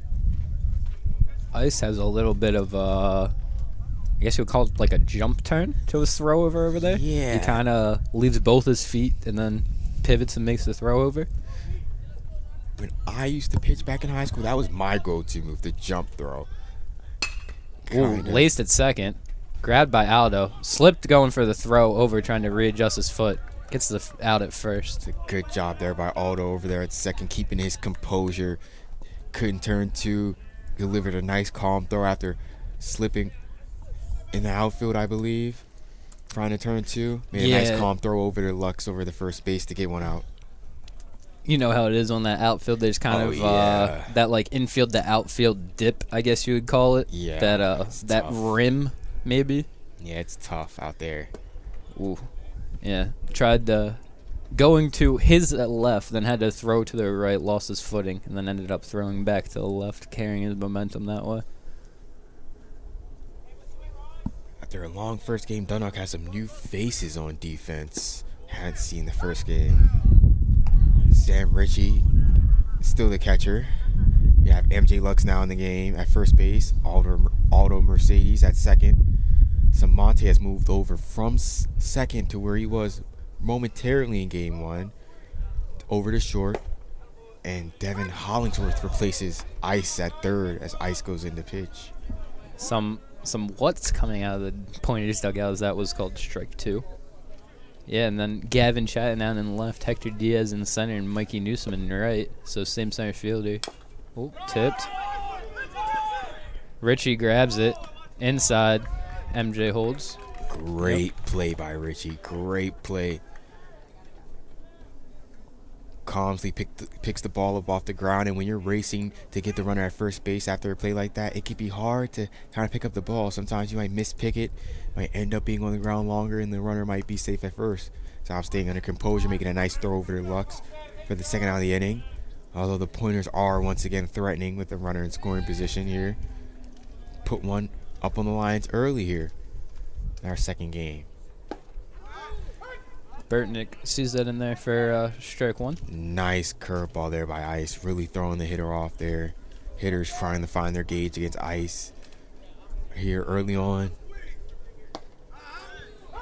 Strike 2. Burtnick was the guy. He was the pinch hitter who then got replaced by a pinch runner in the first game. So he had the one at bat, drew a walk, and then he was done for game 1. Ooh, Ice gets swing and some a there. miss. It's an emphatic finish by Ice there. Kind of shouts to himself, getting himself going. That's what Dundalk needs to keep the energy levels up. They exerted a lot of energy, but then again, on the energy scale, Dundalk is not your normal team. These guys are fired up constantly. See it in practice all the time. The competitive nature is off the charts. These guys, when they keep winning games, they have to keep the competitive energy up. You have to energize each other, especially after a grueling effort, a gutsy win by them the first game. Yeah, it looks like they have number 18 Chamberlain out on the mound. Let's see if these pitchers will continue to key the first game, or at least the first couple innings where both pitchers kind of kept the ball in the strike zone. See if both teams can minimize on the hiccups of the wild pitches and the free bases this game. And so we have Burtnick behind the plate catching. Campbell's going to be at first, Carew at second, McCall at short, Borges at third. And then left field mentioned, Ward in center, and Rice in right. Lions lineup, Mikey Newsom, the right fielder in this game, first baseman last game, leading off. Then Hector Diaz, G.T. Magai, the DH in the 3-hole. Sam Ritchie, your catcher, in the 4th spot. Samonte moving from second to short in the 5-hole. Chatton, who pitched in last game, now in left field this game, the 2-way player. Hollinsworth delivered the walk-off hit, now playing at third base, keeping his spot. You know, MJ looks over at first in the 8-hole, and then Aldo Mercedes, the second baseman, in the 9 spot. One thing about having a game like the first game was, it was very telling on both sides. You saw a lot. Base running, defense, pitching, hitting. These teams are probably, most likely, in a perfect world, not going to play each other again this season. But, man, have they got such the scouting report if they ever met for a third time. Because if you missed it, folks, you missed a doozy the first game. It was a wonderful game. Mikey takes strike 1 in there. Pitch from Chamberlain. See if Dundalk can keep up their aggressive approach they had during the early innings of that first game. Keeps it up. Ball to the shortstop. Makes a sliding diving play. Ooh. Ball in the dirt. Gets away. Couldn't picks it. Mikey's on the horse. Like I said, Gets the second base. First game was very telling, and if you and me both know, that play kind of happened a lot in the first game. Ball over there to first base. First baseman couldn't quite pick it. Dundalk gets extra bases here to start off the inning. Yeah, I think they had, I want to say 2 errors off the top of my head. I'm pretty sure that was both errors. Not the same guy making the throw both times, but ball in the dirt, the first baseman couldn't pick. Nothing on him. It's just tough plays, you know? Yeah, the same sort of play, but it's been the theme here. Hector takes strike 1. Like the continued aggressiveness by the Dundalk hitters. They let the Pointers get back in the game because they sort of lost that aggressiveness as game 1 went on. You need to keep being aggressive for all 7 innings. You have to give it what you got here. Yeah, the Lions were in the lead 7-1 in that last game. Ended up having it getting tied 7-7 after the top of the 7th. Then to come back and win it 10-9 in extra innings. Ooh. Hector looks at a strike 3 there. Tough pitch. Last game, Hector got a fistful of at-bats. I can't count how many curveballs were called strikes. But then again, like every doubleheader, the umps switch. The field umpire now becomes the home plate umpire, and the home plate umpire becomes the field umpire. Ooh. Gotta hope GT is okay there. He grabbed his helmet and runs. Hard 90, yes, sir. We love to see GT in good spirits. Like he could just brush that off as Dundalk adds another base runner to this first inning.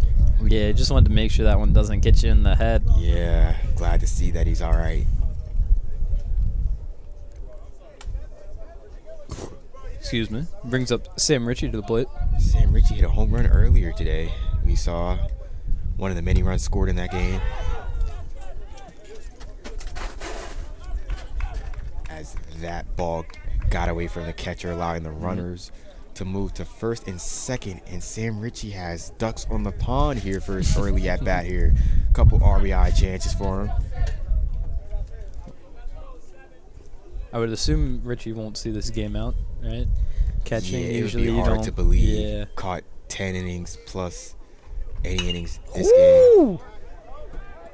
Right field is back on the warning track. But that's all it's got. Newsom running home, standing up. A decent throw GT from on third. Right, but Sam Ritchie with another sort of inside-out swing, punching the ball the opposite way. Almost had another one there, but it will do the job as your Dundalk Lions jump out in the first inning to take a 1-0 lead. Stepping up to the plate, Julian Samonte here. A chance to add on to his RBI total this season. 2 outs, though. Can't have another sacrifice. Yeah, it's going to have to be a hit here or some magic here. He sees that one in for strike one. Julian, a veteran leader on this team, knows what he has to do here or to get this run home.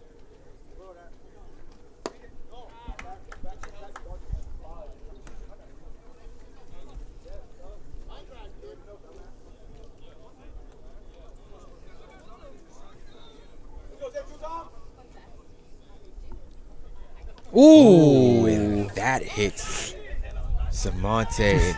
Samonte takes his hard-earned hard 90 there. And at first base, good to see that he's also in good space after getting hit. Chamberlain with a little bit of command problems so far this inning. It's his second hit batter. Yeah, and I don't think that one was a wild pitch, but that one did get away from the catcher, so it must have been low in the dirt. Not an easy one to grab. Yeah. Up steps up to the plate, Gavin Chatton.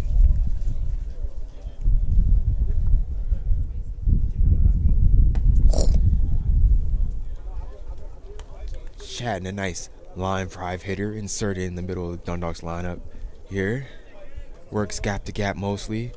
See if he can find a gap here.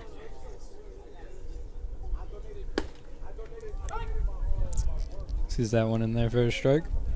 See if Chamberlain can find himself a little bit here. A little bit of a shaky start here. Hit a couple batters, or already a run in. Let's see if he can find himself. Throws back to the runner first.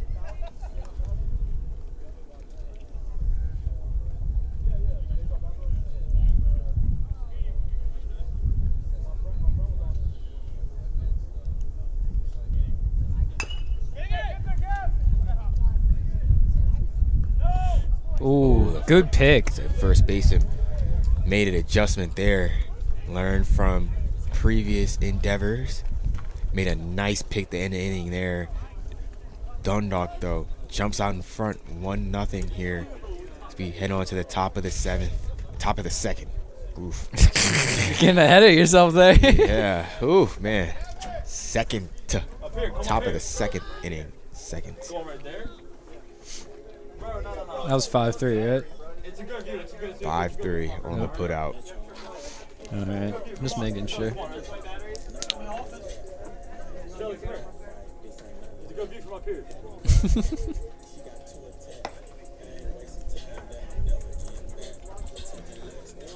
We have Collado, Carew, and Campbell due up for the Pointers. Interesting strategy by Dundalk. Seems like they're rolling out the veteran lineup. Only have one first-year player out there, Hector Diaz, in the lineup today for the second game of the doubleheader. Interesting choice by Backer. But I guess Gavin's kind of a iffy one, right? Oh, 'Cause yeah, Gavin yeah. didn't really play last year, technically. Kind of like red shirt, red freshman, shirt, yeah. To be fair, there was a decent bit of freshmen last game. Yeah. And there was with the 10 innings, there was a healthy dose of people who got their yeah. chances. Yeah, but in a game like this where you just play 10 innings, it's nice to have those vets out there to kind of soldier your way through, because this is probably going to be a slower paced game than the first one, because I can't imagine them engaging in another slugfest. We might have to call a doctor here. Either somebody's going to fall out in the field or I am trying to commentate another slugfest here. Ooh, still recovering from the first game. Here we are, top of the second inning. Game 2. Ice starts off strong. The velocity is lively today at Ice.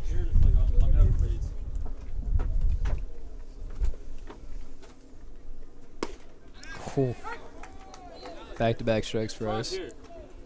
The Pointers hitters today are going to have their work cut out for them. Ice is in the zone. Going 3 straight fastballs, challenging the Pointer hitters. See if they can make an effort here. Ice, one of the harder throwers Dundalk Lions have to offer here. Ooh. It's away from there.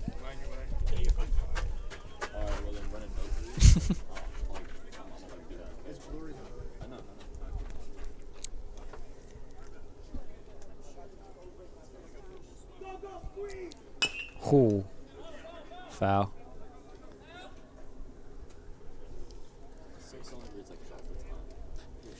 Collado staying alive here.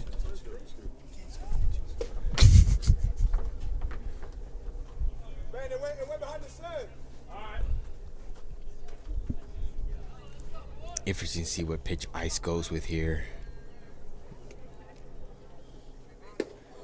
Curveball that drops in approximately 72 miles an hour. That's a great curve. Those numbers provided by one Mark Shelley. Those you know him, yes, he in fact plays for the team. He's getting Ice's readings for today. That last pitch came in at about 91 miles an hour. Okay, I did Ice. mention Ice is one of the harder throwers on the team. The Pointers will have their work cut out for them today.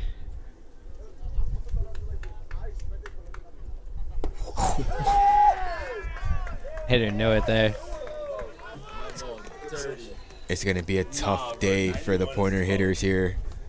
Have a 91 mile an hour pitch come at you, then next pitch 69 on a curveball. Not much you can do there. Ooh. Now we have Carew up to the plate. Number 21.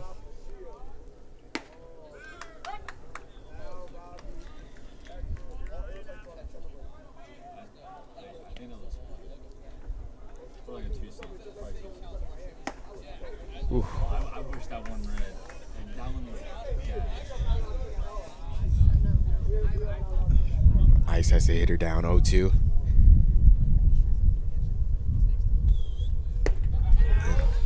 Swing and a miss. Another K for Isaiah Coxon. He is locked in, ladies and gentlemen.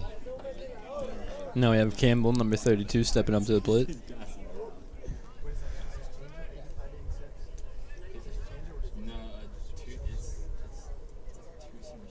Is that a ball that gets away from the bullpen? Interesting to see the Lions bullpen working here.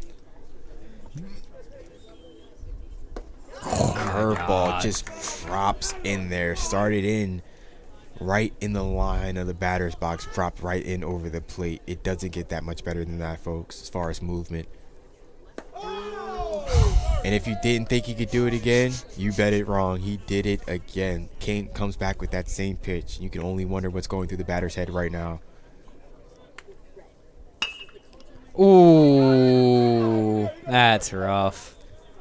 Off the ankle of Ice there. Just one of those. Just gotta hope that Ice is okay. Hopefully he didn't nick him too badly, but it's just one of those things, you know. Can't do nothing about it. Can't let that shake your groove, though, because Ice has been chugging along the second inning. Had that batter down 0-2. See what he comes back with here. He's been overpowering with the fastball, but that last at-bat, he kind of was relying on his curveball a lot more. See how he tries to work the flow in between that.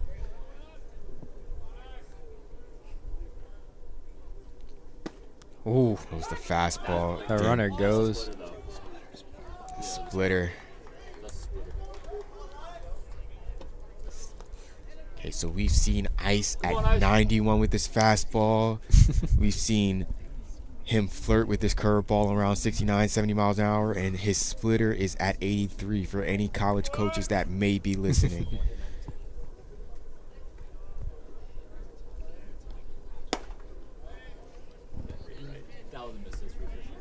Ice falls down here 2-0. That I guess is a comebacker that he kind of kicked up there. Yeah. Hopefully didn't shake him too much there as he now falls behind. That one seemed like he overthrew it a little bit. Now Ice has to be careful here. He Yeah. has to 2-1 make call. these hitters hit. 2-1. No free passes for these pointer hitters. 2-1.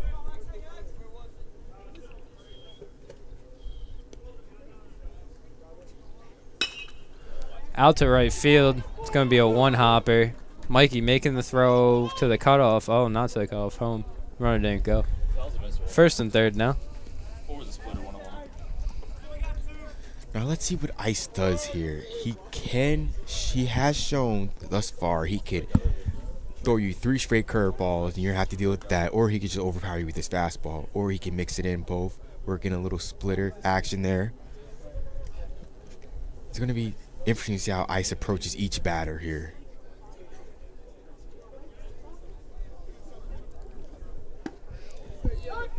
But that by far is the best approach. Strikes. No matter how hard you're throwing, that's the best approach. It's pitching. Strikes. He starts off 0-1 there. Up. MJ, get on your horse. Oh, that one barely. I give him an A for effort, though. He got down there. Hey, bro, anyone on first base, I don't know if they get it. That was a rough one. It was right at the fence there. You gotta have, like, Usain Bolt speed on his first baseman. Get that. For the most part, yeah.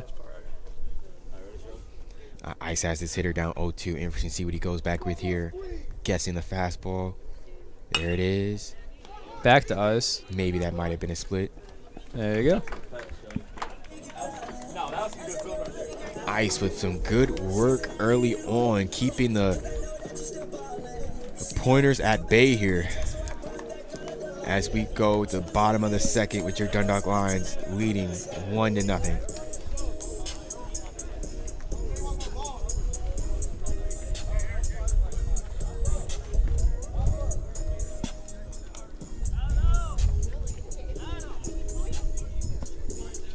Lions are due up Devin Hollingsworth, MJ Lux, and Aldo Mercedes.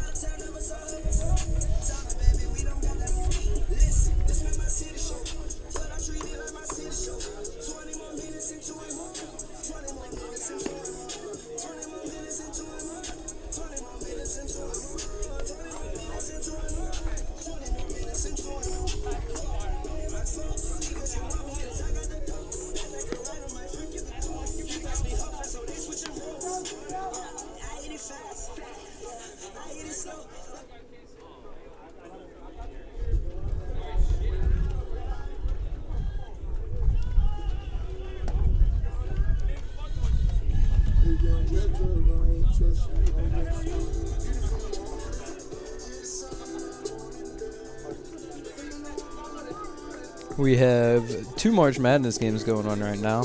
The 1 seed Alabama is up 48-30 over A&M Corpus Christi, and then the 12 seed Charleston is tied with the 5 seed San Diego State, 24-all right now. 4 in the first half. As that first pitch is in there for a ball to Devin Hollingsworth. Men with the walk-off in game 1.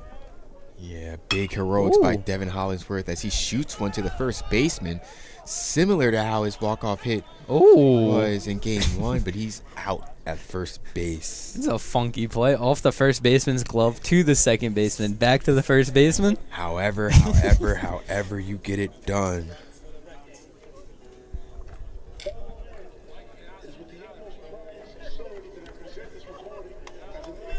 Now we have MJ Lux up the bat.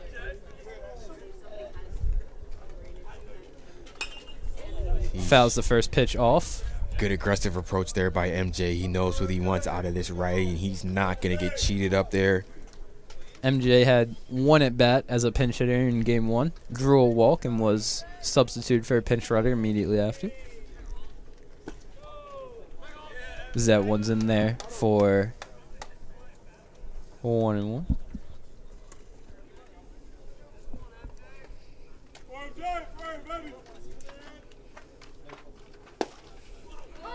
Ooh. The way MJ moved away there, I would have thought that was a ball. Looked low, but I guess the umpire's judgment is better than my own.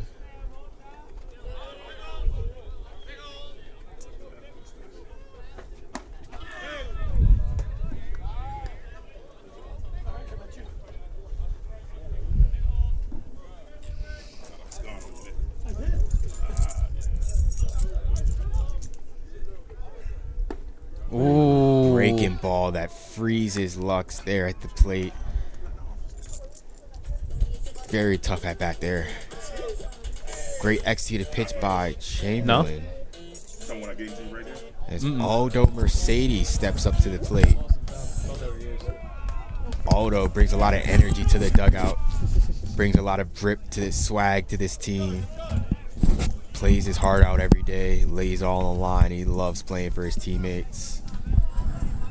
He's very active on social media too. We got a very strong social media following. If you are interested in following my man Aldo, his internet credentials are Aldo Got It. ALDOGOTIT.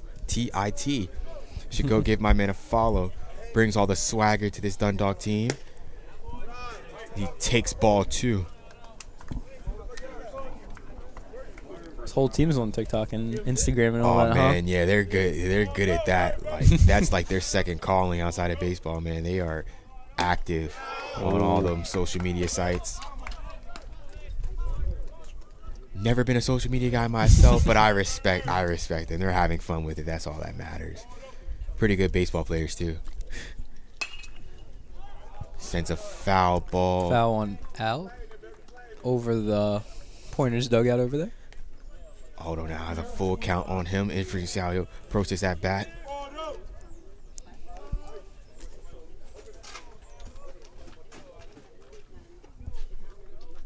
Can you keep that one in?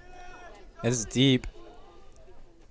Oh. Ooh. I believe it did hit the fence back there, but it just hit the slight part that was foul. So there's that last that pad on the wall, and there's the line that goes up the pad for the foul there. I think it went to the foul side of that mat. But that's crazy. There is not a lot of land to hit the mat foul at all. But Aldo found it. He'll do it again at 3-2. He fouls off another pitch. Yep. Aldo, a feisty hitter. He's never going to make life easy for the pitcher.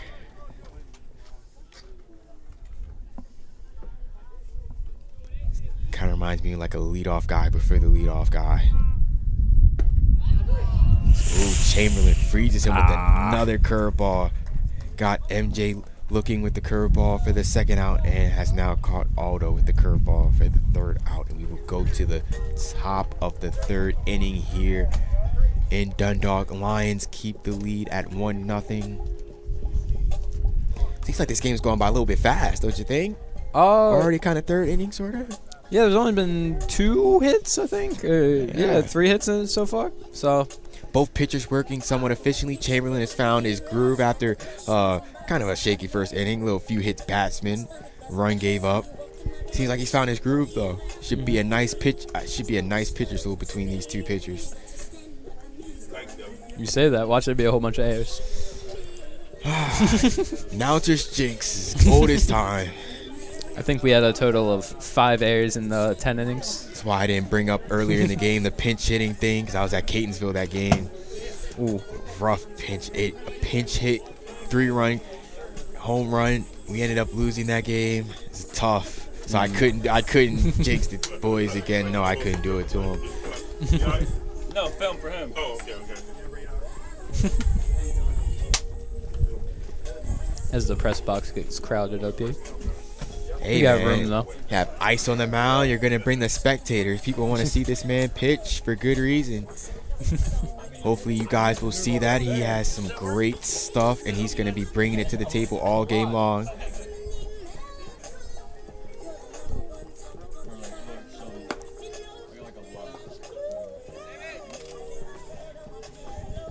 Hopefully it doesn't die. Lions lead 1-0 here in the top of the third, as we're back at the top of the lineup with mention. Interesting how the Pointers lineup will make adjustments against what has been good pitching by Ice so far on the mound. Ice misses low there, ball one.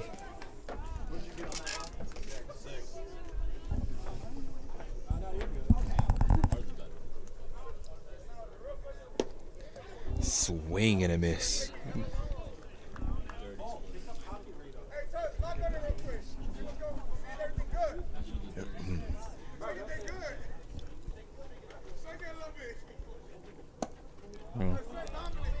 It's down 2-1.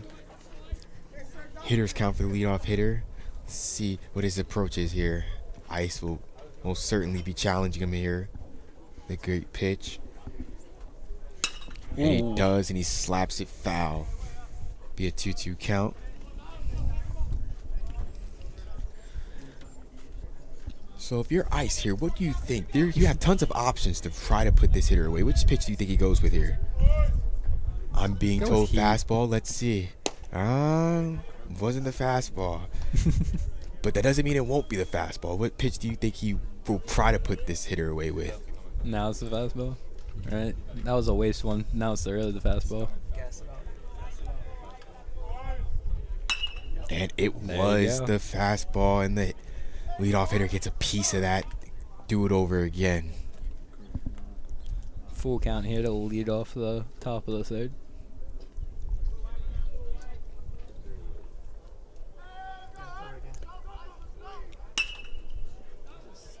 Fights off another one.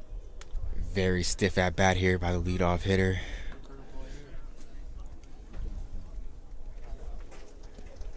Very feisty at bat, making Ice really have to work on that mound. Ooh. Curveball, chops. Aldo makes the play. MJ Nice gloves rangy it. play by Aldo. Great execution on the pitch by Ice. Tied the hitter up, forced him to kind of inside out it towards second base. Easy ground ball by Aldo, raging to his left. Throws it to MJ for the first out of the inning. Well done there by the Lions. Brings up Ward, the outfielder. Misses high.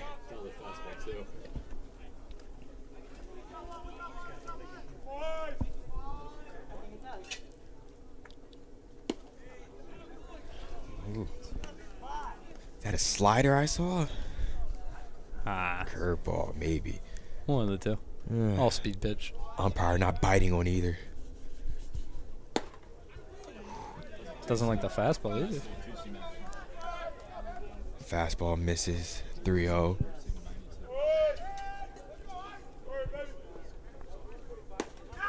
Ice powers one in there, nice and easy for strike one.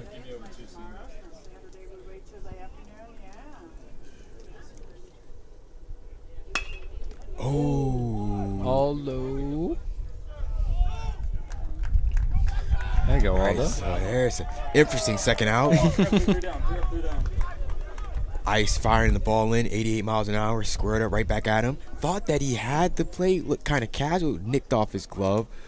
Good thing Aldo Mercedes, second baseman, was right there. Threw the runner out on the play, and now we have 2 outs. Now it brings up the home run hitter from game 1, Rice. Oh, we have to watch this guy.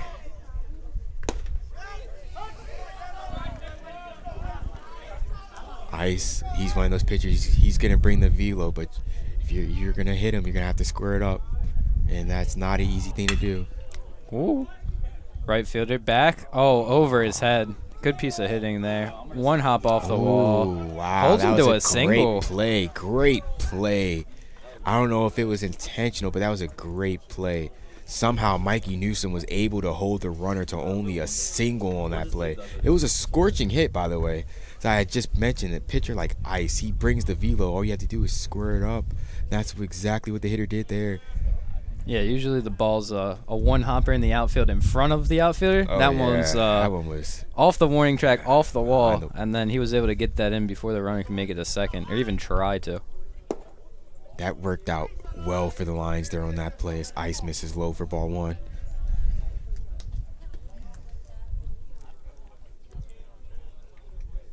Brings the catcher Burtnick up to the plate. Interesting to see how the Pointers will implicate the run game here in game 2. Now remember, they tried in game 1. Sam Ritchie threw out a runner, and they also had sent another runner. That runner was safe. The guy like Ice and with an arm like Sam Ritchie, you're not going to have a lot of time here if you're on the base pass to get to the base you're trying to get to. Ice is going to bring the heat, and Sam Ritchie has an arm, so let's see if they're more cautious on the base pads here. Ooh, that one down low. Come on, Ice. You don't want to lose him here with 2 outs.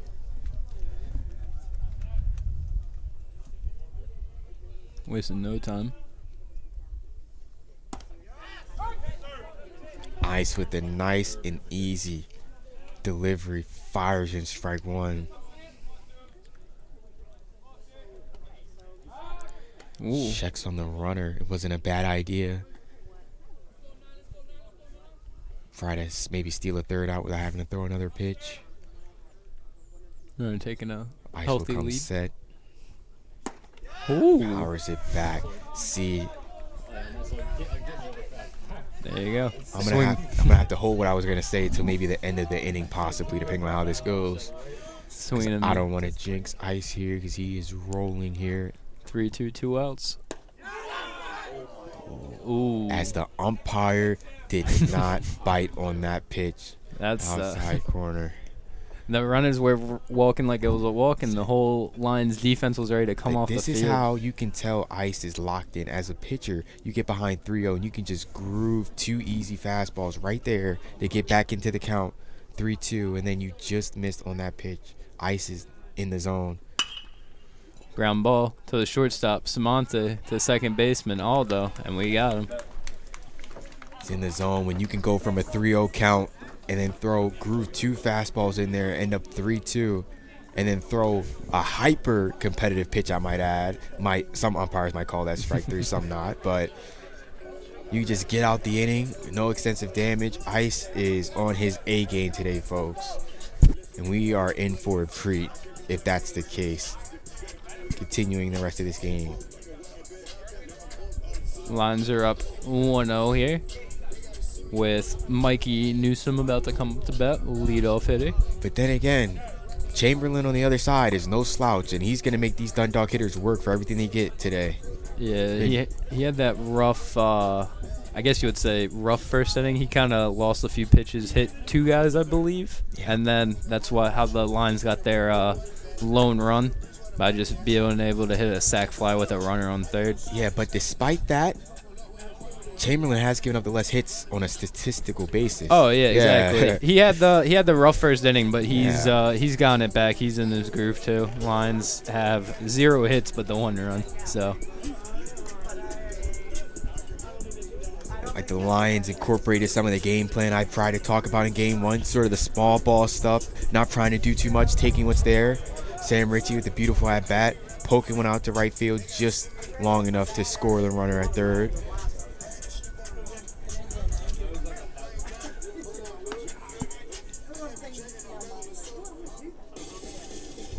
on this day, Mikey Newsom came up to bat. Man, we are just whipping through these lineups, huh? I mean, it seems like we're batting 5 instead of 9. Yep.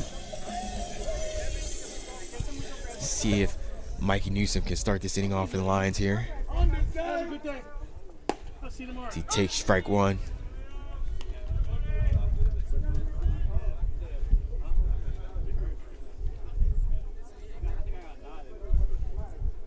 Ooh, left fielder in, back. Over his head.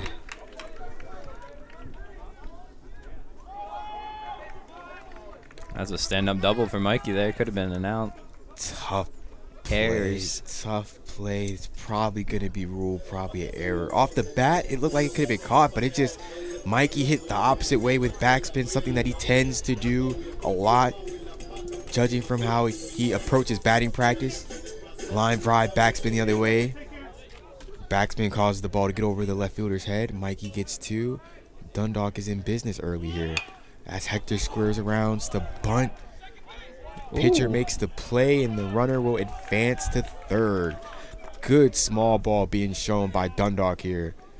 They did have a hitting arsenal in the first part of the first game, but they needed to change to the small ball approach in order to win the game in game 1. And they are doing the same here in game 2. What you call beautiful baseball there. So now with 1 out, GT has fouled that one right out at it. I guess that would be like at our ankles since we're elevated. I don't know about you, but I flinched a little bit. Starting to get used to not doing that. It's only taken me a couple of years. There's a fence in front of us. We're fine. Oh, man. You know, the one time I say that's going to come through and smack me in the face. Oh, God. This is Dundalk. Oh, it gets through the gap. GT taking advantage of the infield being in, shoots a hard liner through the infield that gets in, and he will get a RBI tallied as Dundalk takes a 2-0 lead here. Playing the small ball card well today. I think they think the small ball works, not trying to do too much, taking what's there, taking what the defense is going to give them, and executing what they're doing well.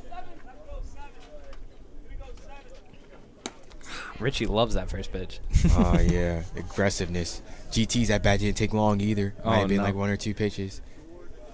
Dundalk staying aggressive here in game 2.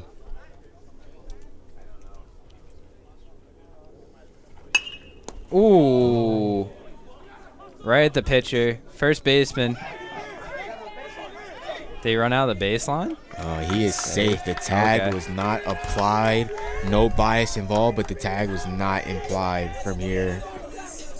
Yeah, that was the thing. He didn't tag him, but I just didn't know if he ran too far away. Yeah, he did a good job kind of swerving his body to make sure he kind of looked like he wasn't too far out of the baseline.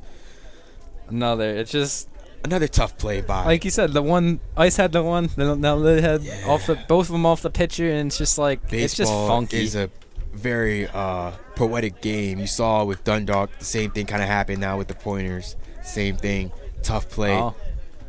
And it looks like Richie's day is already over.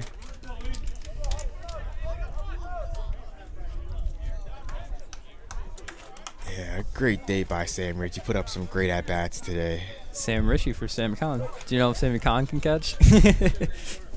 Well, I haven't seen it, but Sammy Khan, he's a man of surprises. You might never know what he's going to do on a given day. Probably just the pinch runner. Yeah. Yeah, Samonte here at the plate. Another hard hit ball by the Lions here. They have been seeing the ball well today. A lot of hard contact. Ooh. That one off the catcher's glove.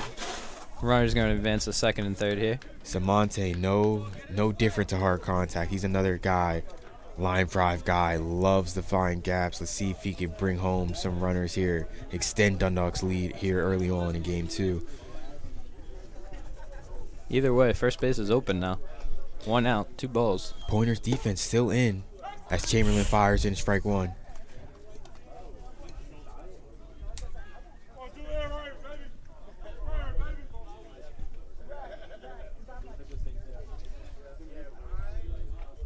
Ooh.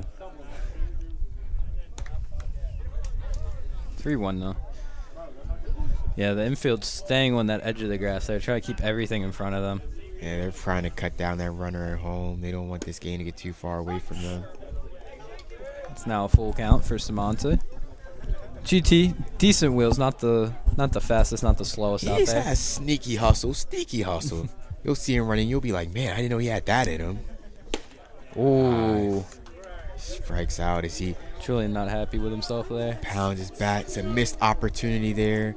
Julian's smart, he knows that, but it's a long game to be played. He'll be all right. Now brings up Gavin Chatton. Gavin Chatton, Julian Samonte, similar hitters, line drive, hard hitting types. Let's see if Gavin can come through here and pick up his teammate. Was that on the pitcher? I guess the pitcher wasn't set. They gave him his one step off, I think.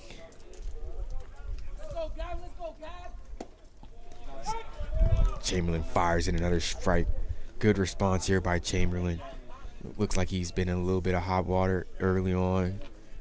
Now with 2 outs, of course, the infield playing back, trying to keep everything in front of them. Ooh, that one was high. It hit the glove. GT coming home. Sammy Khan.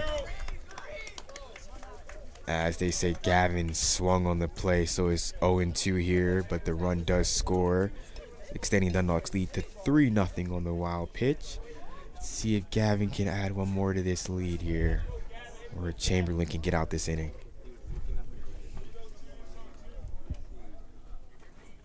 Oh. Kind of tied him up on a curveball. That's the ending there, but the Lions come out on top. Adding on little by little here for the Lions. Yeah, 2 runs off 2 hits and an error there for the Lions. So we head to the top of the 4th. Now, I'm guessing there's going to be a catching change, as there is a pitching change. Believe. Is that Zuniga, number 18? Yeah, Eric Zuniga. Dr. Dre up on here.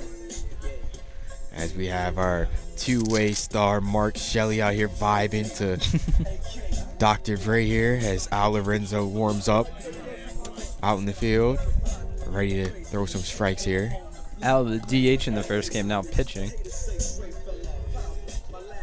Ice had a nice 3 innings. Yeah, very dominant by Ice. Very dominant. No runs, 3 hits.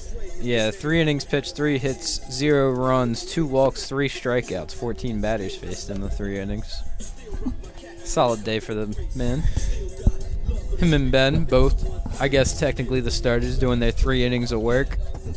So with their, I'm guessing we'll see them either Saturday or Sunday both get to start again. Good for Dundalk. Good that their pitchers are coming through in short time. They can stay fresh. 4 games this weekend. Yep, just like last weekend. You get to do it all over again.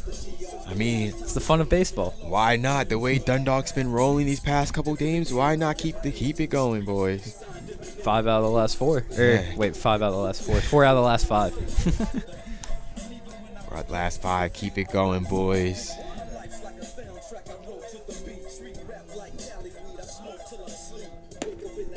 Team has the talent to do great things this year. It's nice to see some semblance of them piecing it together early on this season. Has the potential makings of being a special group here in Dundalk this year. See how it shakes out, but things are certainly going great right now as Al Lorenzo prepares to take on his first batter.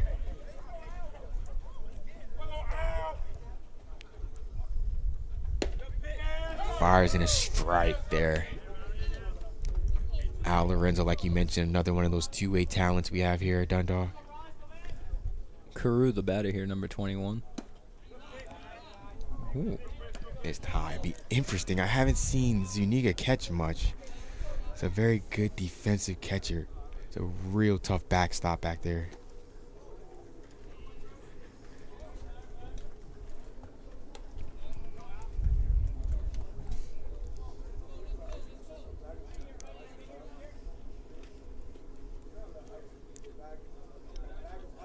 Ooh. Kind of reached out there for that one. Falls in the gap in the warning track. Center fielder grabs it. That's a stand-up double for Carew there. Great hitting by Carew. Puts the bat head out there, finds the right center field gap, gets rewarded with 2 bases there. Got himself into his hitter's count and did not miss his pitch. Nice leadoff double there for the Pointers. Pointers are now threatening with the runner in scoring position early on in the 4th inning here. Oh, that got away from him. Away from Zuniga.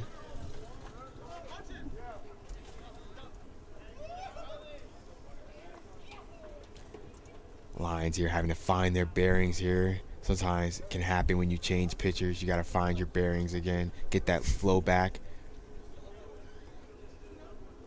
Just hope that it's not at the expense of too many runs here in a close ball game like this.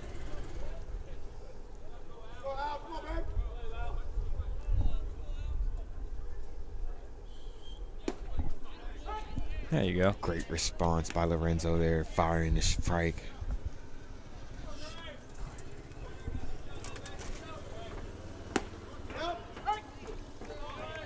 may not have gone, but it was a strike nonetheless, says home plate umpire. Evens the count at 2-2. The pitch. And Al Lorenzo, after being down 2-0, fires 3 straight strikes to get the first out. Very great sequencing there by Lorenzo. Very important first out right there. Now we have Borges up, number 1.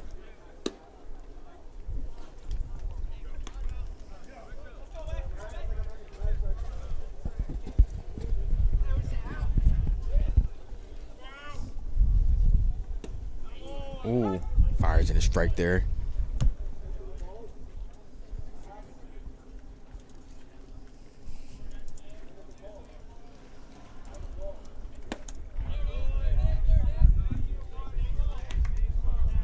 Now the hitter's behind 1-2.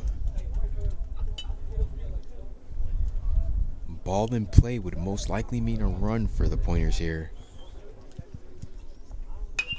Oh, fouls that it one off. back. Yeah, either. Oh, 2 bouncer off the roof there. Yeah, either if it's in play or if it's a sac fly or even just a ground ball, the runner most likely will score. Oh, popped him up. That's something that you can't have there. Aldo? Okay. I didn't know. No one really signaled for it there. Good talk there. I think that's the loudness of Aldo that you love about him. You'll be able to hear him out there in the field. Great decision by Aldo just to call that there. We've seen a couple plays here where miscommunication can lead to bad things on defensive end. I feel like everything's kind of gone Aldo's way here early. Yeah. Calling his name a lot. Well, I cannot tell a lie. I was talking to him between games, and he told me he was going to play. So, I had to say a few good things about him, It's always nice to. Ooh. Got a really great bunch of guys on this team. Can't say enough about them. Sad I can't be out there with them, but I'm here with you wonderful people commentating here.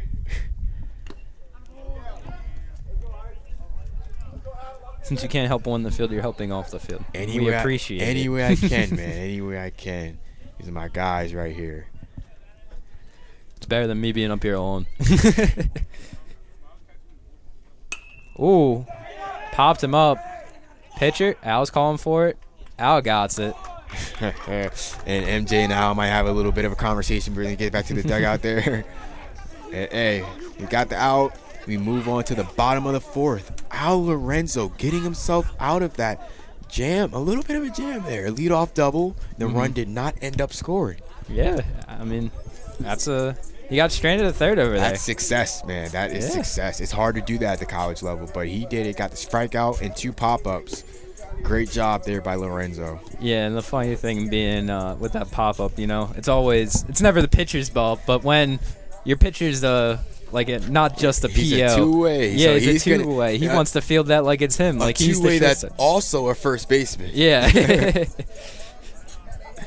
Yeah. He's right at home over in that territory. Mm-hmm.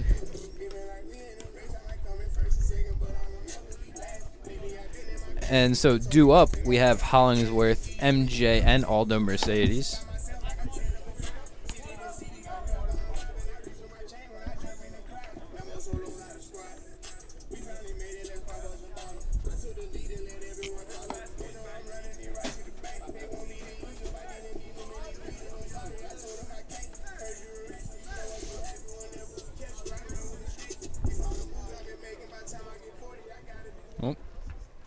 Nope, gotta make sure we're in the top of the 4th. Gotta update that inning thing, even though we just switch from bottom to top kind of deal. We should be straight. Yep, 4th. 3-0 lead, 3-0 lead. Yep. Hollingsworth takes ball 1. Missed up there by Chamberlain.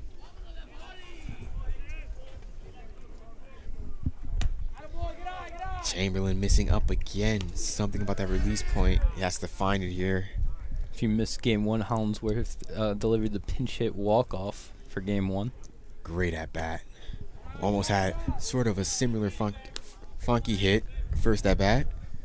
kind of over that way towards first base. Didn't work out in their favor. Didn't work out in his favor that time, but I think he'll take the walk-off hit any day anyway. Chamberlain fires in a strike. Taking all the way there, just seeing if the pitcher could find the zone. There you go. Now Devin gets a leadoff walk.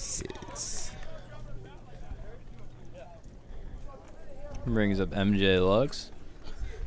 Interesting to see how Chamberlain approaches these next 3 hitters, because these next 3 hitters are they're gonna be tough.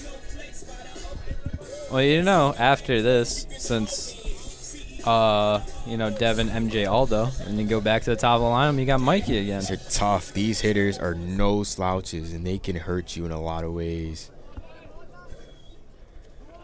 MJ laying down a bunt. You never know, man. You never know. Pulls it back in time for a ball. I mean, if I'm being honest, St. Patrick's Day is tomorrow, so I don't see the problem with trying your luck sometimes, you know? Ooh, parking lot. St. Patrick's Day being tomorrow, I gotta find me a nice something green. I think the myth is like you gotta wear something green. It could be underwear or socks, but you gotta wear something green.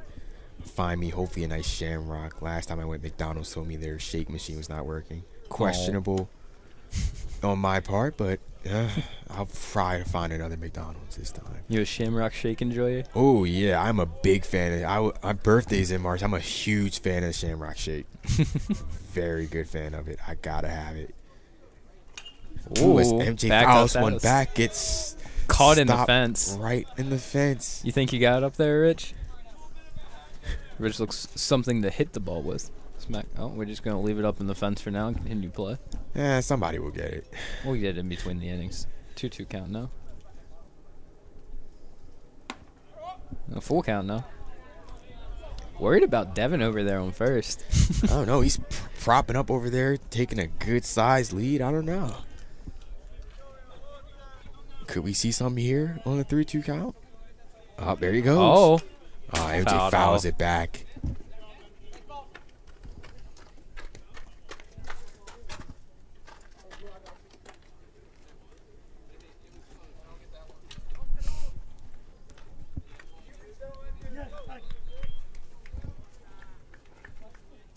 MJ Lux will do 3-2 over again. Devin ran last time. Doesn't run this time. Chopper back to first. Or the pitcher, sorry. 1-6-3 double play there, unfortunately, for the Lions. Probably could have ran there. Hindsight is 20/20. Just an unfortunate circumstance by the Dundalk Lions. Yeah, Devin ran last time. If he runs that time, it might have been closer, maybe able to break up the double play. Just a tougher play overall, but just with the doctor order for Chamberlain, could have been a tough spot there. Now he has bases clear with 2 outs. Yeah, best case scenario for him. Mercedes steps in and takes ball 1.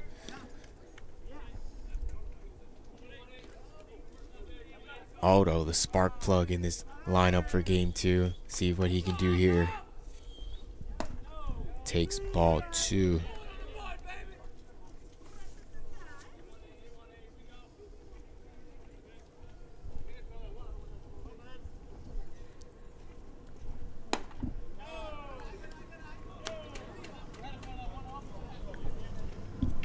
Now 3-0 in the count as the Gator comes back with more water.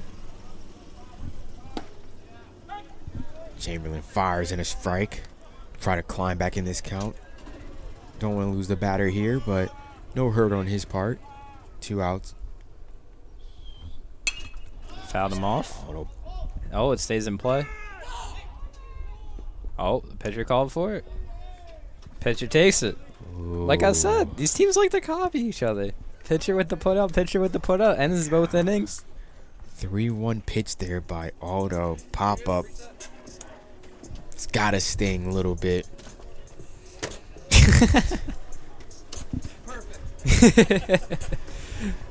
That's one way to get the ball out of the fence. Yeah, that's one way. It looks like Aller ends up staying out there on the mound. No other changes for the Lions.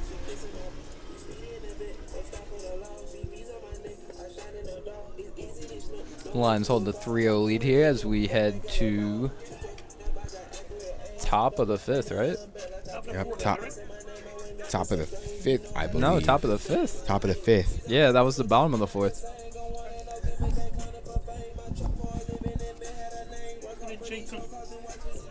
Now we're all caught up. We're all good. No one noticed. We're fine. Maybe change it to 6.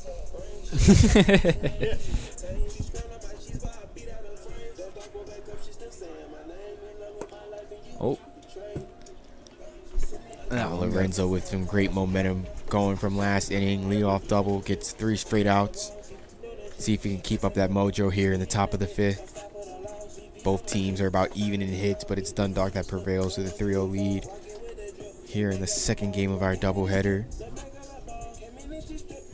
Yeah, the first game, just a little recap again. Lions were leading 7-1 after, it was either 4 or 5 innings we were leading 7-1. And then slowly the lead was chunked away. 1 run here, 2 runs there. Next thing you know, we're tied at 7 apiece. We go into extra innings. The Pointers take a 2-0 lead. Lions rally, get 3 more runs in the bottom half of the inning, and walk it off to win 10-9 in the 10th. And now we're up 3-0 here in the top of the 5th in the game 2. Now that game, I know we were score reporting for the actual thing, but that game in front of us was actually March Madness right there. Ooh. Pulls back the bunt attempt. Ball in the dirt, 1-0.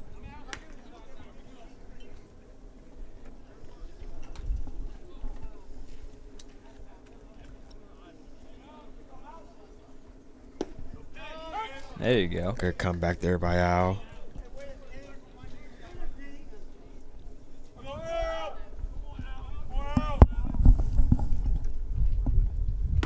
Ooh.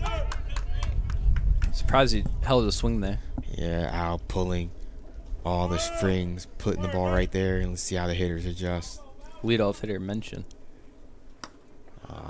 That one outside. Tried to rev up the gas gun there. Missed out, kind of overthrew it. See if you can dial it back just a little bit. Maybe induce contact, get a swing and miss. Umpire saw it low. Count moves full.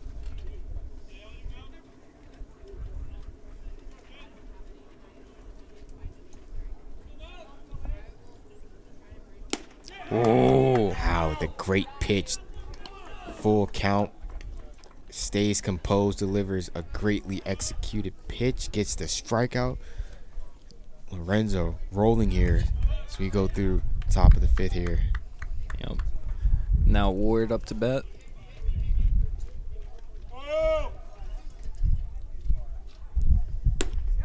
Fires in Let's go. another strike. The pitcher, you just love to sit here seeing it, watching your pitcher throwing strikes. Gives you all the confidence in the world. As he pours in another strike, this time a swing and a miss. So he has the hitter down 0-2. See what he comes back here to try to finish off the hitter. Oh, just missed. If you're going to miss there on 0-2, I like that all day long. That's a good spot to miss that. Yeah. Another close miss by Lorenzo. Home plate umpires in both games being stiff with these calls. A little up, the count moves full. Let's see how Lorenzo responds, going at a quicker pace here, if you're noticing. And he gets the out here. Clutch pitching by Al Lorenzo. The first at bat after being down, what was he down? 3? He was down 3-0 or No, like he was up. He was up in He that was up at-bat? in both of them. I was about to say both of the batters he got was up. up? Yeah, he Okay. got 2 strikes and then he went down 3-2 because he was nibbling on the edge and just couldn't get And the then call. he So then he's executed that pitch 3-2. He's like, Yeah. okay, I gotta go at him, and then strikes them both out. as he Gets pours in a strike nice again. curveball against the lefty. Is that Rice at the plate? Yep, Rice, number 12. Rice has been a nice day here. Ooh, game 1, the big 3-run home run to pull his team back in it. He had a nice, long, hard hit single out there, touched the right field wall.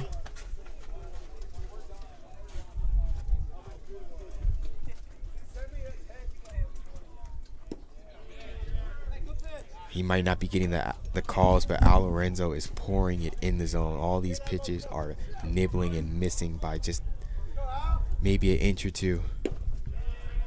He misses low. That one low as the dirt kicks up there. Seems apparent he's found his pace. See if he can come back and get another out here. Oh. Heads up as that one bounces into the Pointers dugout. Great pitches. Rice fouled it off there, and the count moves full. See if Al can execute another good 3-2 pitch. Not a strikeout that time. No one's at first. MJ went for the ball. Now on that play there, if you're the first baseman, you probably leave that towards second base. Yeah, that's that communication thing we were talking about. Two guys both went for the ball. Al tried to cover first, but he couldn't beat the runner over there. Yeah, but if you're first base, if it's not hit right at you, you got to get back to the bag and let the other fielders get that. Aldo could have ranged over there and threw out the runner, but to no avail. Runner on first. Rice reaches. Oh, that one's Al way makes back. a wild pitch. The runner will go to second.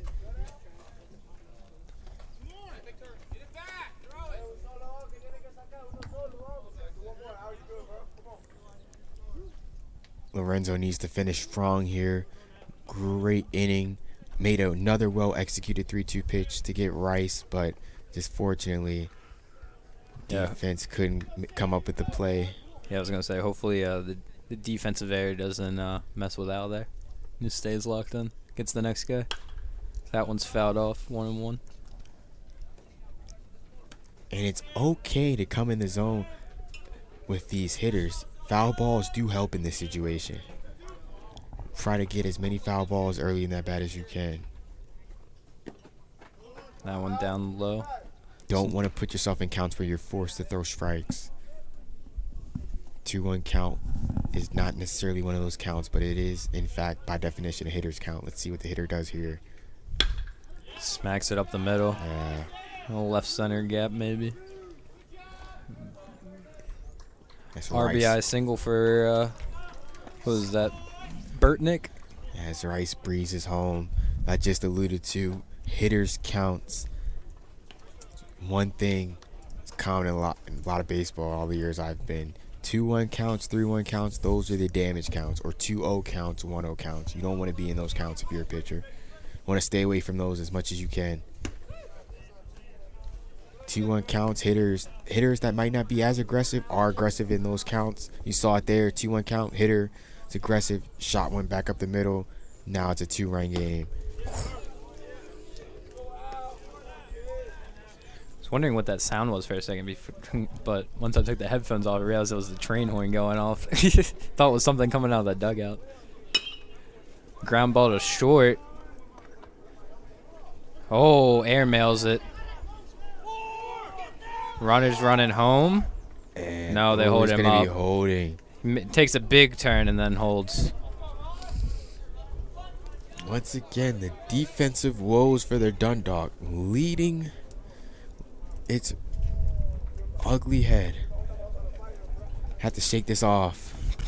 Yeah, we could have been out of this inning if it wasn't for back-to-back fielding. Mishaps. The first one wasn't an error, but I guess More of a mishap. blunder. Yeah. Yeah.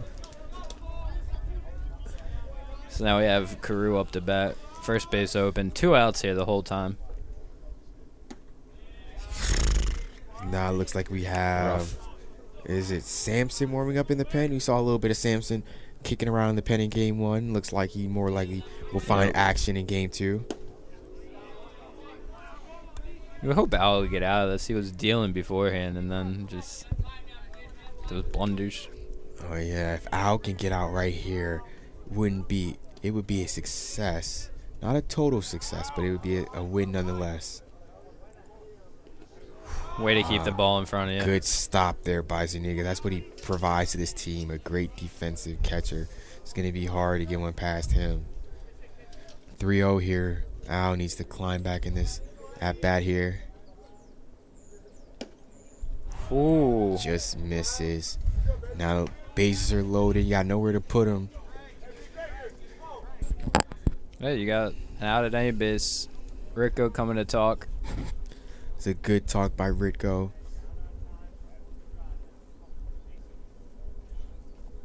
Although it doesn't have the excitement of the first game, this is in fact a key turn. This could be a key turning point in the outcome of this game here. Oh yeah, we could have this at bat. The lead could change. Yep. 2 outs, top of the 5th inning, in a 7th inning game. Bases loaded, down by 2. Pointers could really make a huge statement here in this inning. Already leading in the hit column, just needs the runs to back it up. Has a chance here.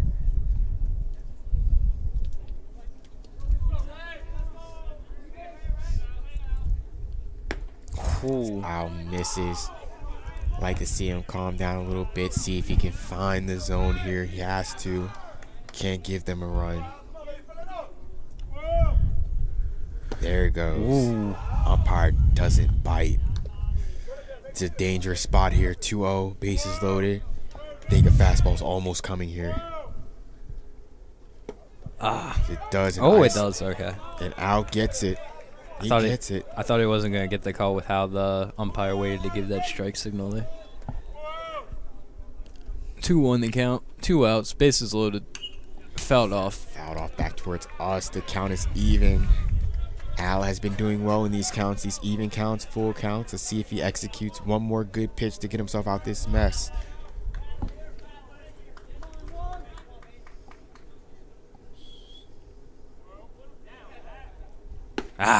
Gets him. Let's go. Swing and miss as he pumps his chest to let them know in the dugout that he is in fact him. He has got himself out of this inning through defensive blunders, miscommunications, and the Pointers will only get 1 run out of that inning. It's not an uppercase W, but it is it's a lowercase W. It's a win within a win for the Dundalk Lions there in that inning. Could have been a lot worse. They avoided a lot more trouble. Great pitching by Lorenzo, getting himself out of that. Yeah, that was bases loaded to get out like that. Crazy.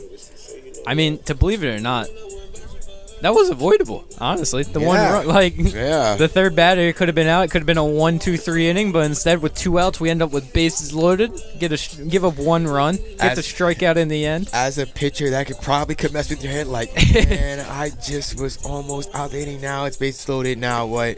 Al, to his credit, made the pitch after being down 2-0. Came back, made the pitches, and got the outs when he needed to.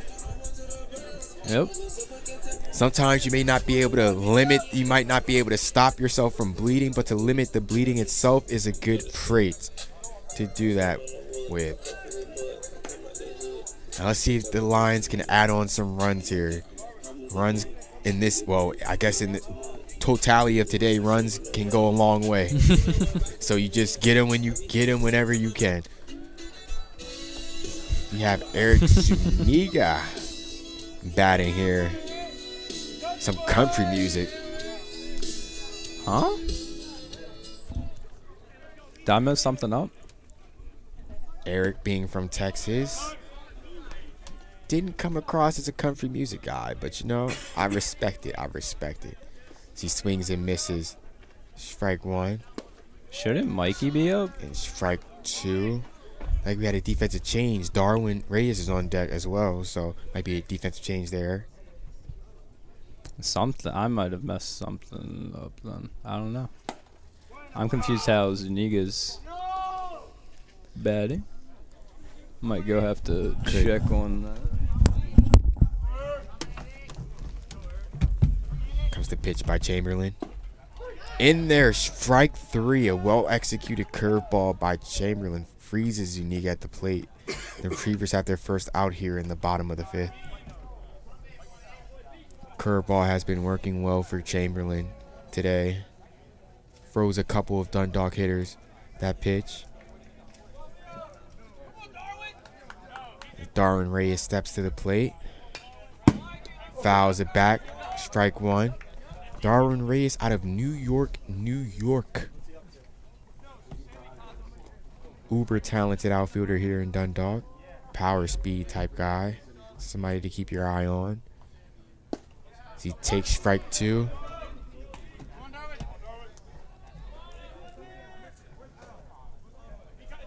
And Chamberlain has found his groove for this inning.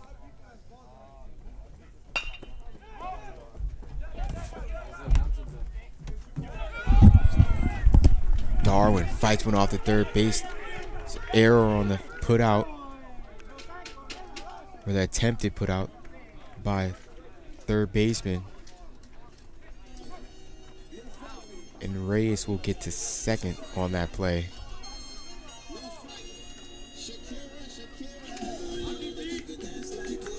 Once again, the blunders at first base, not necessarily on the first baseman, but just the blunder at first base. Another ball getting away, biting the Pointers in the rear end here.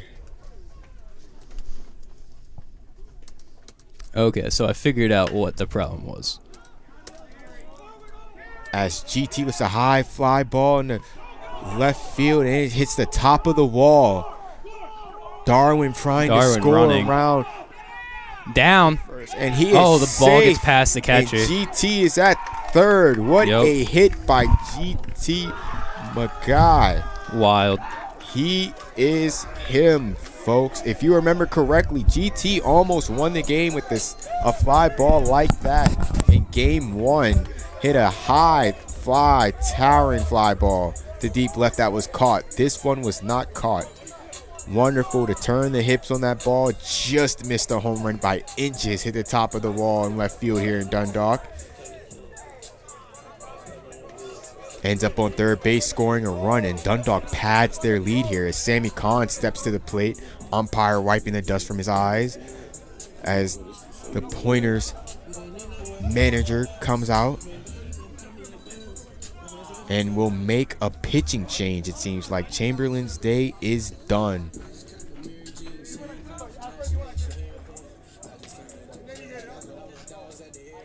Excuse me, folks. Chamberlain's day might not be done. I spoke a little bit prematurely here. As my partner Dylan goes to see the lineup changes to make sure he has all his information correct. Chamberlain will stay in this game. Not a bad game by Chamberlain. Some unlucky plays here. Still a winnable ball game for the Pointers here. As Sammy Khan steps to the plate. Runner in scoring position. Infield in. He takes ball 1 low.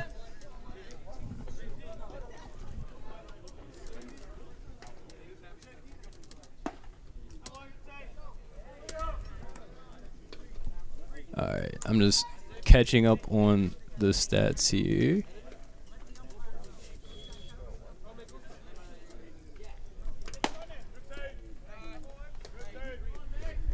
Sammy Khan now up in the count 3-0 here with 1 out here in the 5th inning. Dundalk with a 4-1 lead here.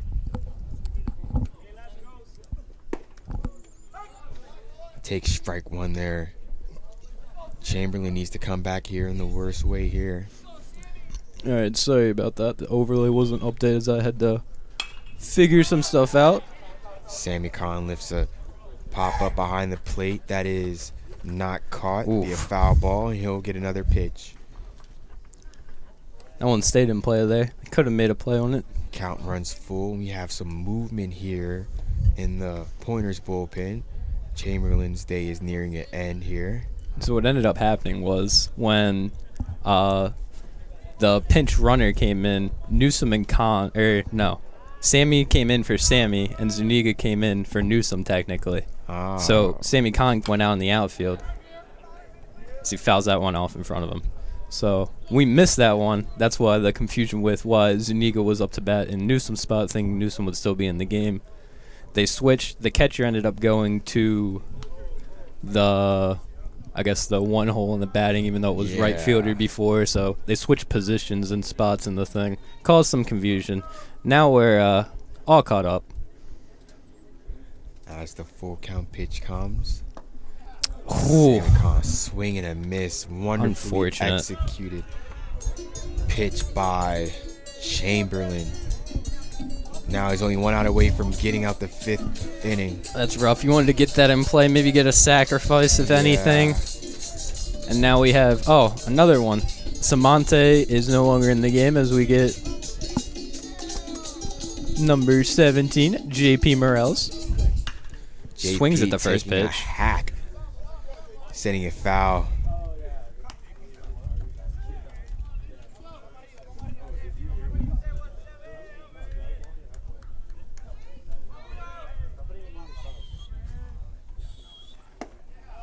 Curveball by Chamberlain working here. 0-2 in the count.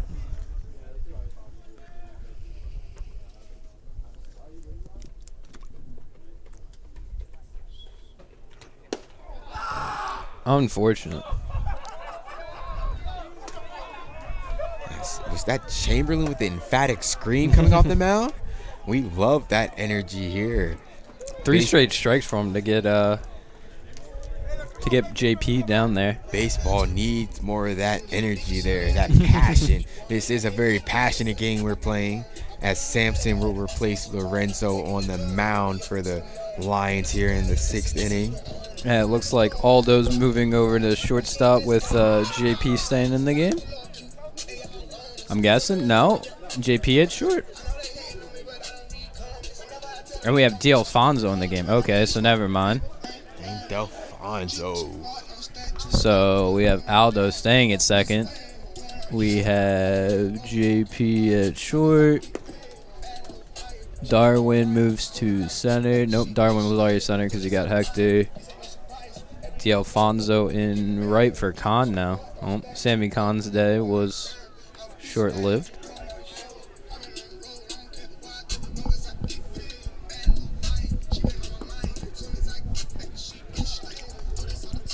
So now we'll get maybe 2 innings of D'Alfonso out there. We've got Shelly in the field at third. Oh, Shelly came in at third? Jeez, all the changes. I didn't see that one. Good eye. A lot of playing time here today. Seems like I think Sammy's out in left. Sammy Khan? It might be out here in left. Did he? I think. Jesus, they're shuffling everything around. Coach Backer's playing mind games with us. Yeah. Spreading people around. Yep. I think Khan is out there in left. Fonzo in right. Reyes in center. So we're going to keep Sammy Khan there. Shelly at third. Morales short. Mercedes second. And Lux at So first then base. that would be D'Alfonso for Chatton and then switch the positions. Sampson misses low for ball 1 here. I didn't even put Sampson in. Jeez. All the changes. Yeah. Sampson's number 6, right? Yep, number 6. Fires in a strike. 1-1. Even the count. Yeah. All right. We'll get there. Ooh, chopper. Short. Ooh. 2. Bounced right in front of JP's glove. Going for Reyes 2. Fires, and it's over the Oh. short, over the second baseman, Mercedes. It's going to be, we give him a hustle double. Hustle double, I'd say. Not an orthodox double, but a double nonetheless in the books. Not the start Sampson wanted. I mean, he didn't do anything too bad, but yeah. Lead off double. Had a defensive blunder there, but we saw Lorenzo had a lead off double. The runner didn't score. Let's see if Sampson can replicate it here. Drops that one in. Oh, Desi doesn't drop that one in. That's a ball 1. Lions only needing 6 more outs to complete the sweep here on today. Misses. Ball 2.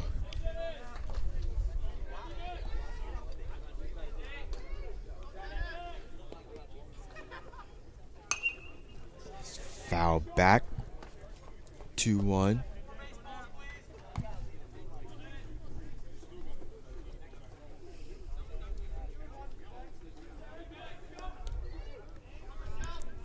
Sampson delivery. Grounded to Shelly at third. Throws across the diamond. Deluxe. Oh. Can't make the pick. And the runner will be safe, as the runner at second will also advance to third on the play.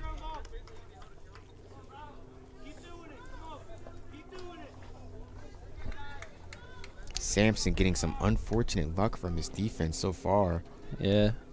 The dugout, I don't know which coach, but I believe it was one of the coaches just telling him keep getting ground balls. Right advice. He's doing his job. Yeah. He's not doing anything wrong. Defense has to follow suit here. He's been doing a good job thus far. Today's game. The second one speaking. Oh. You're the Lions here. You were up 7-1. Game 1. Ended up winning only by 1 run after you let them come back. You have to find a way to shut the door here. That one's out. Can't let the Pointers back in this game.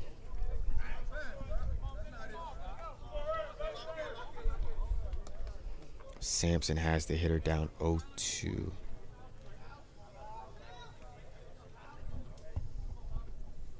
Ooh. Dangerous. I thought he was going to hit him. Yeah. Like a breaking ball that didn't break. Stayed up a little bit. Runner goes. Oh, and through the 5-hole. Oh, you said it better than me. Right through the 5-hole. Another run will come to the plate. Pointers, once again, cutting into that Dundalk lead. No outs here. Runner on second. Dundalk has to find a way to get out of this inning with the lead.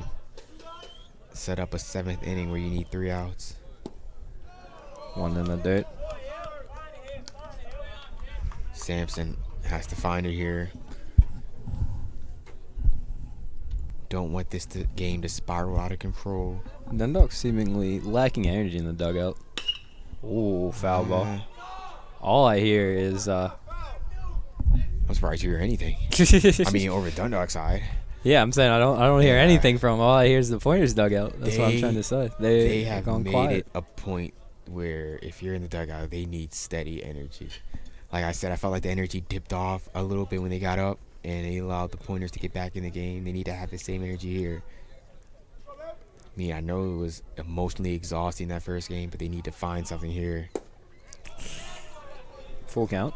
No outs. Runner on second. Sampson getting himself into a little trouble here with this at bat. Had him down 0-2. Now it's a full count. Oh. Fouled that one off. Staying alive. Credit to the hitter from the Pointers putting up a good at bat. Worked himself into a full count. RBI opportunity here. Chopper, second. Charged in, then backed up. They called him safe. Tough play. He Crazy. was hustling the whole way. Aldo did the right thing there, playing it on the hop. It took a Dundalk hop. High hop, waited for it to come down, fired it to first. He just beat it out. Yeah, that's an unfortunate one there. That Speed of who was that? Mention. Yeah, if that ball gets past him, that's for certainly a run. Oh yeah, exactly. Kept the run away. Sadly, he didn't get the out because the speed of him beat the throw there. The ball was just that big looping hop, just gives the guy with speed all the time. Yeah. Can't make that play go faster. You can't jump 20 feet in the air and grab it. Runner goes. Throw goes. Wasn't designed to get the runner, just to Not make at sure all. the runner at third doesn't go anywhere. Yeah, the play there was at the home, that kind of that gimme, the cutoff with the second baseman halfway in Yep. between the mound and the second base bag. Sampson Kept that one in misses. front Good of him. Stop by Zuniga there. Sampson really needs an out here. The tying run at second can really use an out. Needs to execute pitches here. 1-2 the count now.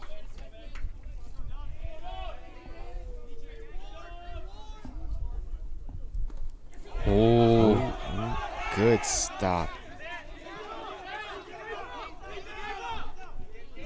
he just gave himself out. Okay, he didn't have to tag him. gave Okay, himself up. that kind of helps though, because the throw to first, that could have gave time for the Always. run, or that could have been messy. Throw to first in a situation like that is always shaky. It's not really orthodox. You don't think about it. When you think about it, you have to set yourself and throw. Things can go horribly wrong.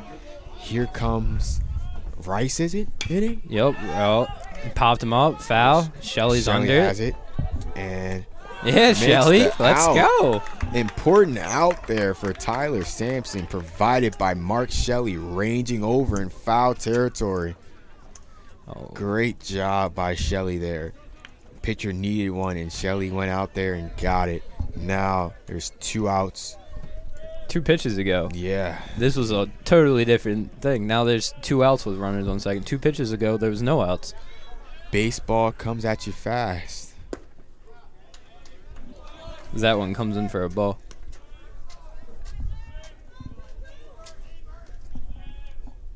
Baseball comes at you fast. Swing and a miss. Swing and a miss.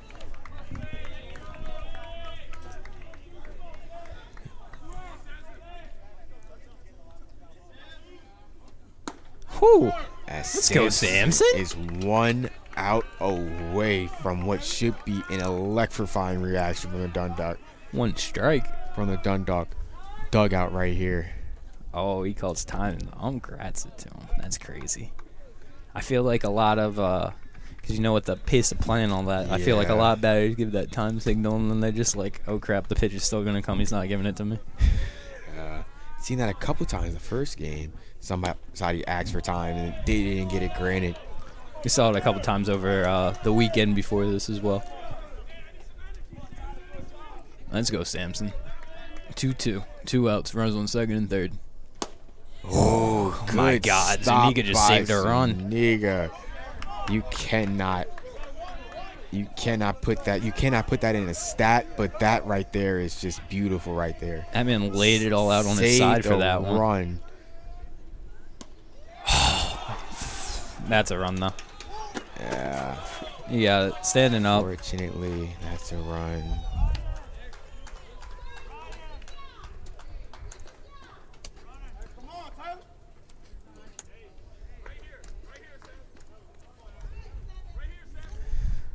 So now we got a new batter, Gallardo, who's played both games.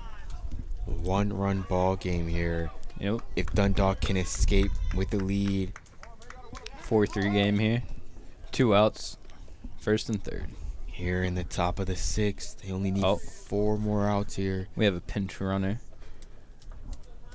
That's Desheffy, the catcher for catchy. I guess he's the faster catcher. Catcher for catcher, huh? Ooh. Sampson has to control himself here.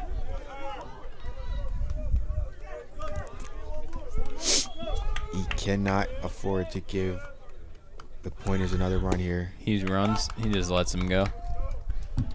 Don't worry about him. They might look inconsequential, but a base hit in this ball game might flip.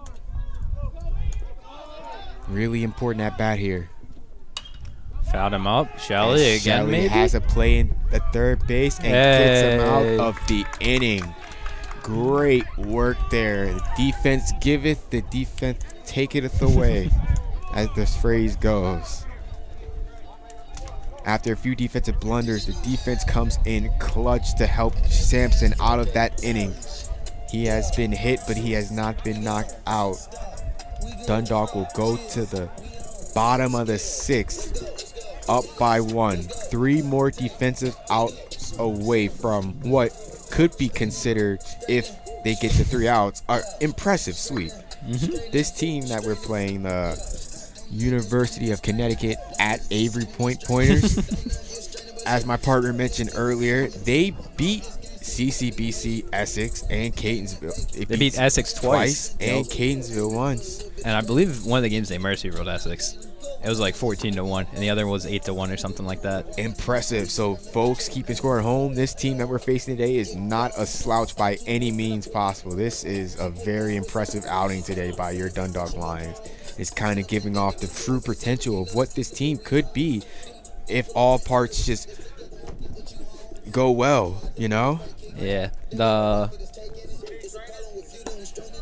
What's up? I think everyone's good. People are looking for other people, trying to figure out, point people in the right direction here. I don't know. Trying to assist in any way, just watching. But either way, yeah. The Essex and Catonsville beat the Lions twice, one game closer than the other.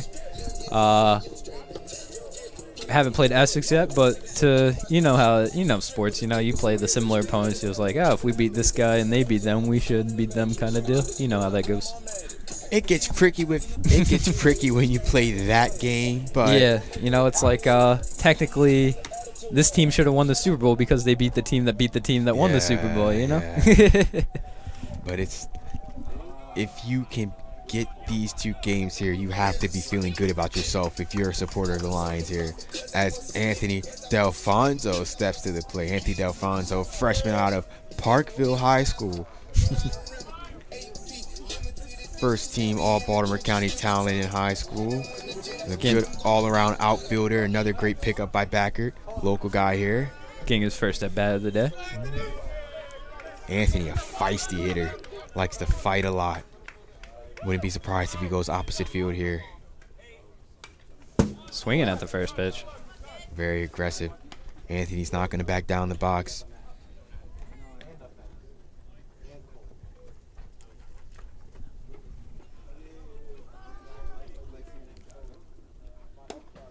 Ooh, a pitch had a lot of break to it.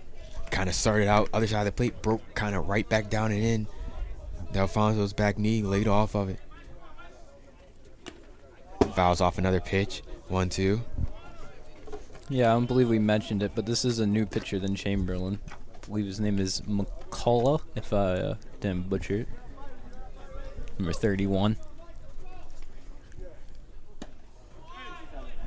That one was inside, I believe.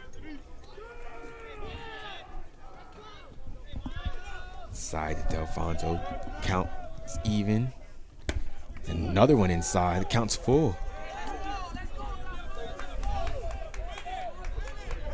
3-2 count here. Lead off in the bottom of the sixth.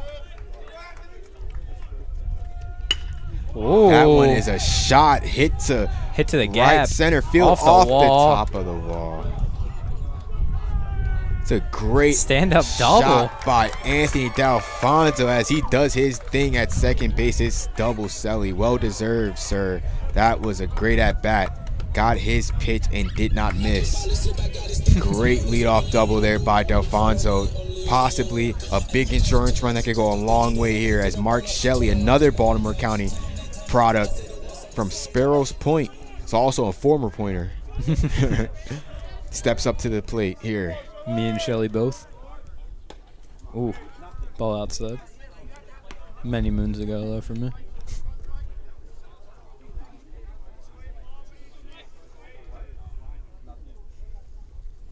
Ooh.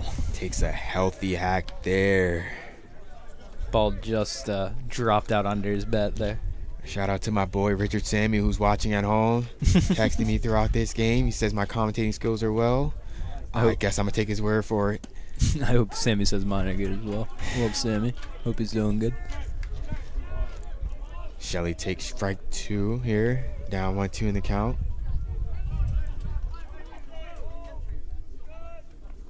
Ooh. Fights off a pitch. Beautiful at bat by Shelley. It's not going to count. It's not going to do well for his stats, but that is a great play there by Shelley. Tough pitch.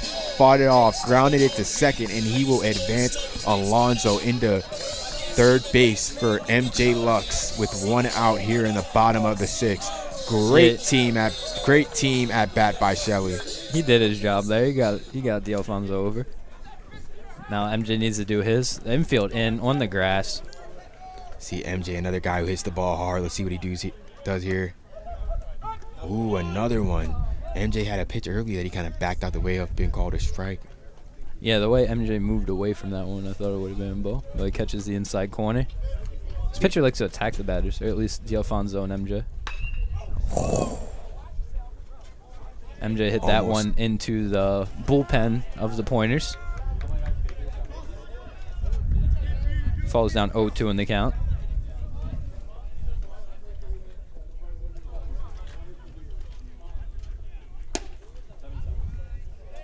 Missed down and in.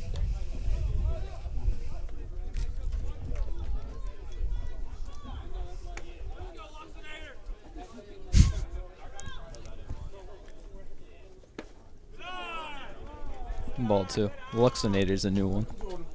Luxinator? Nickname? Yeah. I think Ben just said it. I've heard that team called MJ a lot of things that I cannot repeat on air, but I like that Luxinator. Team has a lot of funny nicknames for each other. Some I cannot mention on air, but you kind of get the point there. It's a fun group of guys here we have this year. 3-2. MJ fights it off.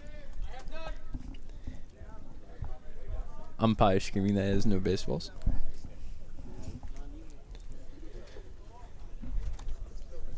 Free 2 count again. 1 out. See if MJ can come through here with a very important short insurance run in Delfonso at third.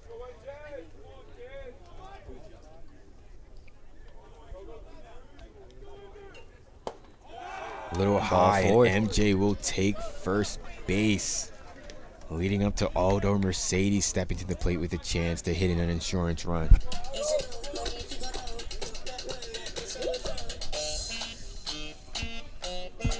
I was about to say, I would think there would be some substitutions, but now I would think who would go in after. Because if MJ came out, you have no Mikey at first, you have no Shelly, unless you play someone at third and move Shelly over.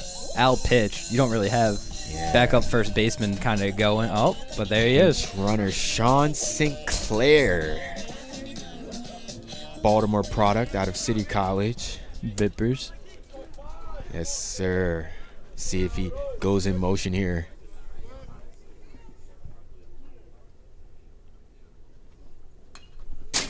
Oh, with the aggressive hack there. Strike one. Foul that one back outfit us.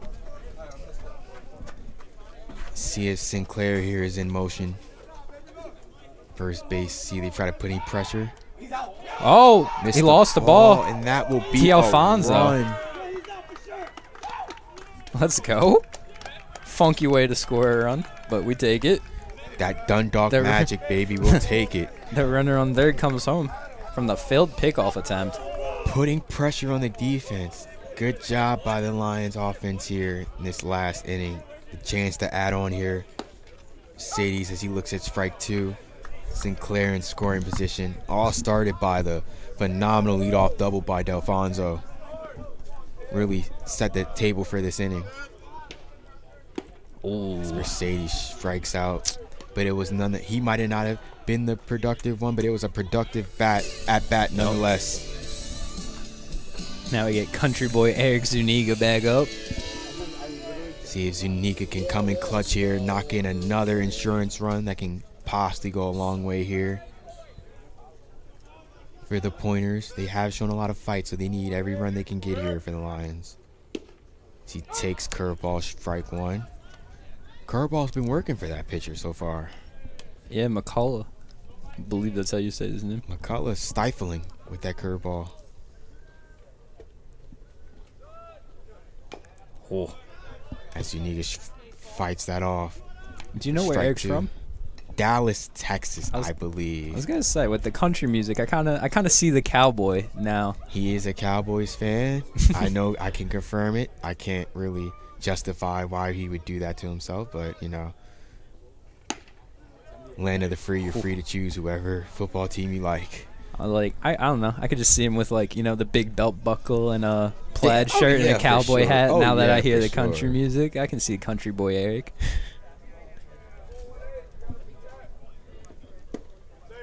Oh, ball two.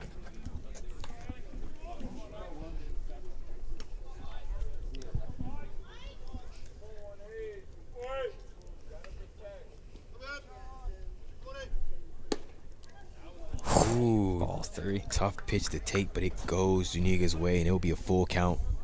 Sean's not the fastest, but Sean has decent speed. If there's a single, do you think Sean's scoring? I think backer will send him. Send him, and then you just hope for the best. Yeah. It doesn't matter because he gets won't walked. Be in it sets the table for Reyes. Darwin Reyes out of New York, New York. Darwin has pop to him, so we'll see how this at-bat unfolds, but this has the potential to be a game-deciding at-bat, I believe.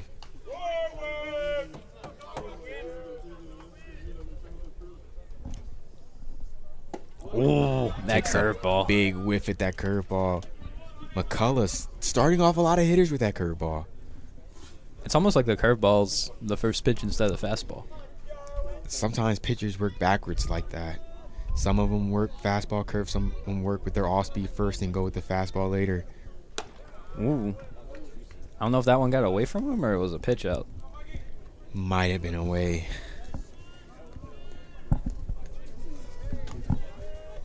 See if Rays can come through here. Ooh. Spinning that curveball in there. Same reaction from both of us. Yeah. The ooh. Watch it from center shoot. You can see that curveball coming right down the pipe. Ooh, got him looking. That Got ends the him inning. at the knees. Dundalk, although the leadoff double by Delfonso, the great team sacrifice ground ball, moves the runner to second by Shelley, and then the wild pitch scores Delfonso in the bottom of the 6th inning as your Dundalk Lions tack on another run to cushion their lead to 2 as we enter the final frame of game 2 of this, what has been an exciting doubleheader, I might add. Oh, yeah. Oh, my God. Ray's going to pitch again. Ray's going to pitch both games of the doubleheader. And it looks like Shelley is moving over to first, and we got Deucin at third. Interesting decision by Backer. Let's see how he plays this. The doubleheader. It's always interesting to see how coaches approach that. Doubleheaders, they like to play like musical chairs with the players.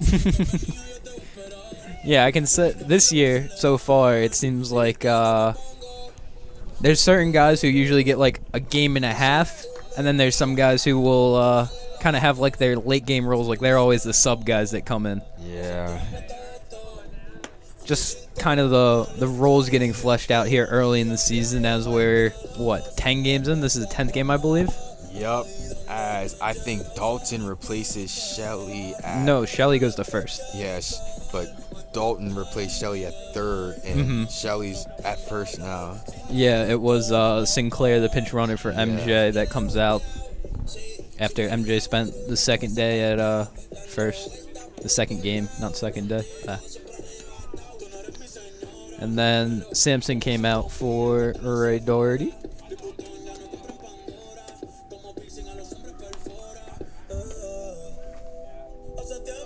Dundalk, 3 outs away from what would be an impressive sweep Sweep on a Thursday.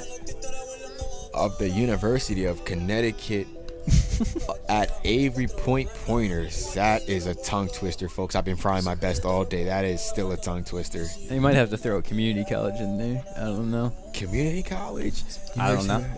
Avery Point. Or wait, no, because it's the University of Connecticut, technically. Because it's like, It's a feeder Potomac State is, I would assume. Because that's WVU at Potomac State, so I guess it wouldn't technically be. Yeah, it's like a feeder school for UConn. We come across a couple feeder schools. Penn State York, we've faced them. It's all great baseball talent regardless of where you find it. They're 2 great teams here. Seen some great baseball today. Daughtery lines up. Here's the pitch. Starts off this final frame with the strike.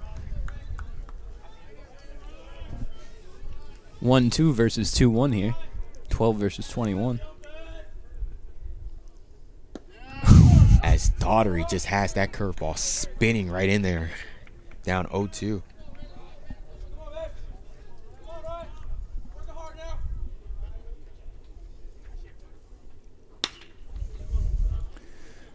JP grabs it. The Hove.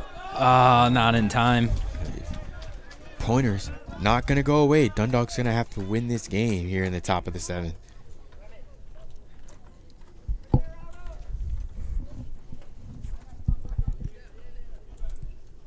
Now we have Mascaro pinch hitting. Mascaro played game 1. No outs here. Runner on first. The leadoff man getting on here. Daughtery finds another strike. 0-1.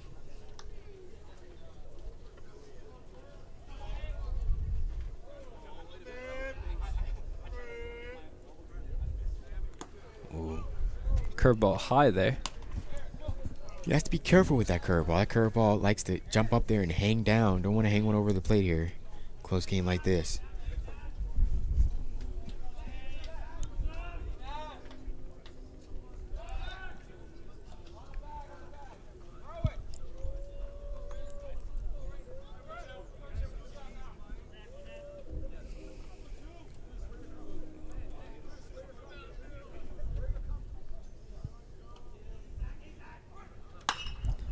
Foul ball down the left field line in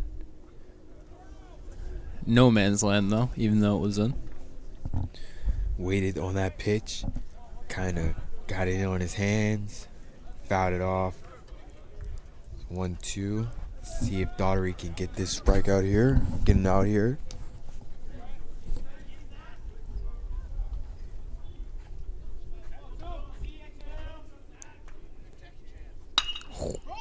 Waits to win it to JP. Goes to first. Oh, man.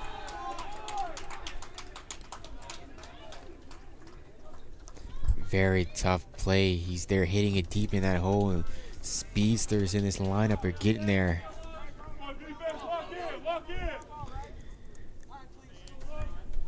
Backer takes a meeting out in the mound.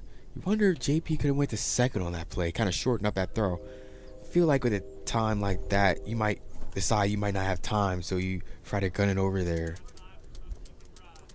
I might look after this game at the replay of that, but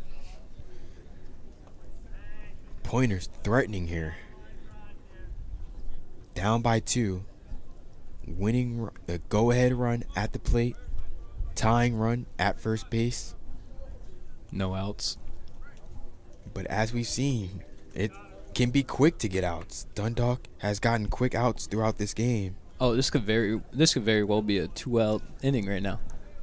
2 ground balls to short. It's just unfortunate the runners beat out the throw.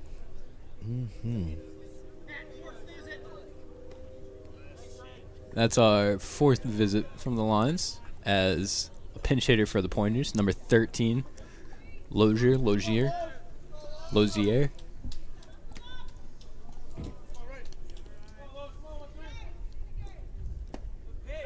Ray drops in another breaking ball there. Strike 1.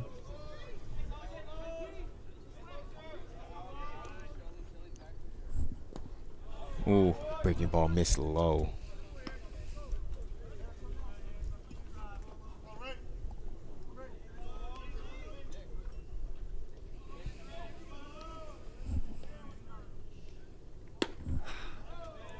Missed away there. 2-1.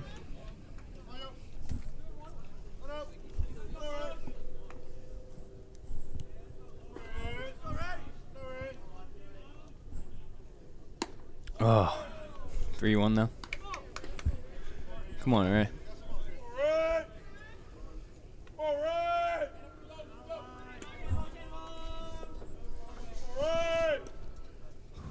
3-1. And he walks him. Loaded the bases. With no outs, this is a tough spot here as we have a Lion warming in the Dundalk bullpen right now. It looks like it's Martino Tabasco.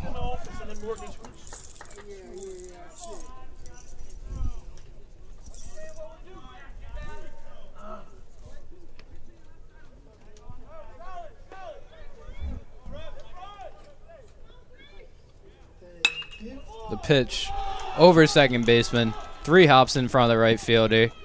The throw to the cutoff. And that's just a single for everyone. Everyone moves over.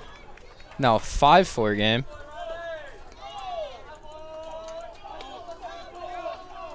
And that will be it for Daughtery. A short outing here.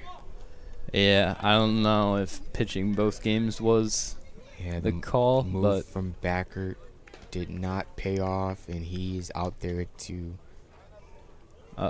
just rectify it. Have you seen Tabasco pitch?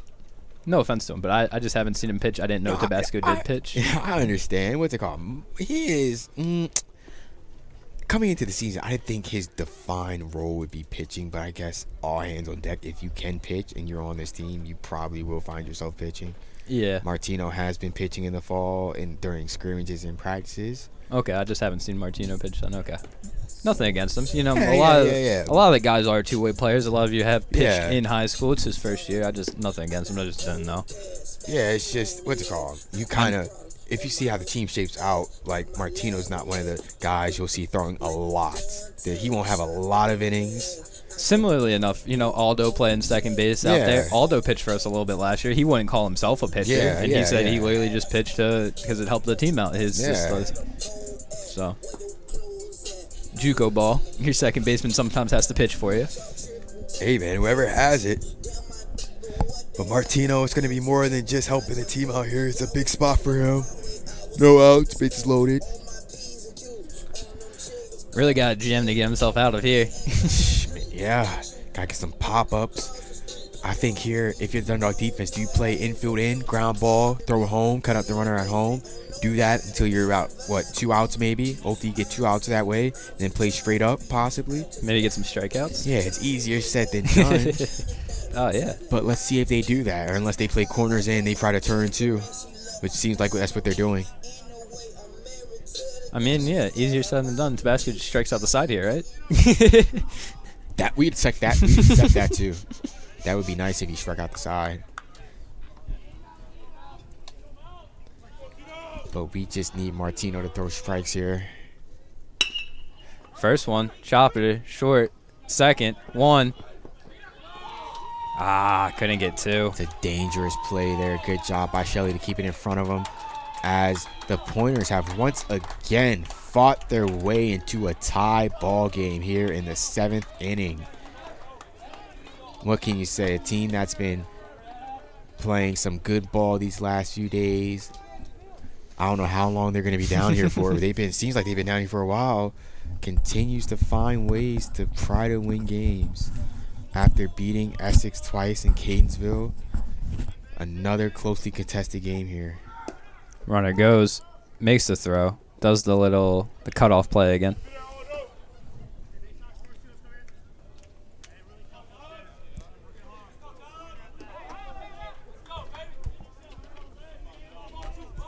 Interesting, the infield now comes in here with 1 out. Well, you have to. You want to keep it a tie game, keep everything in front of you. Mm-hmm.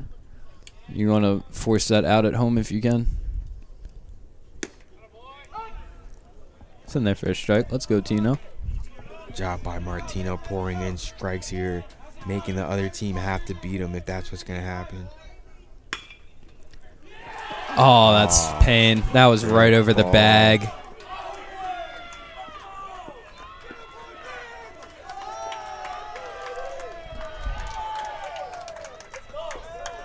Double for Ward there down the line. Rough one scores 2 for and take the 7-5 lead. Yeah, inside pitch by Martino. Right-handed batter turns on it, sneaks it down the line fair on the infield that was in.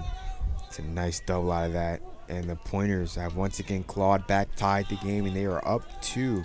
Stop me if you heard that before. Here in the late stages of the ball game. That one's in for a strike.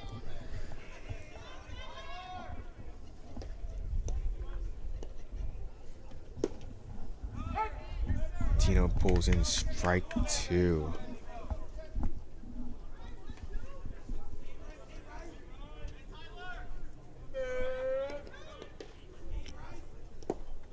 Great stop by Zuniga back there. Good waste pitch.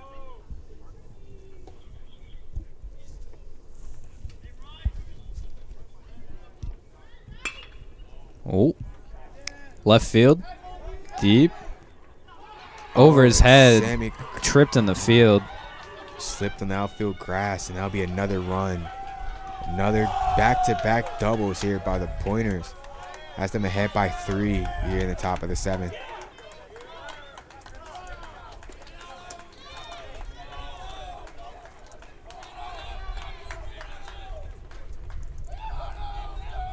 Sammy took a tumble out there and left. We hope that he's all right.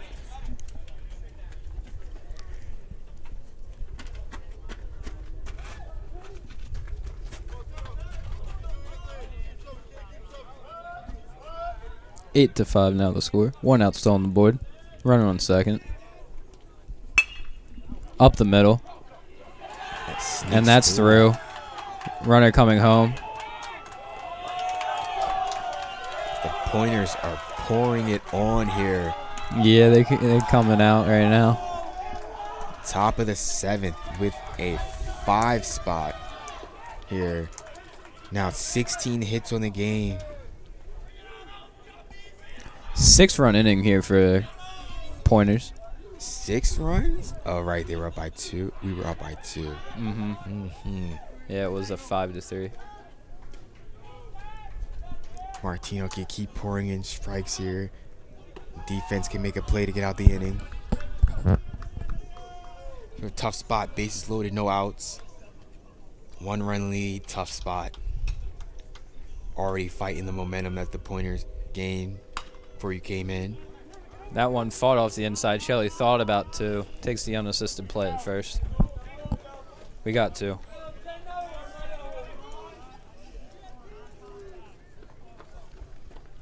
Two outs. Runner on second. Lions now down 9-4. First time being down on the day. I believe they were down in the first game. Wasn't it 9-7? Then they scored 3 runs in the... Oh, yeah, true. I guess they were technically down for a half inning, yeah. Well, they're going to be down for another half inning. Let's see if they can pull back and repeat what they did in game 1. Ooh. Good block. Yeah, memory escaping me because they did score 2 runs because it was 7-7, then they went up 9-7. You're right, yep. I just remember it being 9-9 and the winning run crossing the plate. 9-5 will be tougher, but it's not impossible. You just have to try your best to keep the lead where it is right here.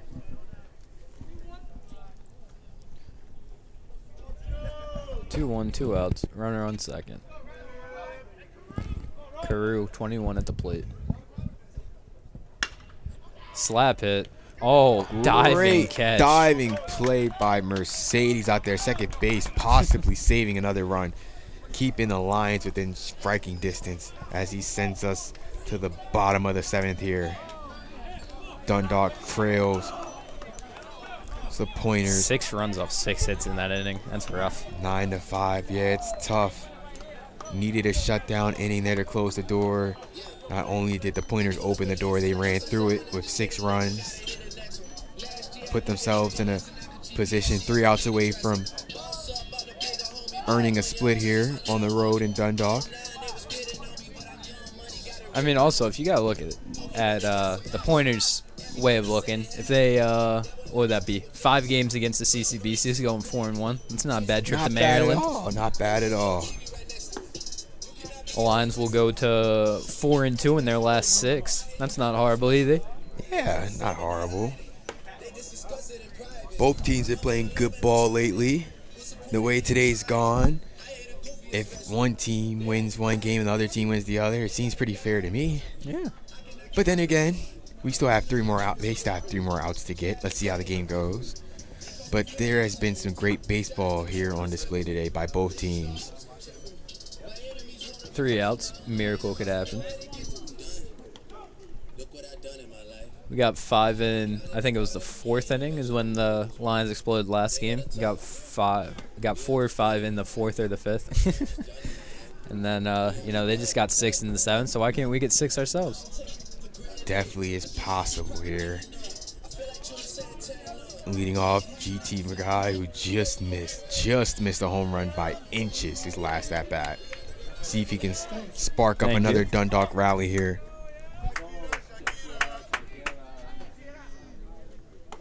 Takes strike 1. He wanted to swing at that. Probably did.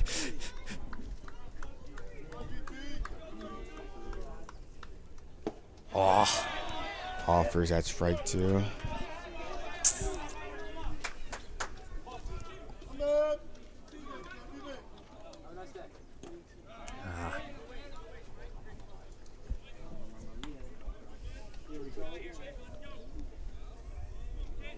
One, 2 the count here for GT.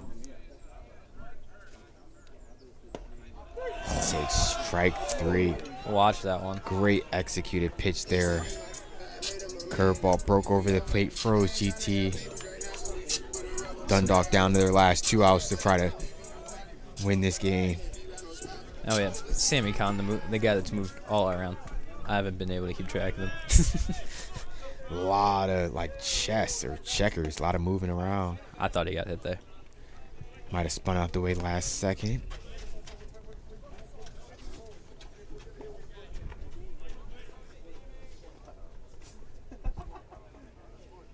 That one hit him.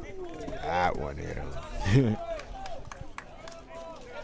Sammy, a strong individual. Not the worst base running around out there. Your outfitter's got decent speed. See if JP Morales can keep the baton moving. Believe this is JP's first at bat. I believe he had an at bat before this, I think. You're right, he did. My mistake. JP played a little bit last game as well. This point for Dundalk, they have to focus on just keep moving the baton to the next batter, keep handing it off. Yep. Do a job, don't get out, try to get on base, keep moving the baton. If they're going to get back in this game.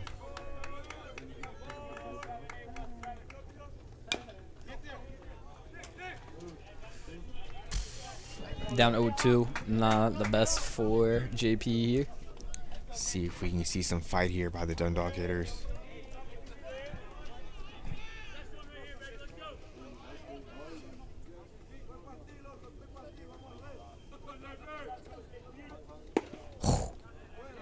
Great take there, a waste pitch. Count moves to 1-2.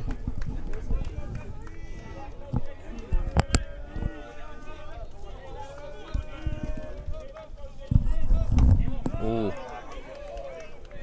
Ball up and away. Count evens to 2-2.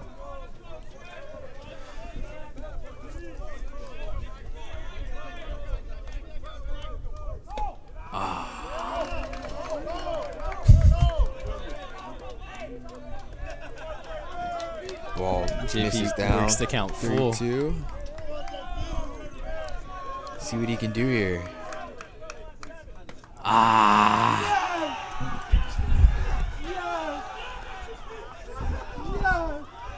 JP strikes out on a great pitch. It's going to be up to Anthony Delfonso, who had the leadoff double earlier to keep this game alive for the Lions here.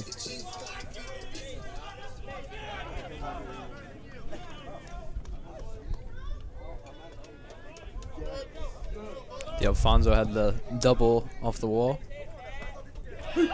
Takes that one for a strike.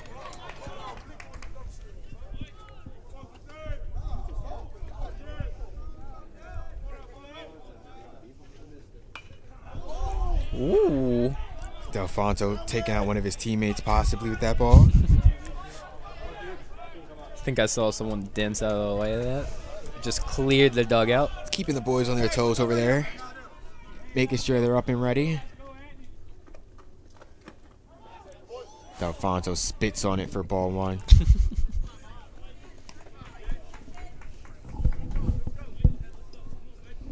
One and 2 the count now.